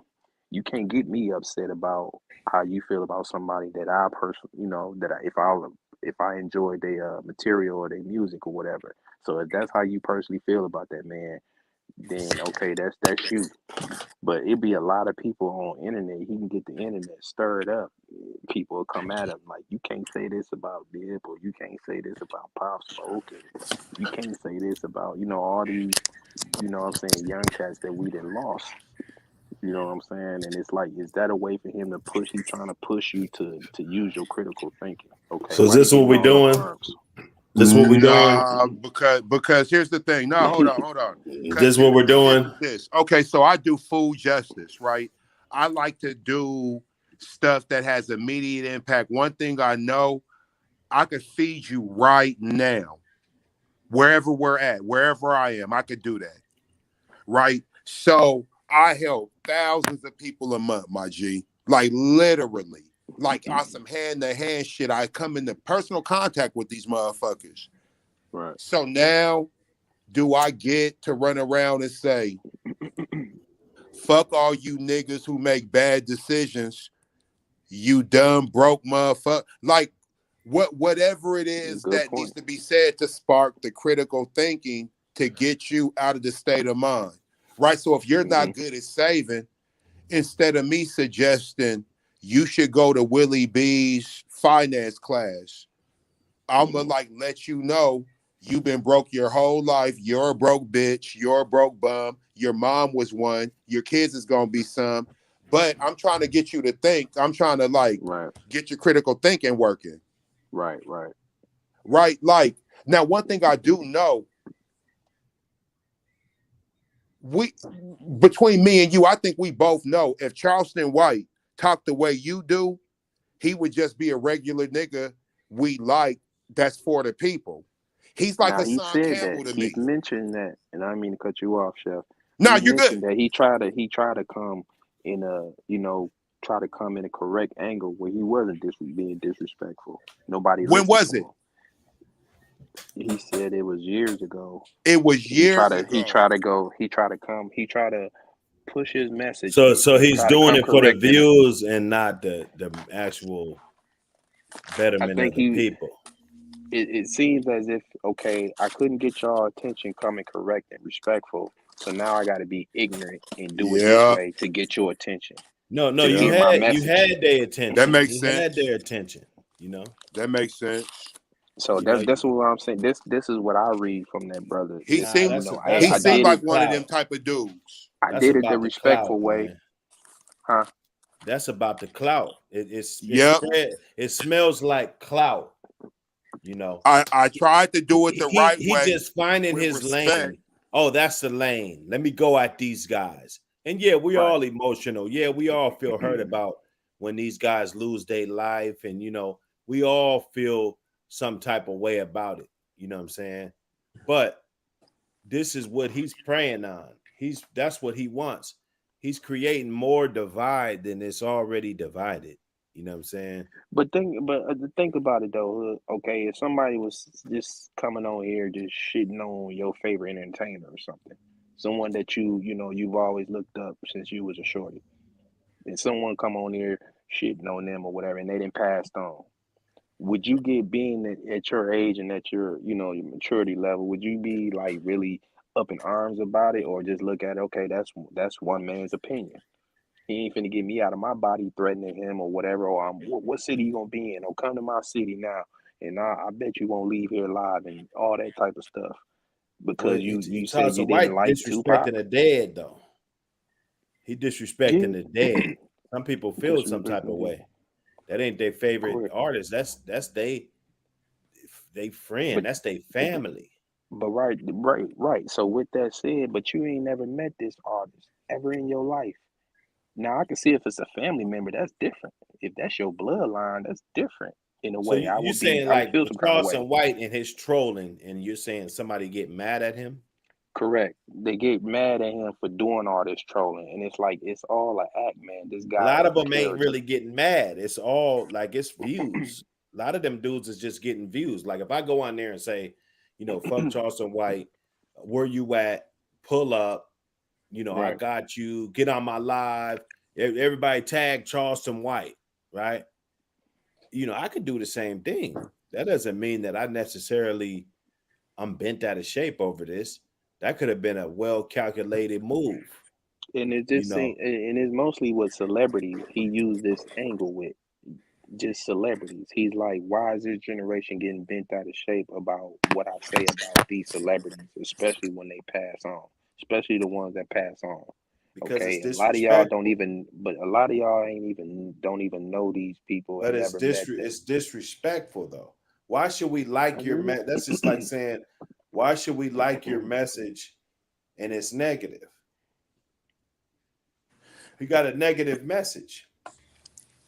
All right, look. Here, look. I'm gonna tell you. Let me tell you something hella specific.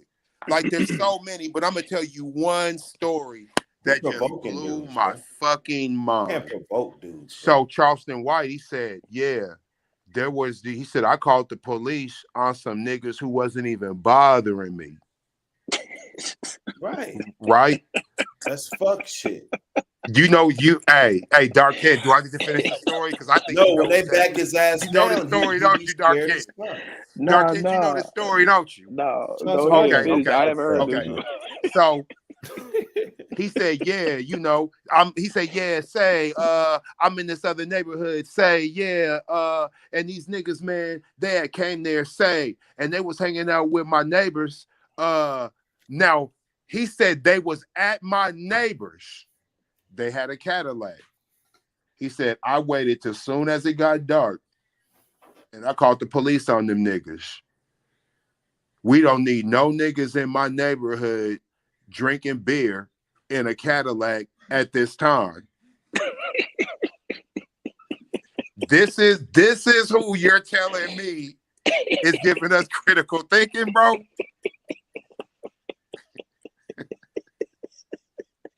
Hey man, I'm sorry, but that shit hella funny, man. No, it is. Look, bro. I'm Hey, just saying, hold on, this is the chef, tell her. dude. Hey, would you feel like No, that if now you here's my whole said thing. that? No, wait, hold on, hold on. So Go ahead, go I'm ahead. gonna go this far. I'm gonna go this far.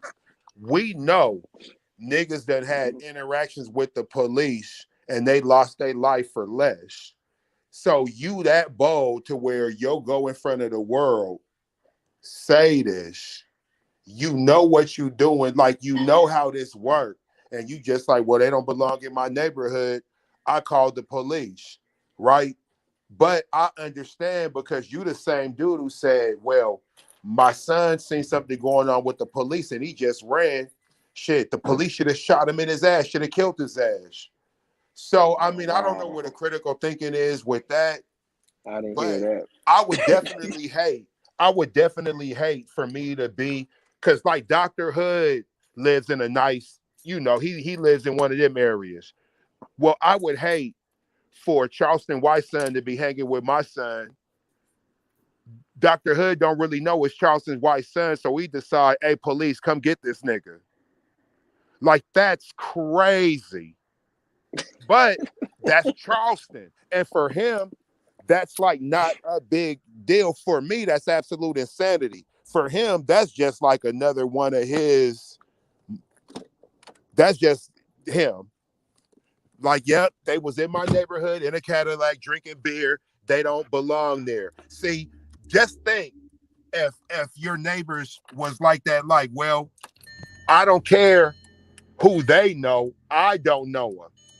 Right? If I came to your neighborhood right now, Dark Kid, who the fuck I'm gonna know except for you? And I haven't met you in real life. Right. But your neighbor down the street decides, nah, he don't belong here. Yep, nighttime, police, they causing a disturbance. Whoa. Now it's how y'all know each other. Bro, why I gotta explain to you how I know this man? Well, did you invite him? What you mean, did he invite me? I'm sitting on his porch.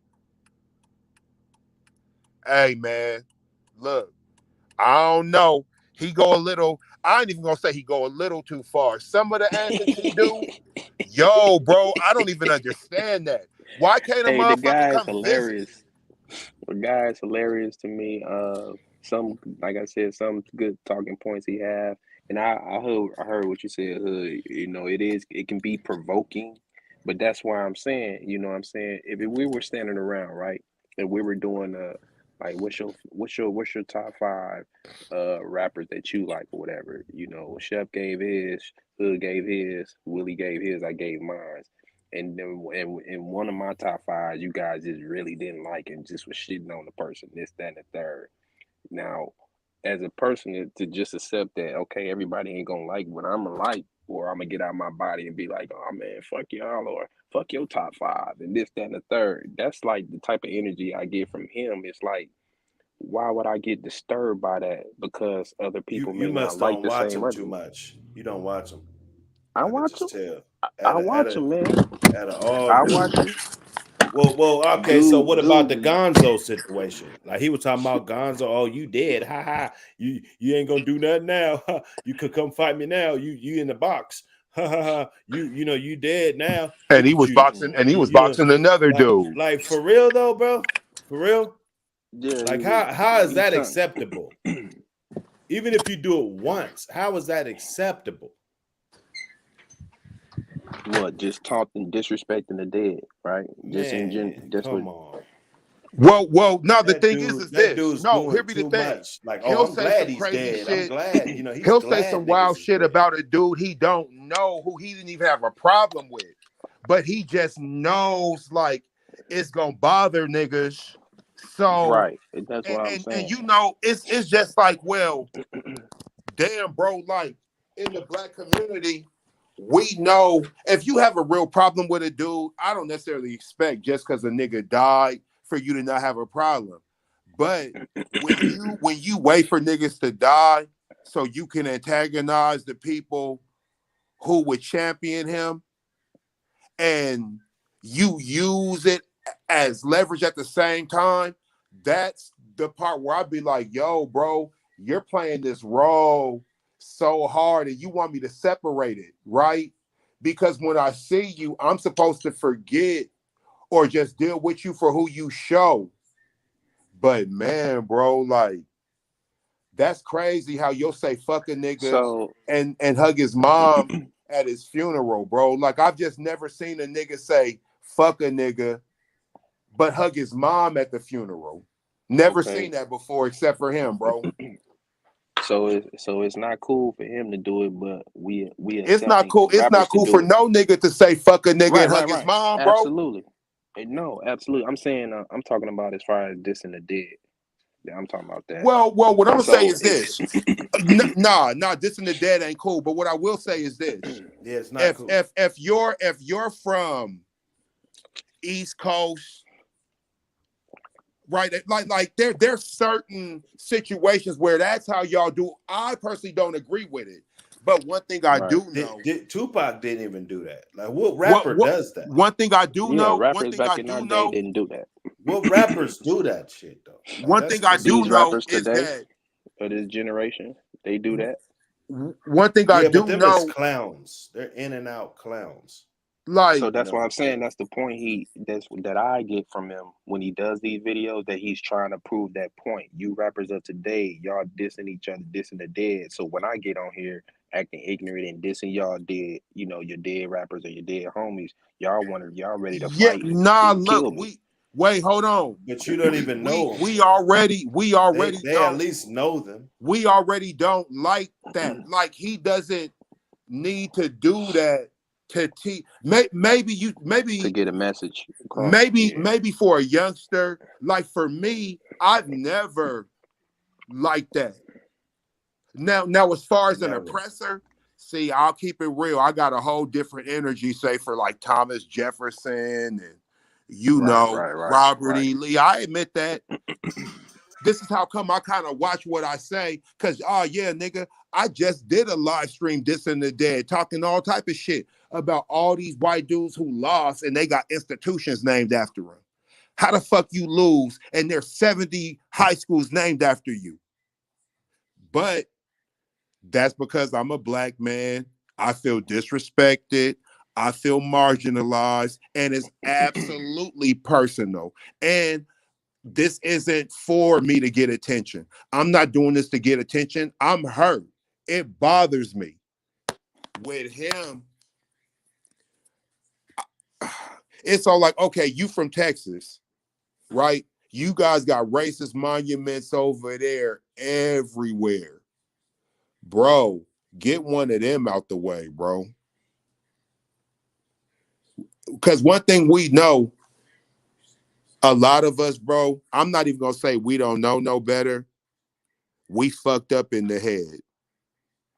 And you could always make light of that and make that your calling card, and white people will always support that.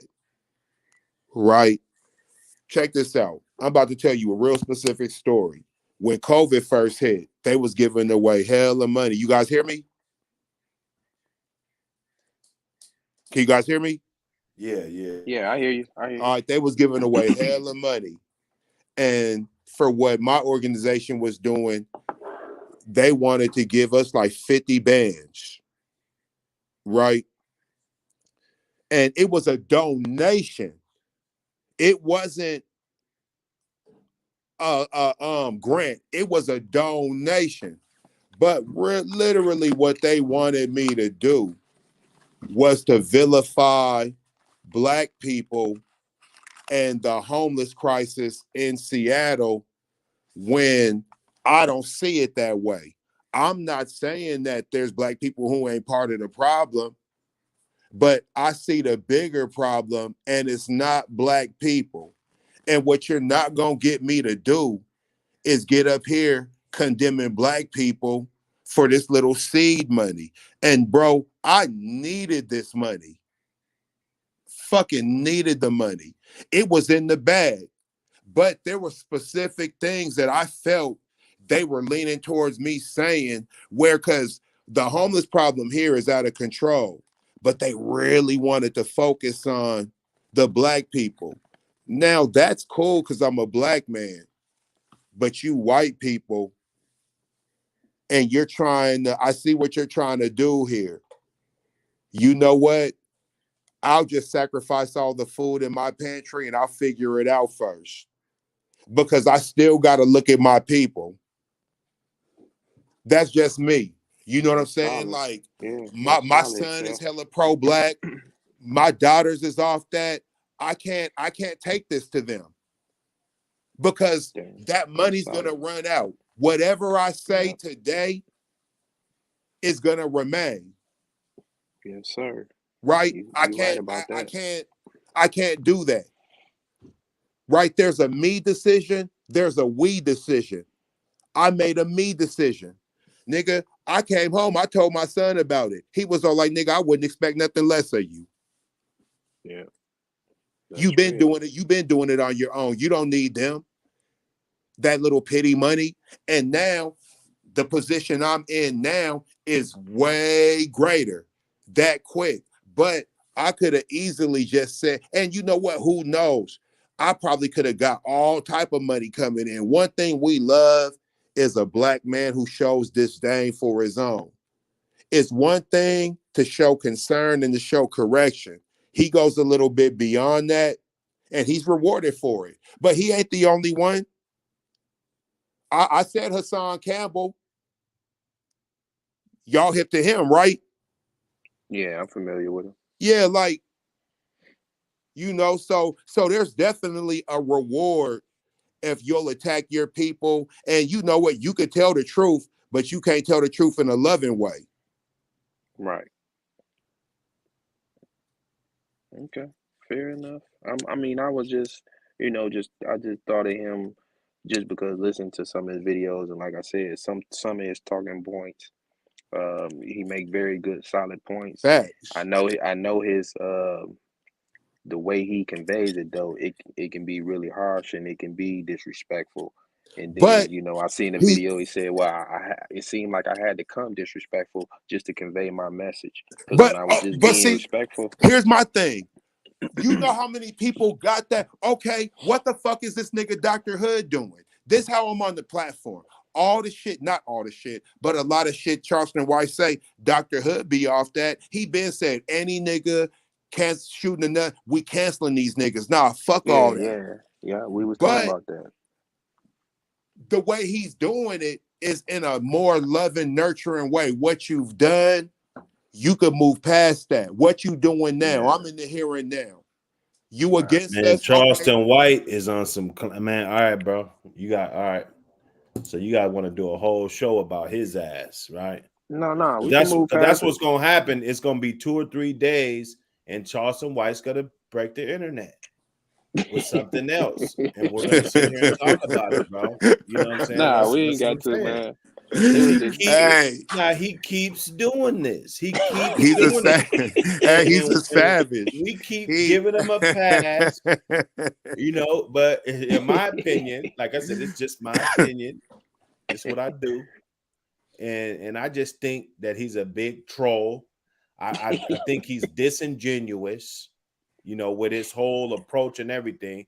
He probably has some type of foundations and shit that are doing something, this and that. But, I mean, come on, man. Charleston White, he's running around with sticks and smoking weed all on camera. And I smoke weed on camera too. But he's going ham with sticks and shit. Running around. This guy got I think an hour or 30, 45 minute stand up.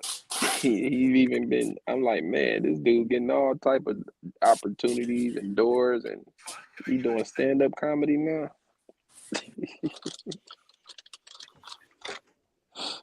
But nah, man, we can move on to something else, man. We were talking about leaders and stuff that, the ones that we can throw in a pot that's what we were calling them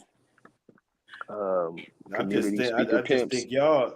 I'm just kind of shocked that y'all think that Charleston White. Like I see right through his shit. I'm gonna just go ahead. I could be wrong. I hope I'm wrong. It's one of them things. You know, that dude's a He straight troll.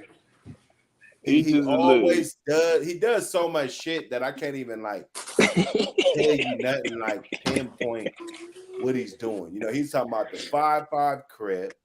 You know, just all the Yeah. bullshit. But I mean, you know, Hey, and you then know, anybody want to come down here, you gonna die, and you know you want to hit me, you gonna die. Showing a bullet, and you know, like that ain't he ain't taught nobody nothing yet. You're just getting up on Hood, there this guy criticizing. just look at him as entertainment, man. That's Well, all nah, it was. that's That's it's entertaining at the same time though. It's like, man, ain't nobody, man. well, I'm not thinking if about you you like put too that. much garbage, if you watch too much garbage, you know, your brain, that's what your brain will be filled with. You know what I'm saying? Yeah. That's my opinion, you know. So Um, nah, I just think I don't think it's really too much entertain. I mean, it's funny, but like the shit that he said about Nipsey and you know all these dudes that lost their life, you know, you don't even know these guys. Half of them you never even had a conversation with, you know. And I know it's a shame, just like how we talk about Offset, and you know, we could there could have been shit that Offset did in his career that wasn't moral, or you know what I'm saying, but we letting that man rest. You know, it's a oh, you sad mean take off, situation. take off, take off, Yeah, take take off. off. Yeah. You know, I mean, we letting that man rest with respect, man. You know what I'm saying?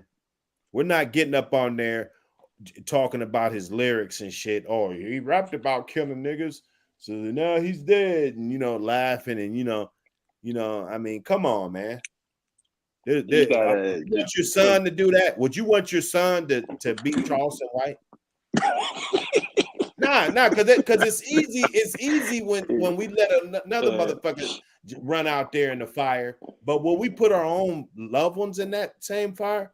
Would you want your son to be on the internet like Charleston White? Talk about fuck No. Nipsey and all the same dudes that Charleston White said fuck them. No, listen, look. You But tell you your know I'm what, gonna son to though? do answer. that If shit. I can get in, let me get in right quick, Chuck. Go ahead, you But got you it. know what? It is a lot of youngsters that's doing that. They may not be doing it the way Charleston do it, but it's a lot of young dudes that troll. Hell, you had a couple. You had a troll that came in chat a couple of times. They was putting up all type of girls type of crap, and you know, and stuff like that. So you got trolls out here, man. I think that's inevitable. You can't stop the trolls. They're gonna be out here and gonna be doing what they doing. You know, so like I said, some things I take away from the guy that he made some good talking points, and then it's just I'm like, okay, this dude just being straight up ignorant. You know, I don't So agree what with troll everything. would you rather have your son be? You got to pick one. A troll that's just in the chat trolling, or a guy that's gonna make a whole video and put his whole face and his livelihood, everything. Like I'm pretty sure there's some, and I know dumb niggas. See, and that's the crazy part about it. See what we do, we disrespect niggas with a brain. But then you there's the different type of niggas that when you cross the line with them, they're coming. You know what I'm saying? And you can have all these guns and all this stuff. All you're doing is putting other people's lives in jeopardy. So let's say Charleston White's kicking it with somebody, with some dudes, or so you know, ladies or whoever, and somebody just came and just shot the block up, right? Because plenty of people's block done got shot up for the same type of remarks that he did, right? So he's supposed to be a leader. So what are you doing? It's kind of like the preacher in the church. You know, you coming up in the church, you putting the whole congregation at jeopardy. You know what I'm saying? What if we went and met Charleston White, and then all of a sudden some dudes just hopped out and chased us all around with sticks and you know slapping cats with sticks and shit, you know, over not because he was being an activist, because he was being disrespectful, you know. So you saying like if somebody just randomly put up and they just see he's at a public event and we there, and he just so happened to be there. Somebody pull up and and say, they want "Okay, I him. see They him." want him. Right. So they There's finna dudes that want him. Like, I mean, let's stop want to go being at him. naive. Yeah, Let's they want stop to get being on his naive. head. Yeah, they want to get on Let's his stop bumper. being naive. Like the least thing when you wake up in the morning, the least thing you want to do is create more enemies. That's the least thing you want to do. You know, there's a way to get your message across without being disrespectful. You know, and not only you could be funny, like, yeah, the gang culture to me, I think it's garbage. It needs to be abolished, you know, Right. but I'm not gonna get on there and laugh at the gang member. Oh, yep, that's what he get. We could be on here right now talking about every time someone, oh, he at the club. I told y'all, don't go to the club. Y'all dumb as hell. Y'all, and we'll have views like a motherfucker, right? But there's some things that you just can't do morally, you know. And I think Charleston White, like I said, his message was probably good in the beginning, but he wasn't getting the views, which this shit is not about the views, you know. So that's another reason why he's a fraud, because he admitted that the way he was doing it, like if Dr. Hood changed what he does to get the views, I'm gonna just stay consistent and be versatile. We talk about women. We talk, you know, nobody's gonna say, oh, Dr. Hood talk about women now because they wasn't liking when he was talking about politics. No, we talk about it all, you know. That way we won't even go down that path. You know what I'm saying?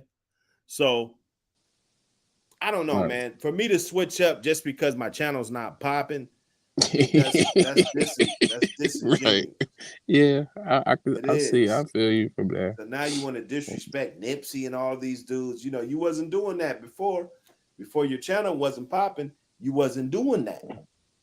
You know, but now all of a sudden you do that a couple times and you get the response that you was looking for.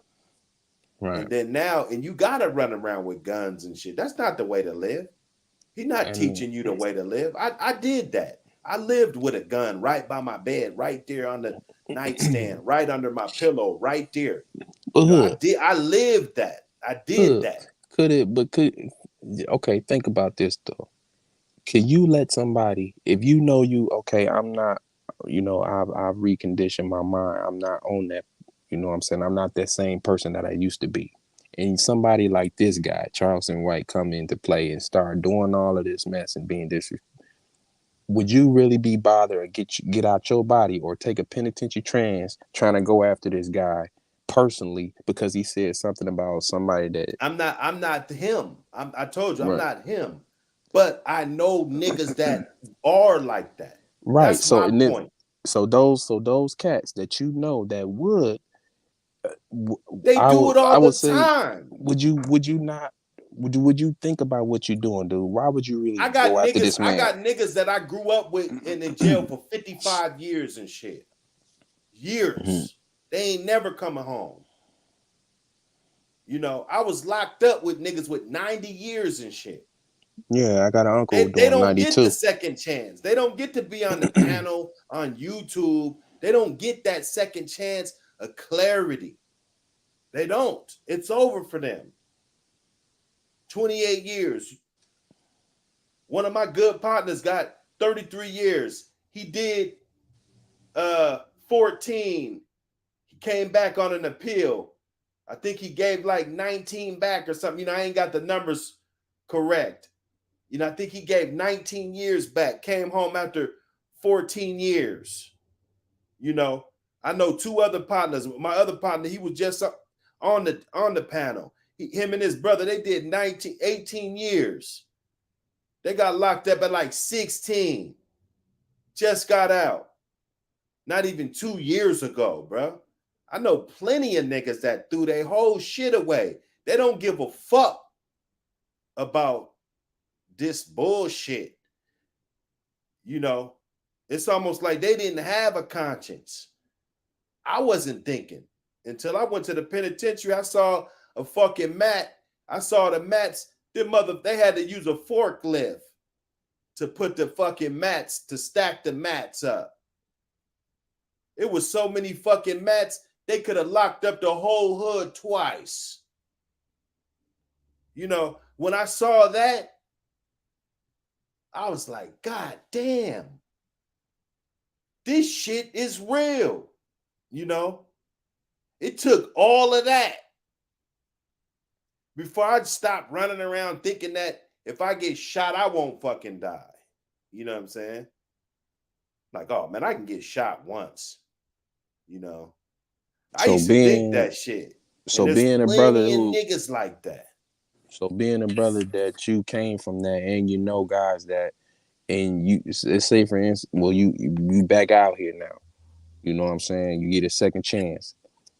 Would you really be willing to risk that because a nigga on the internet talking reckless? It's not me. I keep trying to tell you, it's not me. I'm saying in general, not you. I'm saying in No, in general, any guy general, that would come out, anybody that come out from doing a right. So, stretch, why okay, would look you? it. Okay, you get out. So why would you talk stupid like Charleston White?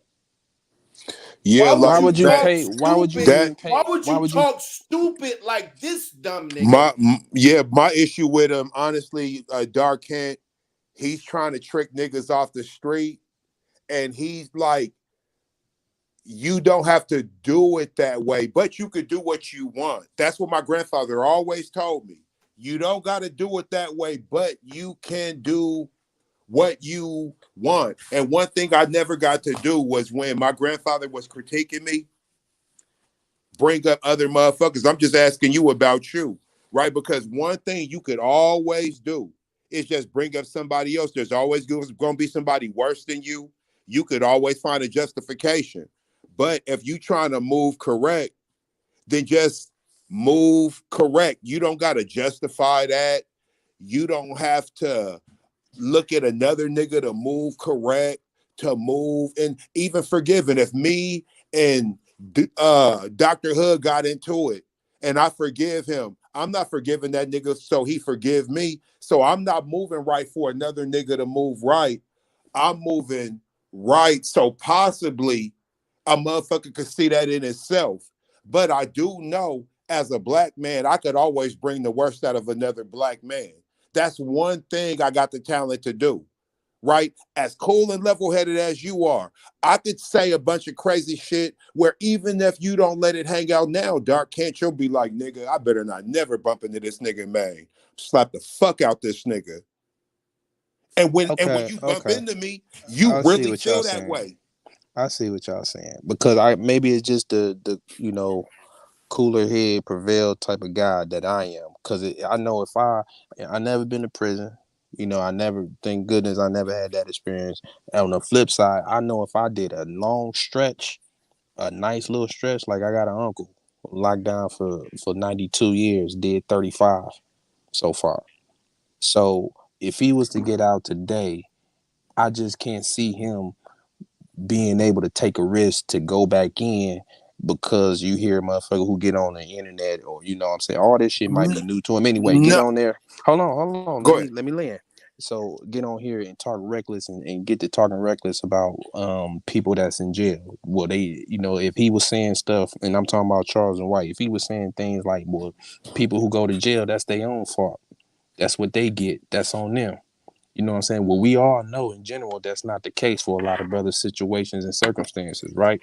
So I'm not Well, a finna let lot of it if is I though. know I mean, he's stupid, I know he's saying stupid stuff, but he ain't finna get me out of I'm not finna take a risk of going back in because he talking reckless on on social media Oh about no, a certain demographic.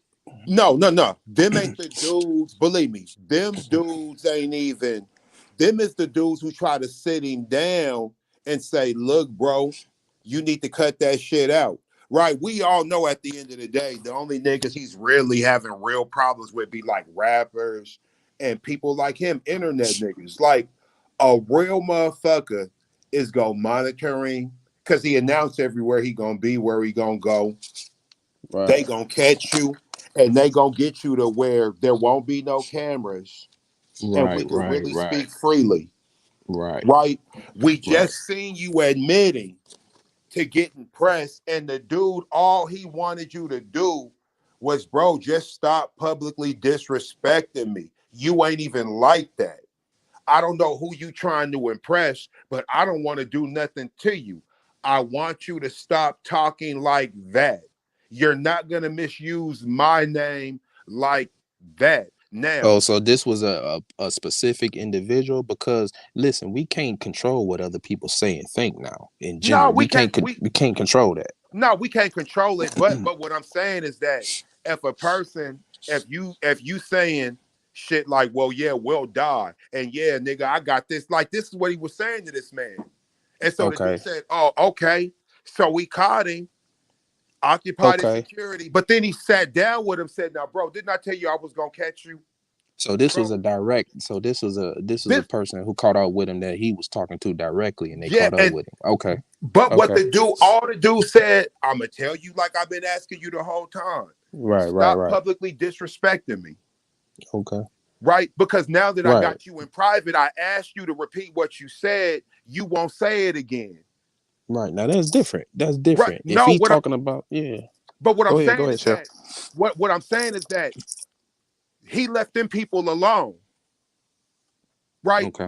Now everything he's saying be like rappers and entertainers and things of that nature. All I be saying is that if you are activist, because I'm an activist, Mm-hmm. bro, how you an activist talking about you gonna kill another black man? Right. Right? Because Right. I know this. I know this. Right. If I said that, you know what's gonna happen? We gonna end the show. My phone's gonna ring. It's gonna be Dr. Hood. He's gonna be like, "What's up with you, man? I'm a little trouble with you, bro." What I do, bro? You know what's up, bro? Like, do I gotta separate myself from you? Like, what was you doing? What was that about? What'd you say that for? See, he don't got nobody where relationships hinge like that. Like, I couldn't publicly, and besides my work, I'm talking about just the Dr. Hood, the DLG platform. If I was publicly threatening another black man now, if I said some shit like, all you black men hurting the black community, if I'm around, I'm gonna protect the black community. Mm-hmm. He'll probably give me that. But I couldn't challenge another black man to a gunfight. He's not gonna look at that kindly. And I don't think you would either, Dark Ken. I think you might be like, yo, I don't know Maine like that, but what's up with him? He said some wild shit on the platform. Mm-hmm. Oh, Maine just trying to get niggas to think. Yeah, but I don't know. I don't know if he should be saying that. And to me, where's that person for Charleston White to just tell him, why are you speaking so vicious? Why are you speaking so volatile? You know how emotional we are. You know half these niggas got PTSD. Right. A quarter of them are just in pain. Even if they don't got PTSD, they have inherited pain that they were born with. The niggas jumpy, the niggas edgy. And I'm not going to say he's looking for a reason, but he's not looking for a reason not to. But you notice, and you taking advantage of that. See, you done got the counseling, the training, you done went through the therapy, you know what's going on with us internally. And instead of you weaponizing it for our benefit, you doing it for views. And you already know, nigga, you know how to get a nigga locked up. You know how to generate money. You know how to get in front of the white people, bro. You know. Hey, why So don't you that's just like somebody going through a drug and alcoholic program, and then they try to come out clean, but they going selling back in your dope. circles, right? Right. I got bottles on me. I got right. fentanyl. Okay. Fair enough. And that's all I be saying about him, where I'm all like, look, bro, you the cancer and the cure. Just be the cure, bro. Just come over all the way. Look, I know it's funny. I know it's funny, bro. Look, check this out. Look. I got into it with this nigga on the internet not too long ago. And I took it there. I was ramped up. And I seen him. And I hopped in go mode. And I literally caught myself and was all like, bro, you're being childish as fuck. Pull off. I pulled off, thought about it, and I was just like, nigga, that's that shit in you. That's that niggeritis where I was like, yeah, I ain't had this. And like, I'm literally telling myself this, getting myself in the mode to be an ignorant ass nigga. Yeah, I'm gonna show these niggas you ain't gonna play with me. I'm a whole activist in these streets, Dark Kent. But when a nigga pushed my buttons, I reverted right back to the bullshit. And I was there all the way until I actually seen him. And I was really gonna do something. I had to be like, whoa, bro. If you do this, you have no credibility. And you know what you're gonna say? He disrespected me. Right, because that's what we could always say. Right now, what's so crazy, we caught up with each other. The way he was talking on the internet ain't how he was talking. That ain't the energy he had. He apologized to me and he admitted, man, bro, I got on that internet and I lost it, bro. You know me. You know I don't really feel that way regarding you and da-da-da. But it was a respect thing.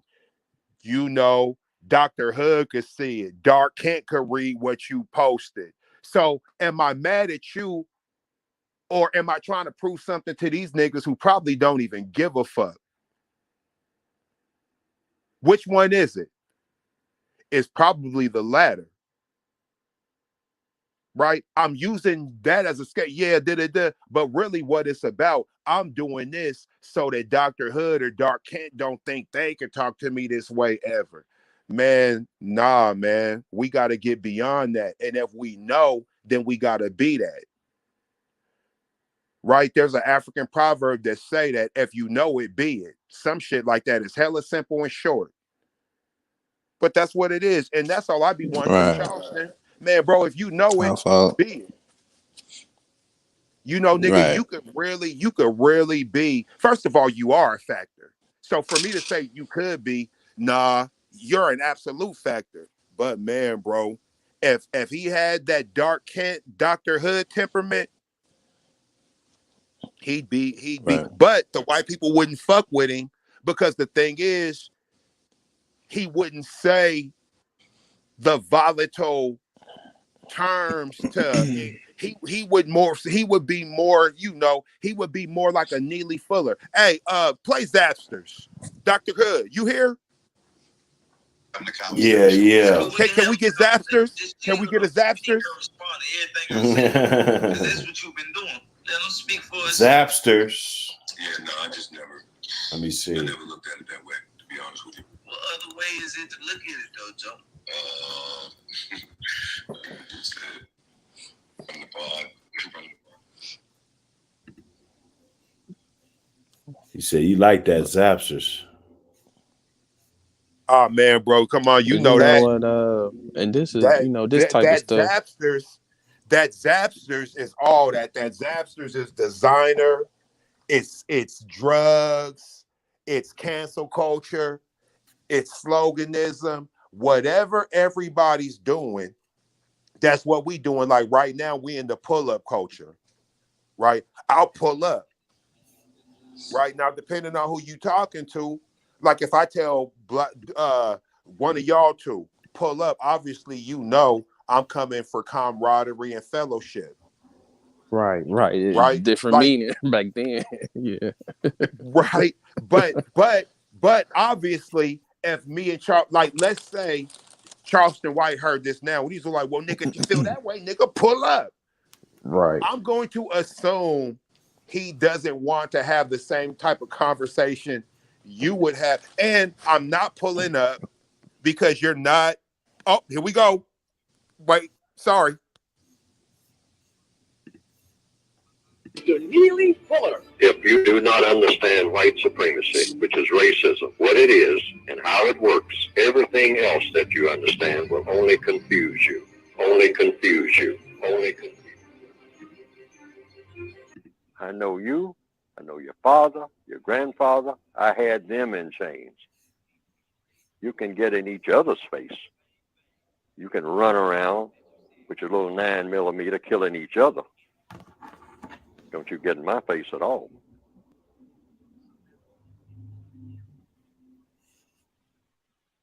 I'll let you talk and act. Sometimes let you talk and act tough to me. But remember, I'm letting you do this. Because I don't have to let you do anything, including breathing. And there's nothing can stop me. And you don't know anybody who's big enough to do it. So quit acting. And that's what I say in the books that I've written. We need to stop being actors. We're always talking about keeping it real. That's black people in the Northwestern Hemisphere. But we're the most unrealistic people on the planet. Quietly looked upon as a bunch of jokes.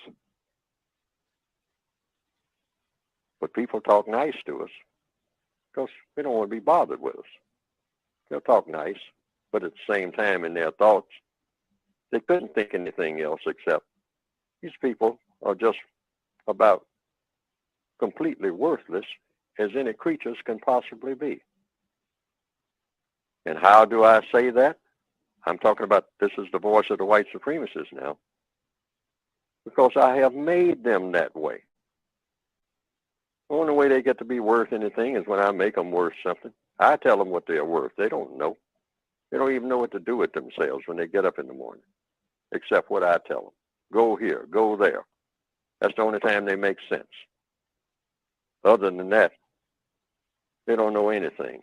And proof of it is I can say, hey, I'm going to make some hats out of hubcaps. I got surplus hubcaps in my warehouse on some cars that I haven't even manufactured yet. Damn. And I don't know what to do with those surplus hubcaps. I don't want to throw them away. I got millions of them. But I got a bunch of black people out there who are just looking for something to do. They don't know what to do. They just look at this great big universe, a great big world. Look up and down the streets. They don't know what to do or where to go at any given moment. So I always, as usual, find something for them to do. Right. So the next thing I'll do is the little money I've allowed them to have, I'm going to take these hubcaps that I ordinarily would put on some cars, and I'm going to say that they are no longer hubcaps, that they are hats. And I'll have all these millions of black people walking around with these hubcaps on their heads. And give it a fancy name like anything. Come on. Zapsters. You know. The fuck? And people will be asking, what's a Zapster? Hey, man, that's the new hats, man. I mean, you square. You don't know what's up. You don't know. You haven't bought you a Zapster yet? Get hip. $800 a piece, man. I got 2 of them.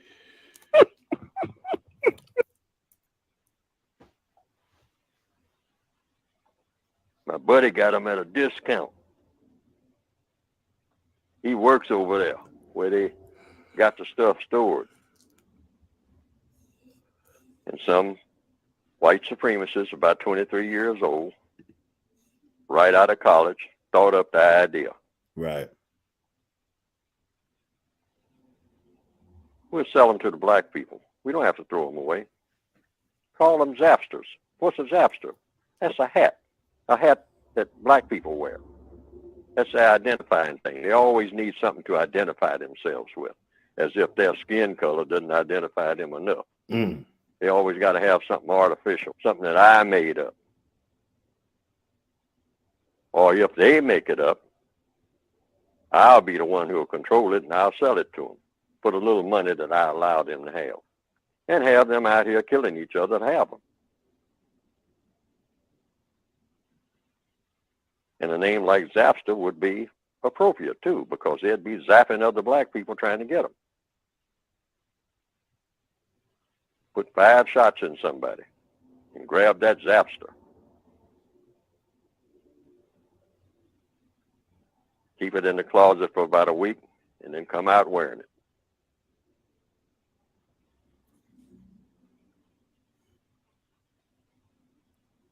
A hubcap. That's the way millions of us think. Right. Rather than say, wait a minute. I'm not doing nothing of the kind. I'm not going out and buying none of that stuff. I'm not going to even wear it if they give it to me. I'm going to start doing some thinking for the first time in my existence on my own. That's right. That's right. Zapsters. That's right. That's real spill. Real spill. That's right. That's right. Now, Charleston White, I see what he, where he could be effective. He definitely got some traction. Now you see, though, you see a person who's really speaking the real message and not looking for no shock value shit. Now I understand the commercial, right? But like he just said, with the whole Zapster thing, here's what we need to be doing. I don't gotta cuss you out. I don't gotta try to make you emotional.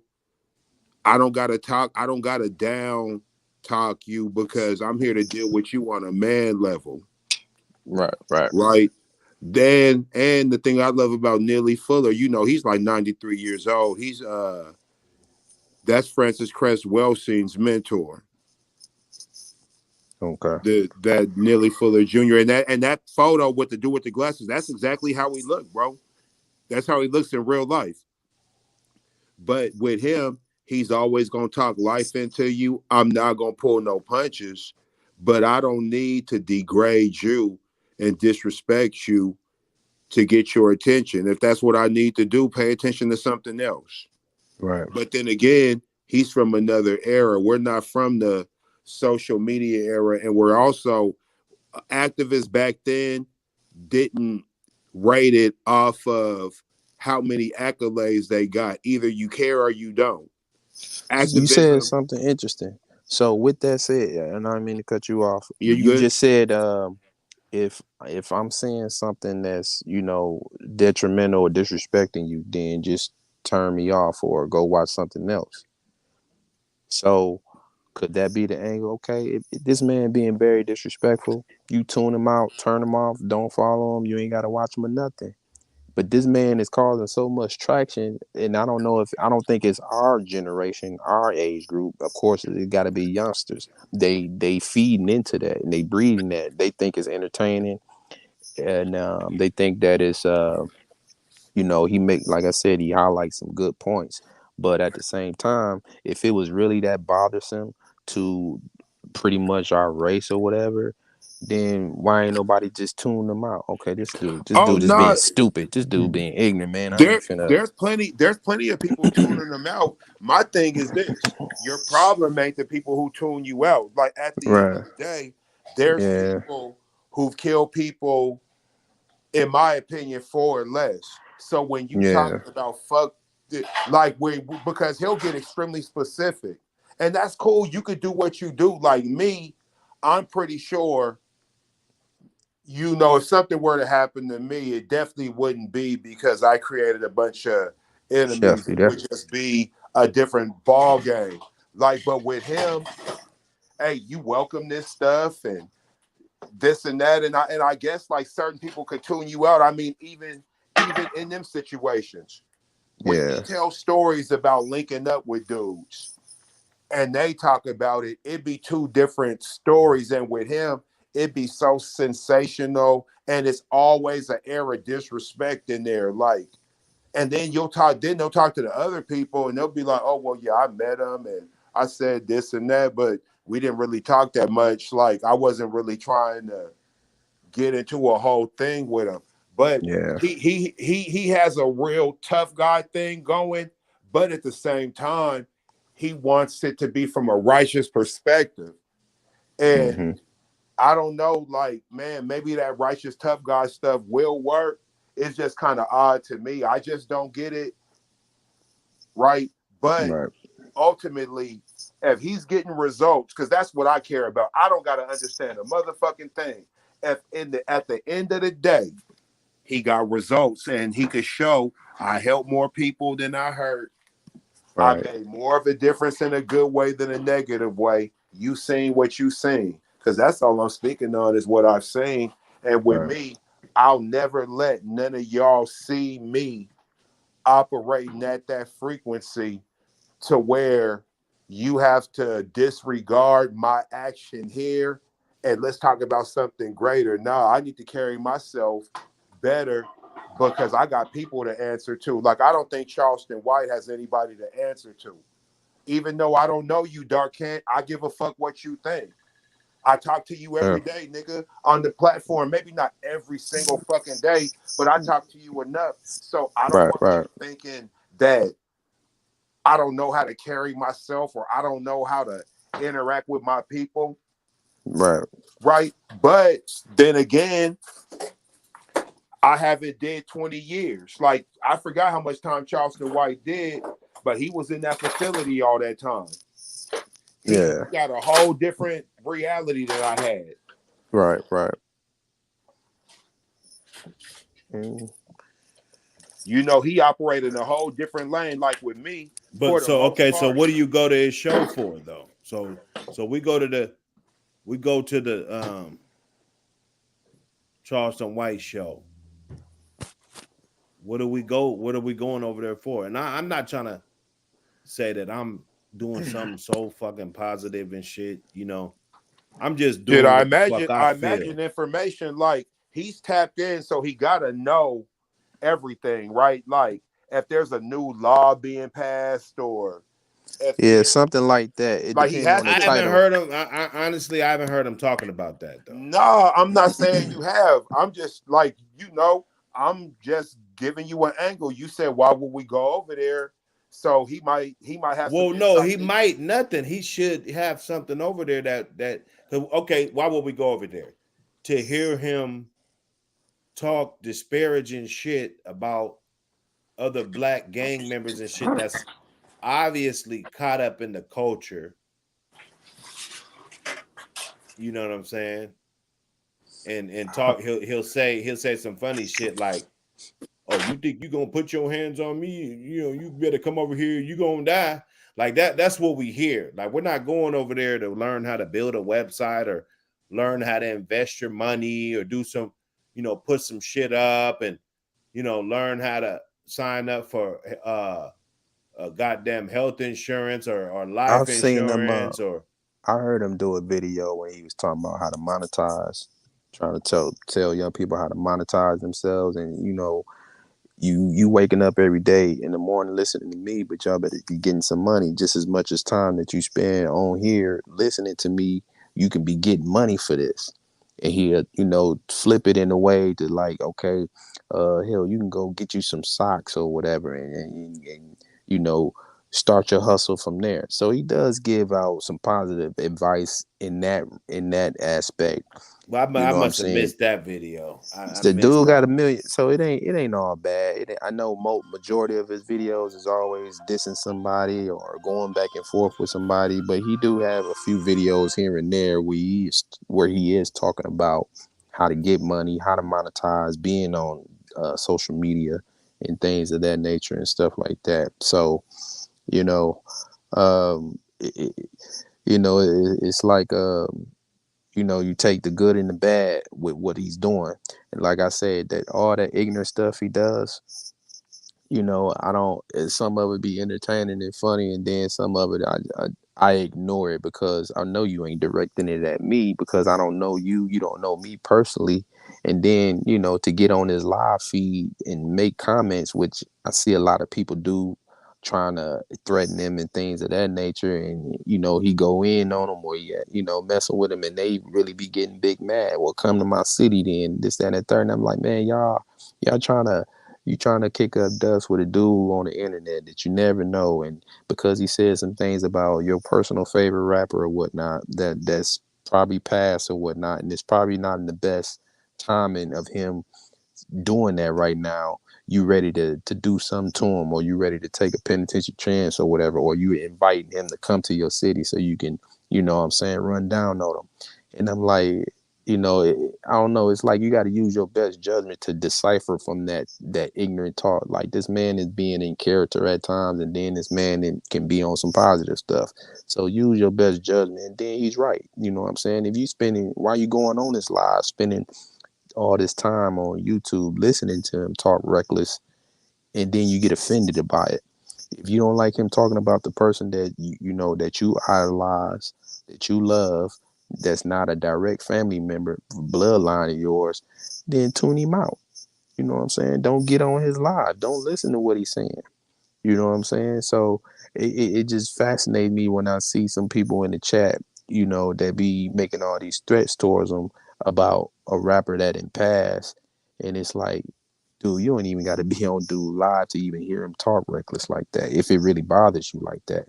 And I think, me personally, in my opinion, as black men in our psyches, man, we got to find a way to get control of that. As Chef was mentioning, our emotions, controlling our emotions. Because a split second, all it takes is a split second of a reaction to something, and that can cost you your whole life. You know what I'm saying? You mentioned the hood. You know, you got guys who doing football numbers. You know, guys who doing football numbers or whatever. And maybe it came from them, you know, reacting before thinking, before they react, and just reacted. You know what I'm saying? I know it's a lot of brothers out there like that, you know what I'm saying, that react before they think. And it's like, okay, how do we get a hold on that?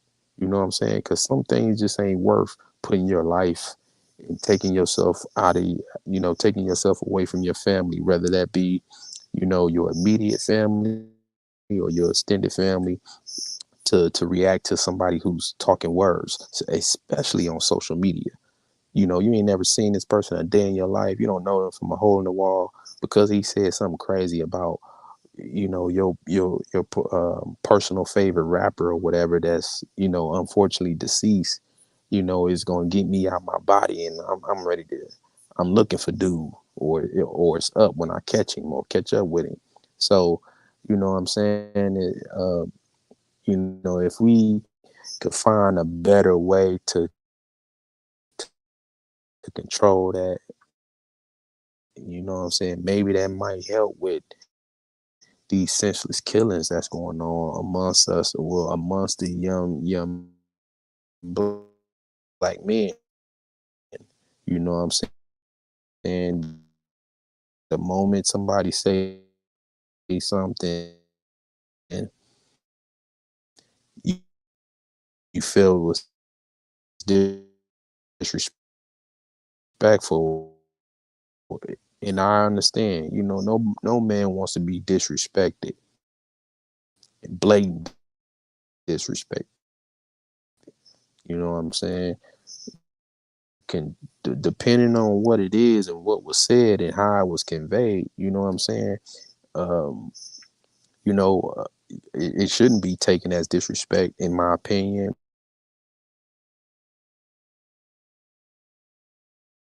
But young black disagree on how we knocking each other, walk away. Okay, we just agree to disagree. And, you know, you go home, your family, I'm going home to mine. And, you know, everybody wins.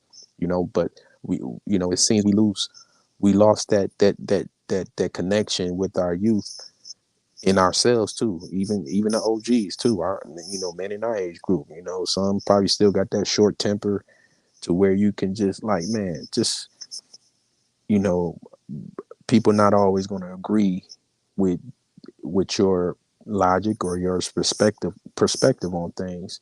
So, you know, how do you deal with that? Okay, I can just leave it alone. Or if this is really getting me bothered, or really getting me heated, let me just go cool off, or, you know, walk away from that situation, or just dead it altogether. Okay, bro, you know what I'm saying? You got it. Hey, I'm just gonna agree to disagree. We ain't seen that, you know, we can move on to something else. We ain't want to keep beating a dead horse, because it ain't nothing that you're saying that's gonna convince me to change however I feel about something. And it's nothing, I'm pretty sure, that I'm saying is going to change with how you feel. So let's just dead it all together. Then we can't come to no understanding that we just got a difference of opinions on this. You know what I'm saying? But at least we can walk away from it alive. Or if it's, back in the day, I remember, okay, we finna throw on the gloves then. We gonna shoot them from the shoulders. Okay. You know what I'm saying? Okay, you get some shots in on me, I got some shots in on you. We got that testosterone now, got that animosity out. Okay, it's over with. We done. We shake hands or whatever. Okay, it's over with. You know what I'm saying? But now it's, you say the wrong thing, these brothers ready to pull the trigger on you. Or you say something that rubbed them the wrong way, or you said something about my partner, I got to get at you. I mean, So but look, well, here's what I'm gonna say with that. I done seen him threaten people with firearms. Like this is the whole thing. Like he he's did. part of the cure and he's part of the problem. Like I just want him to make a decision. It don't really matter what decision he make, because I'm gonna continue to fight for my people with or without the nigga. I'm just saying. Absolutely. I'm just saying, you don't get to play both sides, I right? feel you. I got Either you. be a tough guy or get over here with us where we trying to make a difference, period. So all that, you'll die. What I'm going to just say, protect yourself. Right? Protect yourself. All that, we ain't looking to get into no shootout with no black men. We ain't going back and forth. Right. Nigga, I'm not trying to do no celebrity boxing matches. I'm not talking about I can get all my family and we can fight your whole family. Nah, bro, that shit counterproductive. Exactly. And what I'm here to do, I'm here to critique what he doing wrong. I'm not here to praise what you doing right. You supposed to do that shit right. That's what a coach is for, nigga. I'm here to coach you, nigga. And what he need to understand is that the best coaches, they don't give praise, they give correction. And right now, you're in need of correction. You need to chill out. You need to stop the nigga shit. You need to stop trying to go viral. You need to stop having a motherfucking video for every weak ass conflict that you get into, because you and that nigga you going back and forth with ain't gonna do nothing. You gonna wake up in the morning, put on a bow tie, put on a golf hat, and you gonna go ask these white people for some money. And that's what you should be doing. Right? Yeah. But because that like at the end of the day, that's what I would want Charleston White to do. Man, you ain't got nothing to prove to me, bro. You already did a bunch of time for being involved with some dumb shit. Right? So let's move forward. Let's get into a different vein of this shit. And let's really make this happen, because you got our attention. That's what you wanted. Yeah.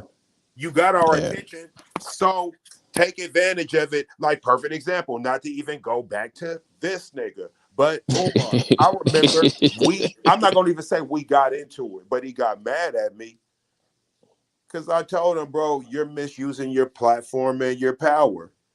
And if you misuse your platform and power, there's no way we could trust you with a kingdom. He didn't like that. I'm just like, bro, and that's the thing. So I'm your boy, bro.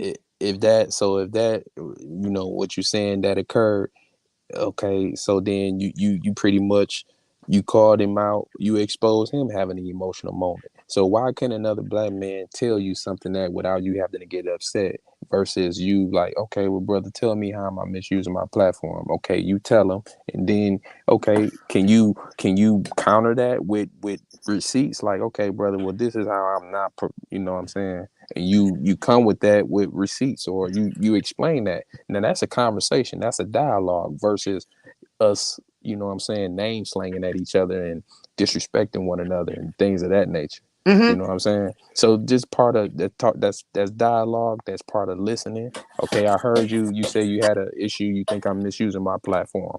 I'm listening to you and what you saying, or you critiquing me. Okay, so in your critique, you know what I'm saying, it's some I could take away from it, and then it's some I disagree with you. And I'm gonna tell you the ones that I disagree with you about.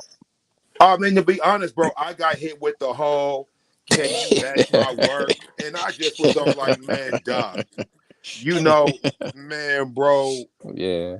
I know you. You don't know me. I met you before, bro. Like, all I'm doing is telling you you could easily look. I'm the deaf chef. All you gotta do, type that shit in and just watch how much deaf shit pop up. Deaf chef shit. So think about all the shit I do that there's no record of. Like, I'm serious, bro. There's probably a record of like 5% of what I do. I don't care about none of that, but my people should be able to come to you and say, what you're doing is problematic, right? Now, the thing is that if you want to compare yourself to a drill rapper, hey, man, you know what? I don't really know if this is the position for you. You comparing yourself to a drill rapper? Oh, man, bruh. I mean, I know I'm older than you, but if you need a big bro, if you need a father figure or some shit like that, I'll play that role for you, because clearly you got the power, but you don't really know what to do with it, and you trying to impress the wrong people. Right? And you trying to use the wrong antics. And at the end of the day, all this shit you talking about, that you ain't on that. And if you are on that, we need to get you gone. Right? Right, you ain't like that. But if you are like that, I don't want you being a leader in my community. Yeah. Because the last thing we need is a leader who, I'll see black men I don't know, I'll just call the police on them. Or instead of me saying, hey, brother, what's the problem? I tell the nigga, yeah, you come up on me, you'll die. Bro, you think a black man is scared of dying? All you did was just draw a line in the sand. That's all you did. Why would you do that? I thought that you was a leader. I thought you was trying to save us. Right. So don't be inviting the drama. I follow what y'all saying. Yeah. Fuck, I need, man, come on, bro. Fuck, I need some drama with you for, especially I'm running around. I'm calling myself dealing with unfair, all this and that. I'm dealing with business redlining, food deserts, things way more important than my ego. Right? See, here's some ego shit. I make 10, 15K a month. I got a whole warehouse full of shit. I got $500,000 in equipment and all like that. Okay, but with all that, black people still control 1/2 of 1% of America's wealth. Nobody gives a fuck about your weak little business, nigga. I'm talking about myself right now. If I did try to play with black people like that, right? With me, what I completely overstand, that's tokenism. That's where I hit white people all the time, where they'd be like, oh, well, you did it, and that's tokenism. There's always going to be a successful nigga for you to point out and say, well, if you did it, why can't they do it? I'm not even doing that well. I'm 48 years old, and I got a bunch of shit in theory, right? Like I just said, oh, I got $500,000 worth of equipment. I bet you if I tried to sell it today, it wouldn't be $500,000. It's interesting you say that, because that's like when Bron posted or announced that he had billionaire status. But we know, okay, you had billionaire status. You know, congrats to you, but we know who that's controlled by. We know where it's controlled. You can't speak on this KYRIE thing. You can't ain't gonna say be a at that. motherfucking thing unless. He had to talk against it in a way. Facts. You know what I'm saying? He had to talk against it, because you don't want to lose that billionaire status if you aligning yourself with him. Or if you feel like, hey, I don't think KYRIE, if you would have just said that, I don't think KYRIE did nothing wrong, your stock gonna drop. Man. Just they gonna do you like, yay. You already know. Period. So, and what's so cold, when Kanye went on that show and they asked him about being a billionaire, and he had said, well, that's what I'm worth. And they were like, oh, well, did it. And he said, well, white men, when they're billionaires, they have $1 billion. That's what, when you're white, that's what makes you a billionaire, having $1 billion. Right. I'm a billionaire because they said that I don't have $1 billion. Right. And so, you know, I forgot exactly what show, and they got that conversation out the way quick. Where I was all like, "Oh, you didn't answer that the way they expected." Right. They expected you to say, "Oh yeah, and if you work hard," he was just like a billionaire. Man, come on, man. I do not have $1 billion. And even when he was just on Pierce Morgan, he even said, I have $120 million in the bank. That billion, that's all tied up in stuff I don't control. Right. And Oh, if you did have access to utilize it to however he wanted to, that would be control. Like if he wanted, you know what, I want to put some grocery stores in Chicago. I want to put some schools up. You know that's going to get control. Right. They go, no, you can't do that. No, that's, you know what I'm saying? Yep. Or I'm finna, you know, go pay off. I want to go buy the projects up in there, so people ain't got to pay no more rent. No, hell no. I think Jay-Z, I don't know if he tried to make an attempt to buy Marcy projects. They ain't finna let you do that. Try to go buy the whole building. Nah, they ain't finna let you buy the whole project. What? So you can, you know what I'm saying, you know, stimulate where you probably won't even charge no rent to your people. That's a form of, you know, you trying to stimulate you know what I'm saying, the economic amongst your people in a way. So even if you did come like that, you know, if you had the bread or had the resources to say, you know what, I'm finna go go back to my neighborhood and buy everybody houses, pay everybody houses off. Yeah, I've even seen the brother Slim Thug do something like that. You know what I'm saying? He was building houses. I think in his hood or whatever, he was building houses. You know what I'm saying, for black folks. So, but yeah, man. You know, it's the money source is control. You limit to what you can do if you're thinking outside the box other than yourself, and you really trying to help your people. You know what I'm saying? If it's not to their liking, they're gonna, you know, close the door on it, sabotage it, or, you know, give you some type of reason why you can't do that. But hey, I thought I was at billionaire status, or I thought you know, this is something I earned. So, yeah. No, real spit. But yeah, I get what y'all saying though, man. You know, the brother, you know what I'm saying? It's not all bad, but some things, yeah, he can take a little too far. And it just be like, man, why people get let this man get under their skin? He's purposely doing that. It's like he wants you to react to it. But if you tune him out or don't even pay him no mind when he be on that, I mean, But like, that's what here's the whole thing. That's what he's there for. Like, for instance, bro, okay, I used to troll a lot on Facebook, right? Just saying stuff that I know would get attention, and I would say shit to make people mad. Like, yes, I used to come on with the intent of that. Then I realized, bro, that's all that happens with my people. And I'm doing this knowing my people are emotional. I'm gonna say this. And you know, it was hella smart at the time till I realized how dumb I was being. And it's all like, bro, if you fucking know black people are emotional, why you playing with them, bro?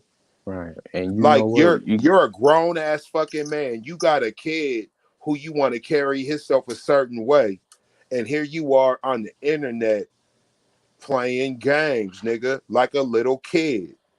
Yeah. Right? And that's when I had to realize the last thing black people need from me is antagonism. Yeah. They don't need me trolling.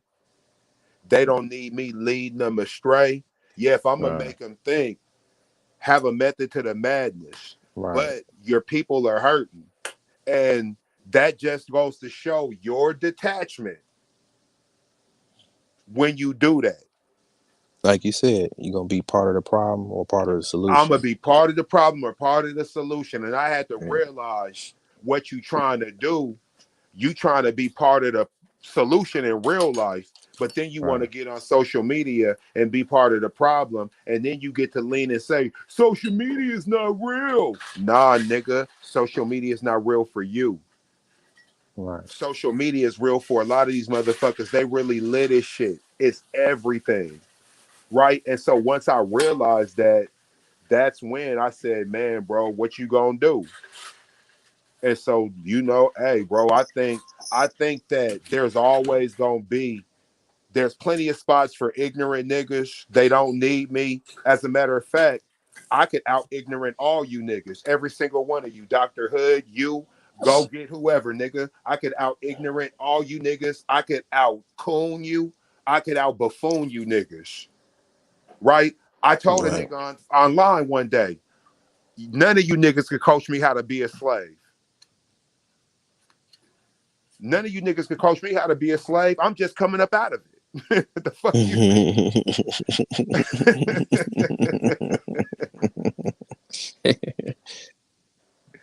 Right. And then when you think about who, in all honesty, you know what I'm saying, who would want to make that a sport?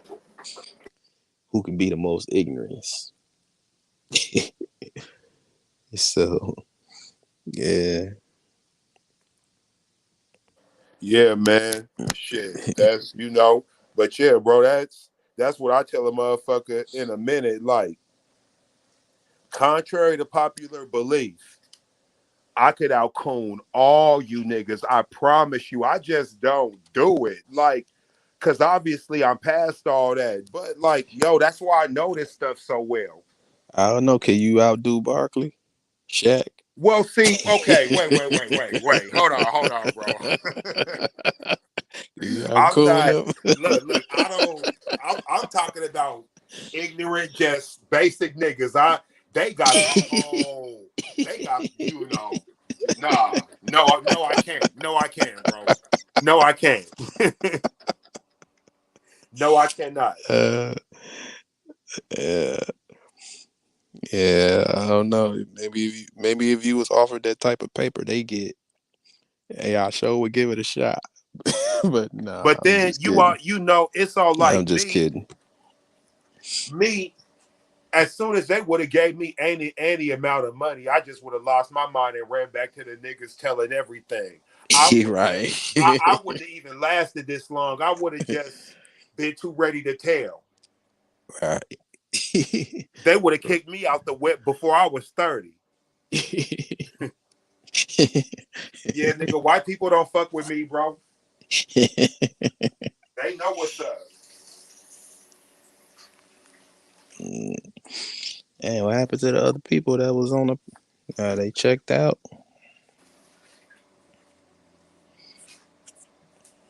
Yeah, they know what's up with me. Where Dr. Hood at?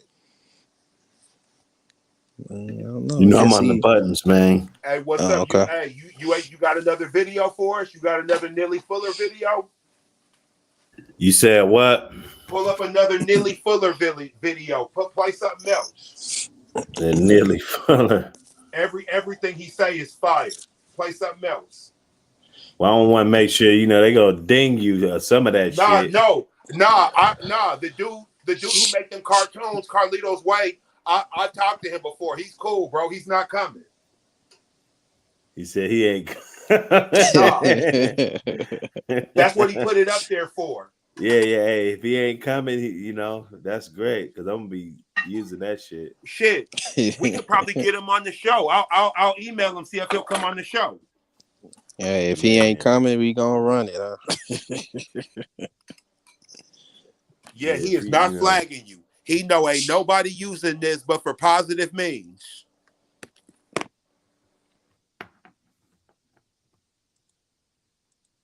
Yes, sir. Yeah, your boy KYRIE making noise. Yeah, I thought he stood on his thing, though. Like whatever he believed in, he stood on it. Yeah. They tried to shake him up, even though he kind of wavered a little bit, just a tad, but he held it square. It was real professional. I want to see how this play out. Like at the end of this contract, if he's going to, renew, or if they going to let him go. The Nets, that is, and just try to blackball him out the lead altogether, or maybe he just may retire. Well, he's seeing all the LeBrons and all the superstars are siding against him, so it would be easy to get rid of Kyrie at that point.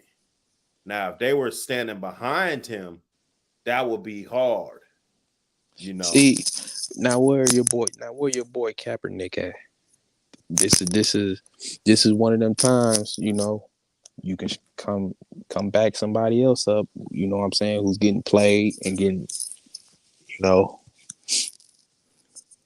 where you at, man? Come out the shadows. You went through something similar, right? So they got Ye and Kanye, you know what I'm saying? They got them in the fire with this. Where you at? By a person being experienced by going through something similar like this, right? So I kind of personally felt that I don't know if Kaepernick, his stance was really genuine like that. Was it just all about just getting traded? You got pissed off because they wasn't going to trade you. And then you use that angle about the police brutality type stuff in the knee. But then, after, they get you out the league, and blackballed and whatnot, but you end up getting a $20 million Nike deal. You know what I'm saying? To keep quiet for a little bit. So, I don't know. Maybe I could be wrong, but that's how it just kind of seemed like. And now you ain't heard from him in a minute when he tried to get back in, and they still didn't. You have to have emotions. But gasoline separated from the engine gets you what? Nothing. As long as the gas is in the tank or in that pump over there at the filling station and is not connected with your engine in any way, you'll just have a gas pump that's full of gas. It'll be excellent gas, and it serves a purpose. Gasoline serves a purpose, serves a lot of purposes. I mean, it's very useful, and it's sitting over there in that pump. But you have to put the gas in the tank, and from the tank, the gasoline goes into the engine, and now you got what? You got some action going. But if that gas pump is in that filling station, and your car is parked right next to that gas pump, and there's no connection between your car, engine, and the gas pump, I'm talking about logic now. It'll sit there, both the gas pump and the car and the engine will sit there forever until finally the gas will just evaporate and go somewhere else where somebody wants to use gas, because that's the nature of the universe. It has an old saying, if you don't use it, you'll lose it. That's whatever it is. That's why you got to keep your body moving. Because if your body just sits still all the time, pretty soon it'll get to the place where it can't move. Because that's the kind of signals your body is getting. Your body receives signals. So when you send your body that kind of signal, don't move, and you just sit there in one spot, you'll get to the place where when you send a signal to your body, your mind sends a signal, say, okay, ready to get up now. You ain't going to be able to get up. That's right. Now, they have found that out. From what? From experience. Okay? We learn from things. Okay? That's what logic is. See, emotions have to be attached to logic. Like gasoline has to have a connection with that engine. And then you have to have sparks and fire and all like that. Things have to come together. Like I said earlier in this program, when we talked about that word separation. I mean, everything is interconnected. Everything that is ever created was created for a reason by the Creator. Now, we don't know the reasons. I've often asked. In fact, as a 10-year-old, I was asking, why is everything here? You know, why did they say that God made everything? Why did God make anything? Well, only God knows. I came to that conclusion, and only God is qualified to say. But we can say, well, evidently God wants us to do something while we are here, whatever we call God. Some of us don't believe in God, but we believe in something because we know that we didn't make ourselves. That's right. We know that we didn't, and if we made ourselves, we don't remember it. So that tells us something right there. How come you don't remember it if you made yourself? If you made yourself, how come? That's logic, all right? Not based on emotion. This based on pure logic, cause and effect. If you didn't make yourself, or if you did make yourself, don't you remember when you made yourself and what you made yourself out of? And when you decided to make yourself? I don't remember the day that I was born. I don't remember anything about it. They tell me it was a Monday and it was raining, stormy Monday. That kind of figures for me. I mean, because that's what it's been ever since. Okay, but that's another story. But, I'm talking about logic here. I'm talking about emotions being attached to logic. You have to attach your emotions to logic. Now, the white supremacists say, and they did this on the plantation, and they still do it now, right in an office building or wherever you happen to be. Negro, don't do any thinking. I'm a white person. Let me do the thinking. You do the acting.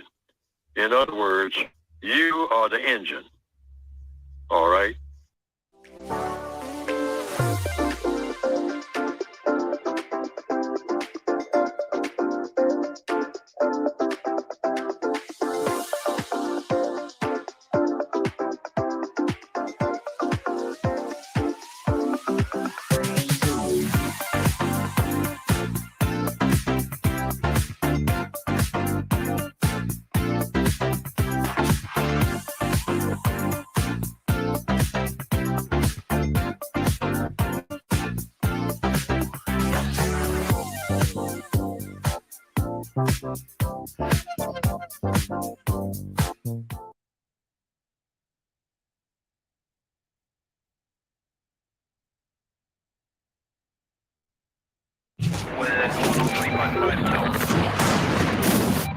Breakthroughs in science drive us forward. But what does it take to cross the line? To shift paradigms, we need more than a lone hero, more than a trailblazer heading into uncharted territory. Standing by for launch. Check Olivia status. Olivia standing by. Nigga, turn these commercials off. We have eyes on Olivia. 1 nautical mile to the I don't southeast. want to see this shit. 100, 2.5 meters, period 10. Man, what is this? Science is a team sport. Yo! Hey! Hood must have stepped away. Come on, man. Stand by for your check. Copy that. Holding course 329 degrees. 5, Hey! 4, 3, 2, 1. Are you ready to leap into tomorrow? That was a good point, Neely made, man. Logic connected to the emotion. Man, turn this commercial off. What is this nigga doing?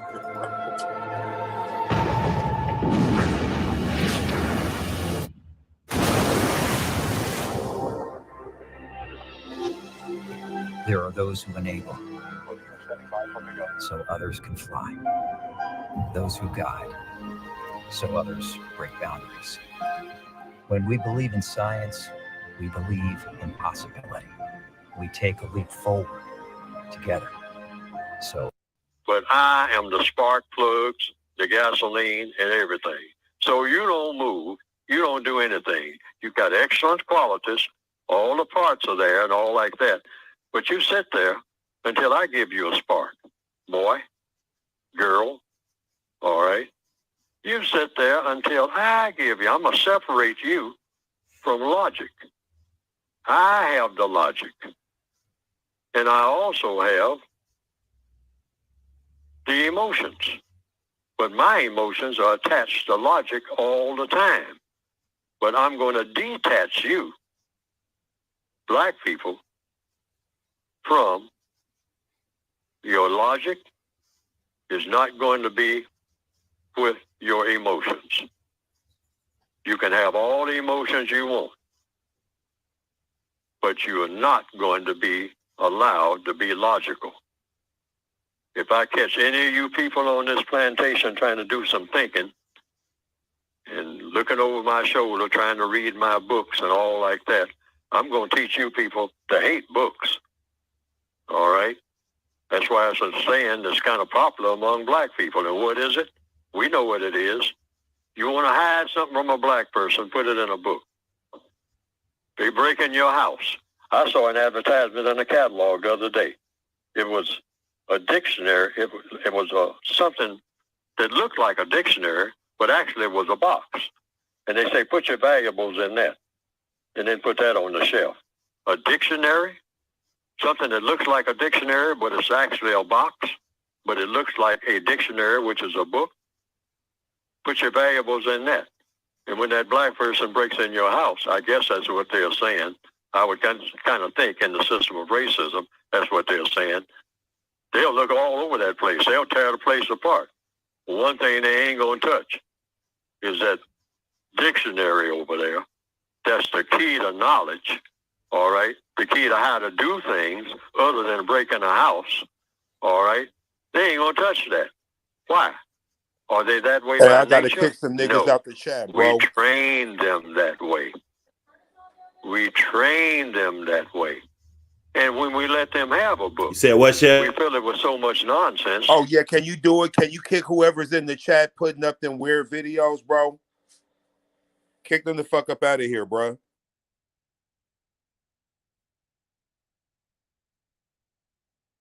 Y'all got wrenches, all y'all.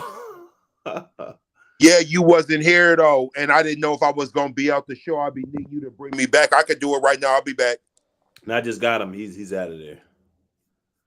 That boy's out of there. That they ain't that dumb. After a while, they get tired of reading something that's pure nonsense.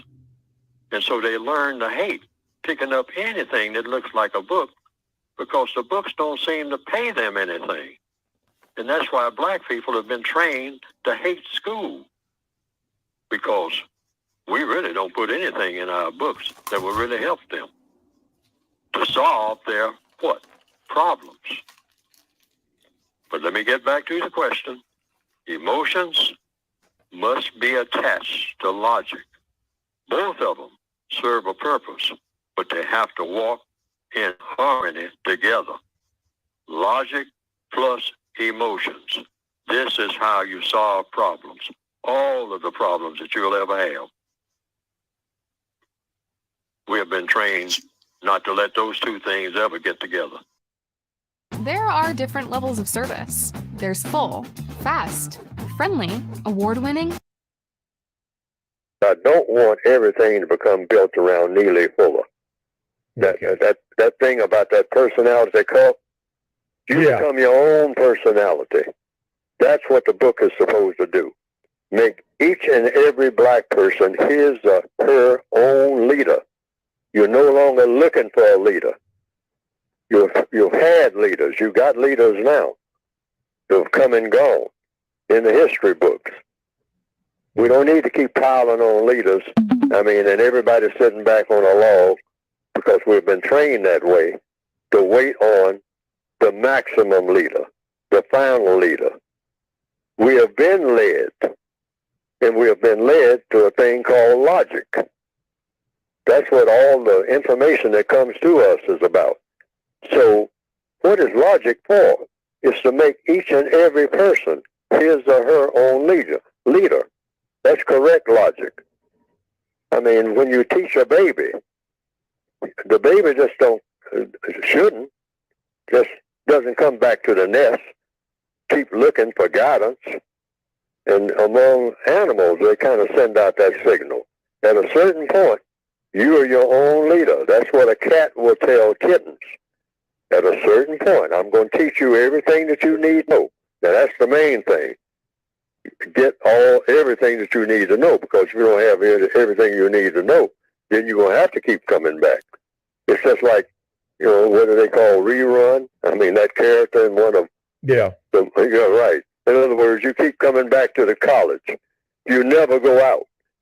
There's some people who become, I understand, I heard this term back in the 1940s, professional students. Well, we're all students because you're always supposed to be learning, but you're supposed to be able to learn something and hold on to it and be able to stand on your own 2 feet. Birds do that. Bees do that.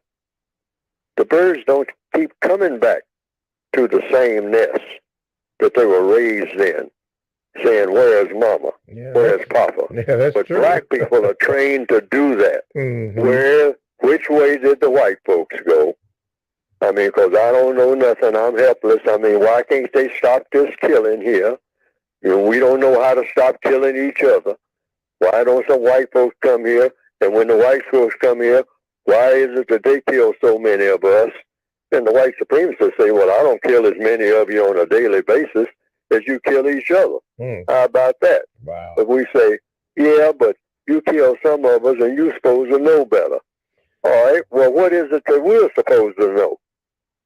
When we can't spend 10 minutes alone without going at each other's throats. Correct. And there's a reason for that. And we've been taught to do that. That's why we got to break training. Black culture, as it is now, is absolutely worthless.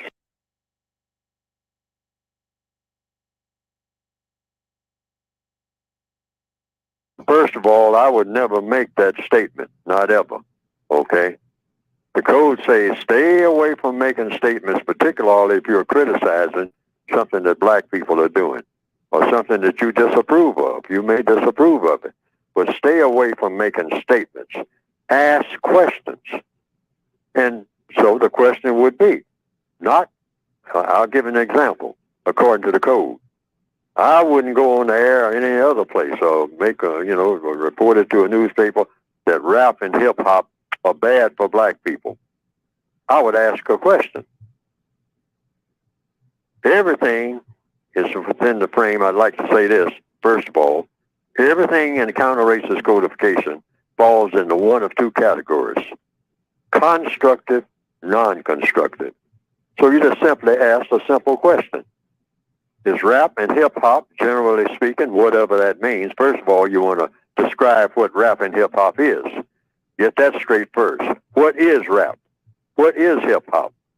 What's the difference between rap and hip-hop and other forms of what you might call communication or music genre or whatever it is you want to call it? And is it musical? First of all, is it music? Is it poetry? And let the person who is doing it explain what it is. All right? First of all, get that nailed down. What is rap? What is hip-hop? What's the difference between rap and hip-hop? Are they the same thing? Get all that threshed out first so that we'll all be on the same page. Then you say, now, are there different forms of it? All right? And what forms? What are all the different forms of it? What forms do they take? All right? And break all that down. See, these are questions because all problems are solved through the process of what? Questions and answers. Then you move on to the 3rd step, which is, okay, let's take it individually now. Let's use an example.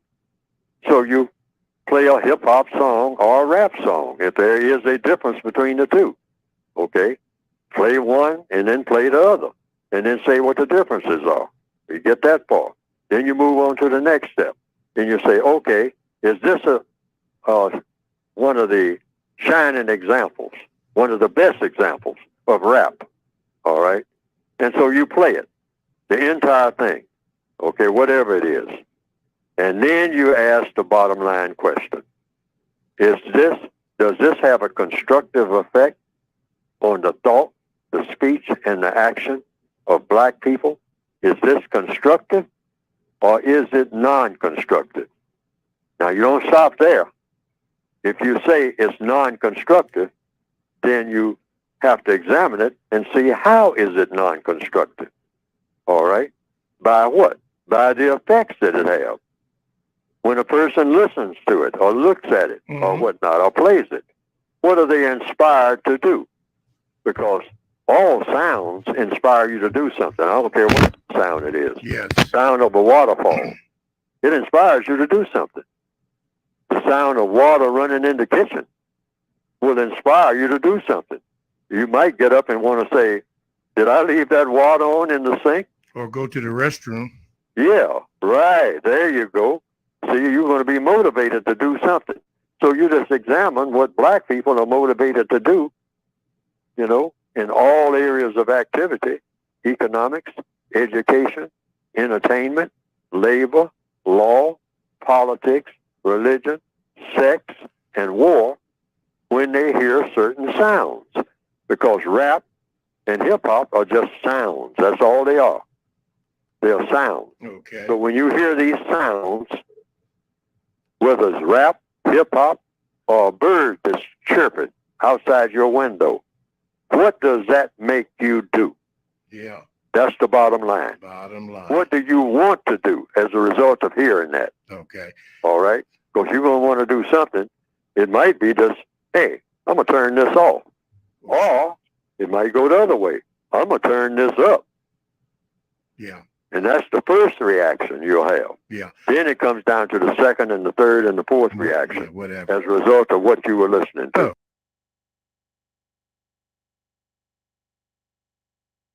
Brad, meet your new bandmate. Peyton, what's this? That's Bronco. He's not only a good boy, he's also covered by Nationwide, the #1 pet insurance in America. Holy cow. He's not a cow, Brad. He's a dachshund.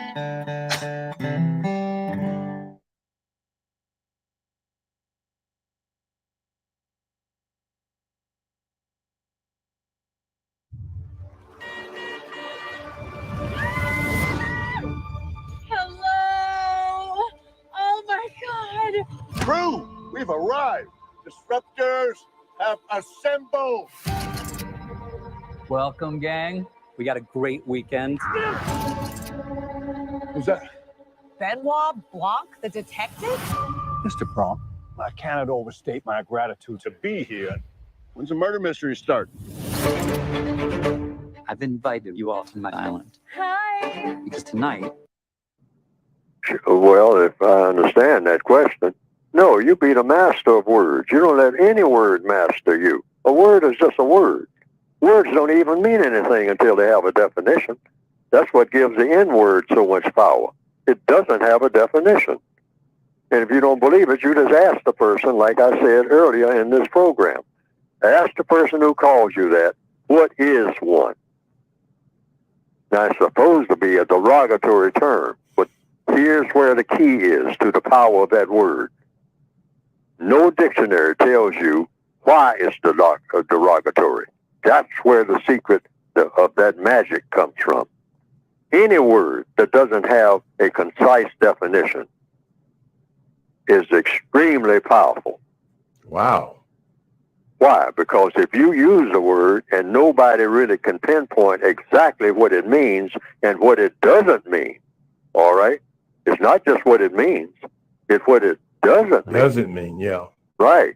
See, words have definitions, but you can use any word. You can make up a word right now and not give it a definition and go around applying it to different situations or different things or different people, and you can cause all kinds of havoc. All right? Yeah. With a word that does not have a definition. Why? Because you have control of the word. You have absolute control over a word that you invented and did not give a definition to. And you can go around and apply that word to things, you can apply it to people, you can apply it to animals, and you can cause all kinds of chaos. Because why? The people who take the word seriously, without knowing what the word is supposed to mean, exactly, and here again, without knowing what the word doesn't mean, all right? See, people don't even think about that. What is it, all the things that the word, the N-word, do not mean? Yes. Can you make a list of the things that this word does not apply to? Yeah. All right? No, the word has no boundaries. Why? Because it has no definition. And any word that doesn't have a definition has power. All right? I can call you something and laugh. And if you don't know what I'm calling you, I can drive you crazy. And I get other people to laugh when I use the word, but I apply it to you. I just apply it to nobody but you. This word fits you, but I don't give it a definition. I never tell you what it means or what it doesn't mean. But anytime I use it, you start feeling bad. And I start using it and get other people to use it. And they use it toward you. And you start feeling worse. Next thing you know, you're crazy. You have been driven absolutely insane. And I have complete control. But the formula is you simply ask questions. Because what does the code say? All problems are solved through the process of questions and answers. So if the N word is a problem, and with a lot of people, that word is a problem, it's no problem with me. I got complete control of that word. All right? It's no problem with me at all. You can call me that all day long in any setting, and it has absolutely no effect. Because of what? Because I understand what the white supremacists are doing with it. Only thing between me and somebody else is that I have that understanding that the word has a meaning, and the meaning is supposed to be derogatory when it's used toward me, but they don't say why. Okay. All right? So and that's the key. If you understand that, the word loses its power immediately. I mean, like you've been worried about the word forever, you can drop it right this minute. Simply by that formula. By that formula. I mean, it's gone. It's gone forever. Nobody can ever touch you with that word. I don't care what they do. I don't care how many white people sit around all day long and write it on the walls.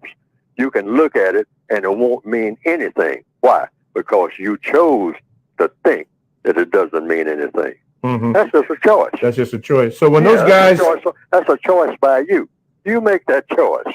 They know that. Okay. You know, you're the one running around in circles crying. I came to my desk today, and they had a big N word scrawled on my desk.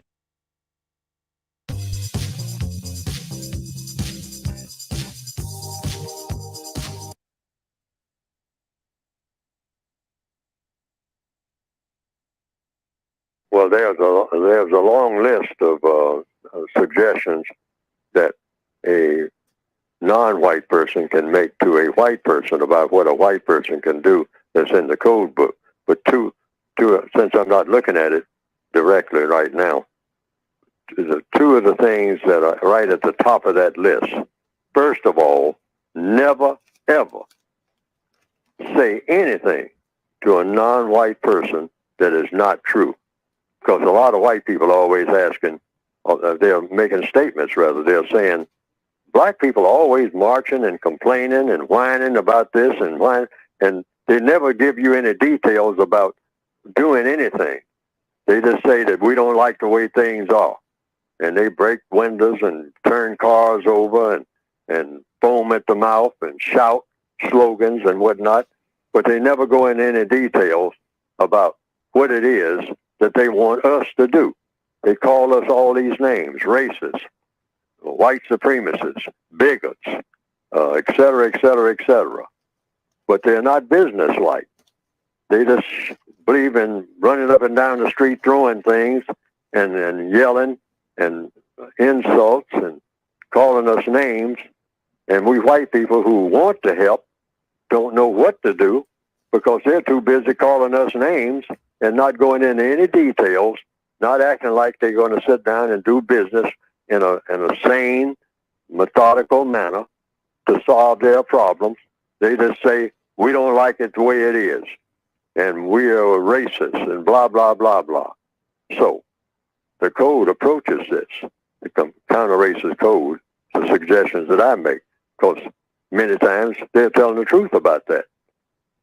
Back in the 1960s, some white people were asking that same question, just in that way. What do you want us to do?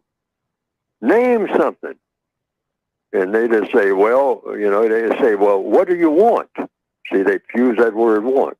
And I remember in one instance, the answer was from a group of black people was, well, what do we want? What do you got?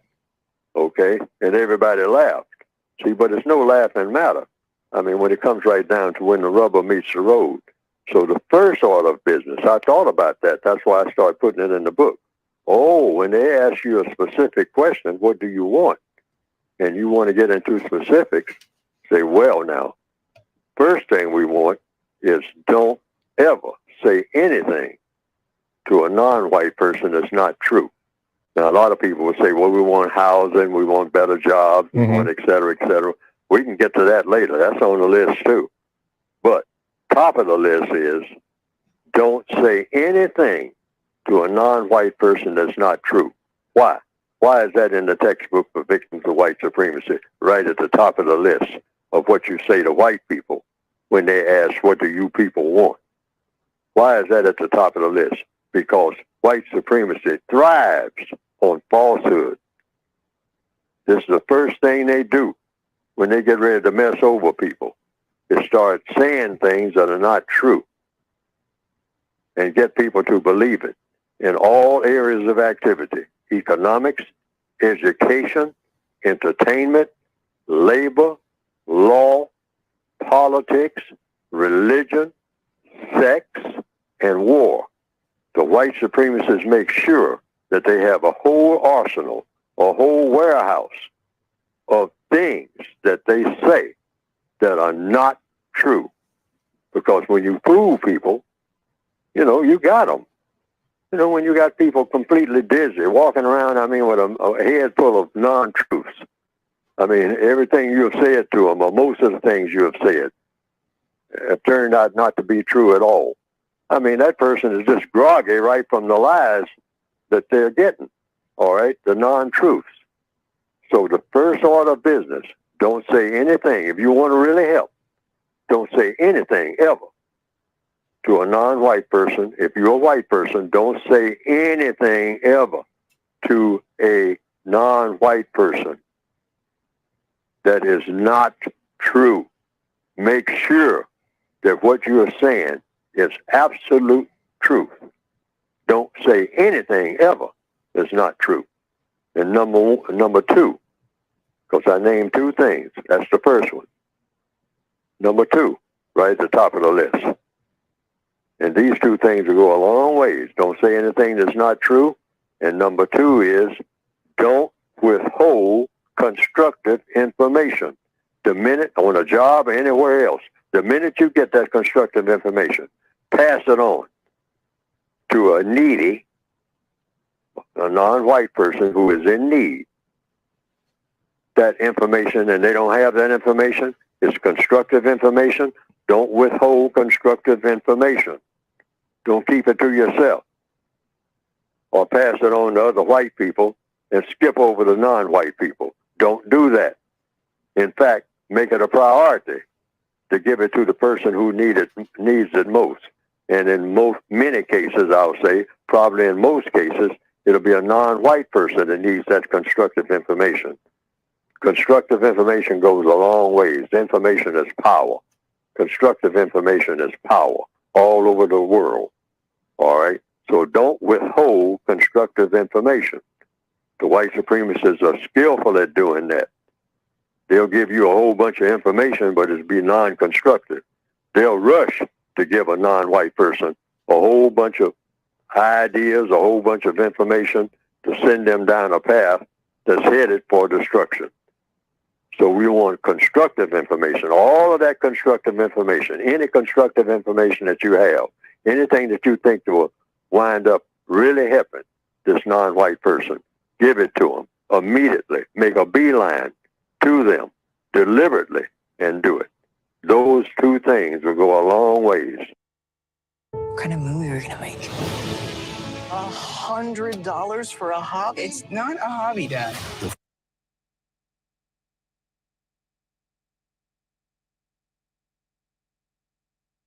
Yeah, buddy. Yeah, buddy. Neely Fuller. Yeah, I ain't gonna. All right, they keep doing the commercials. I can't sit here too long in between. But you know, appreciate everybody that came to the stream.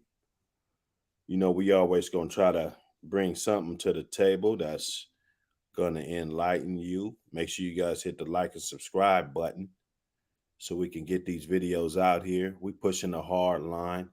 Hopefully we can cruise right through the summer, crank back up, and have this channel off the chain. You dig? Like I said, appreciate everybody that come out on the frequent, join the panel, all of that good stuff.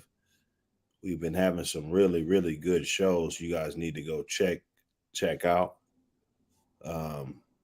You know, all the current events. You know, that's what we're doing. You know, vetting women, dating, relationships and hypergamy, all of the above. And no, we just gonna get up out of here though, so we can get to something else and finish the rest of this beautiful day.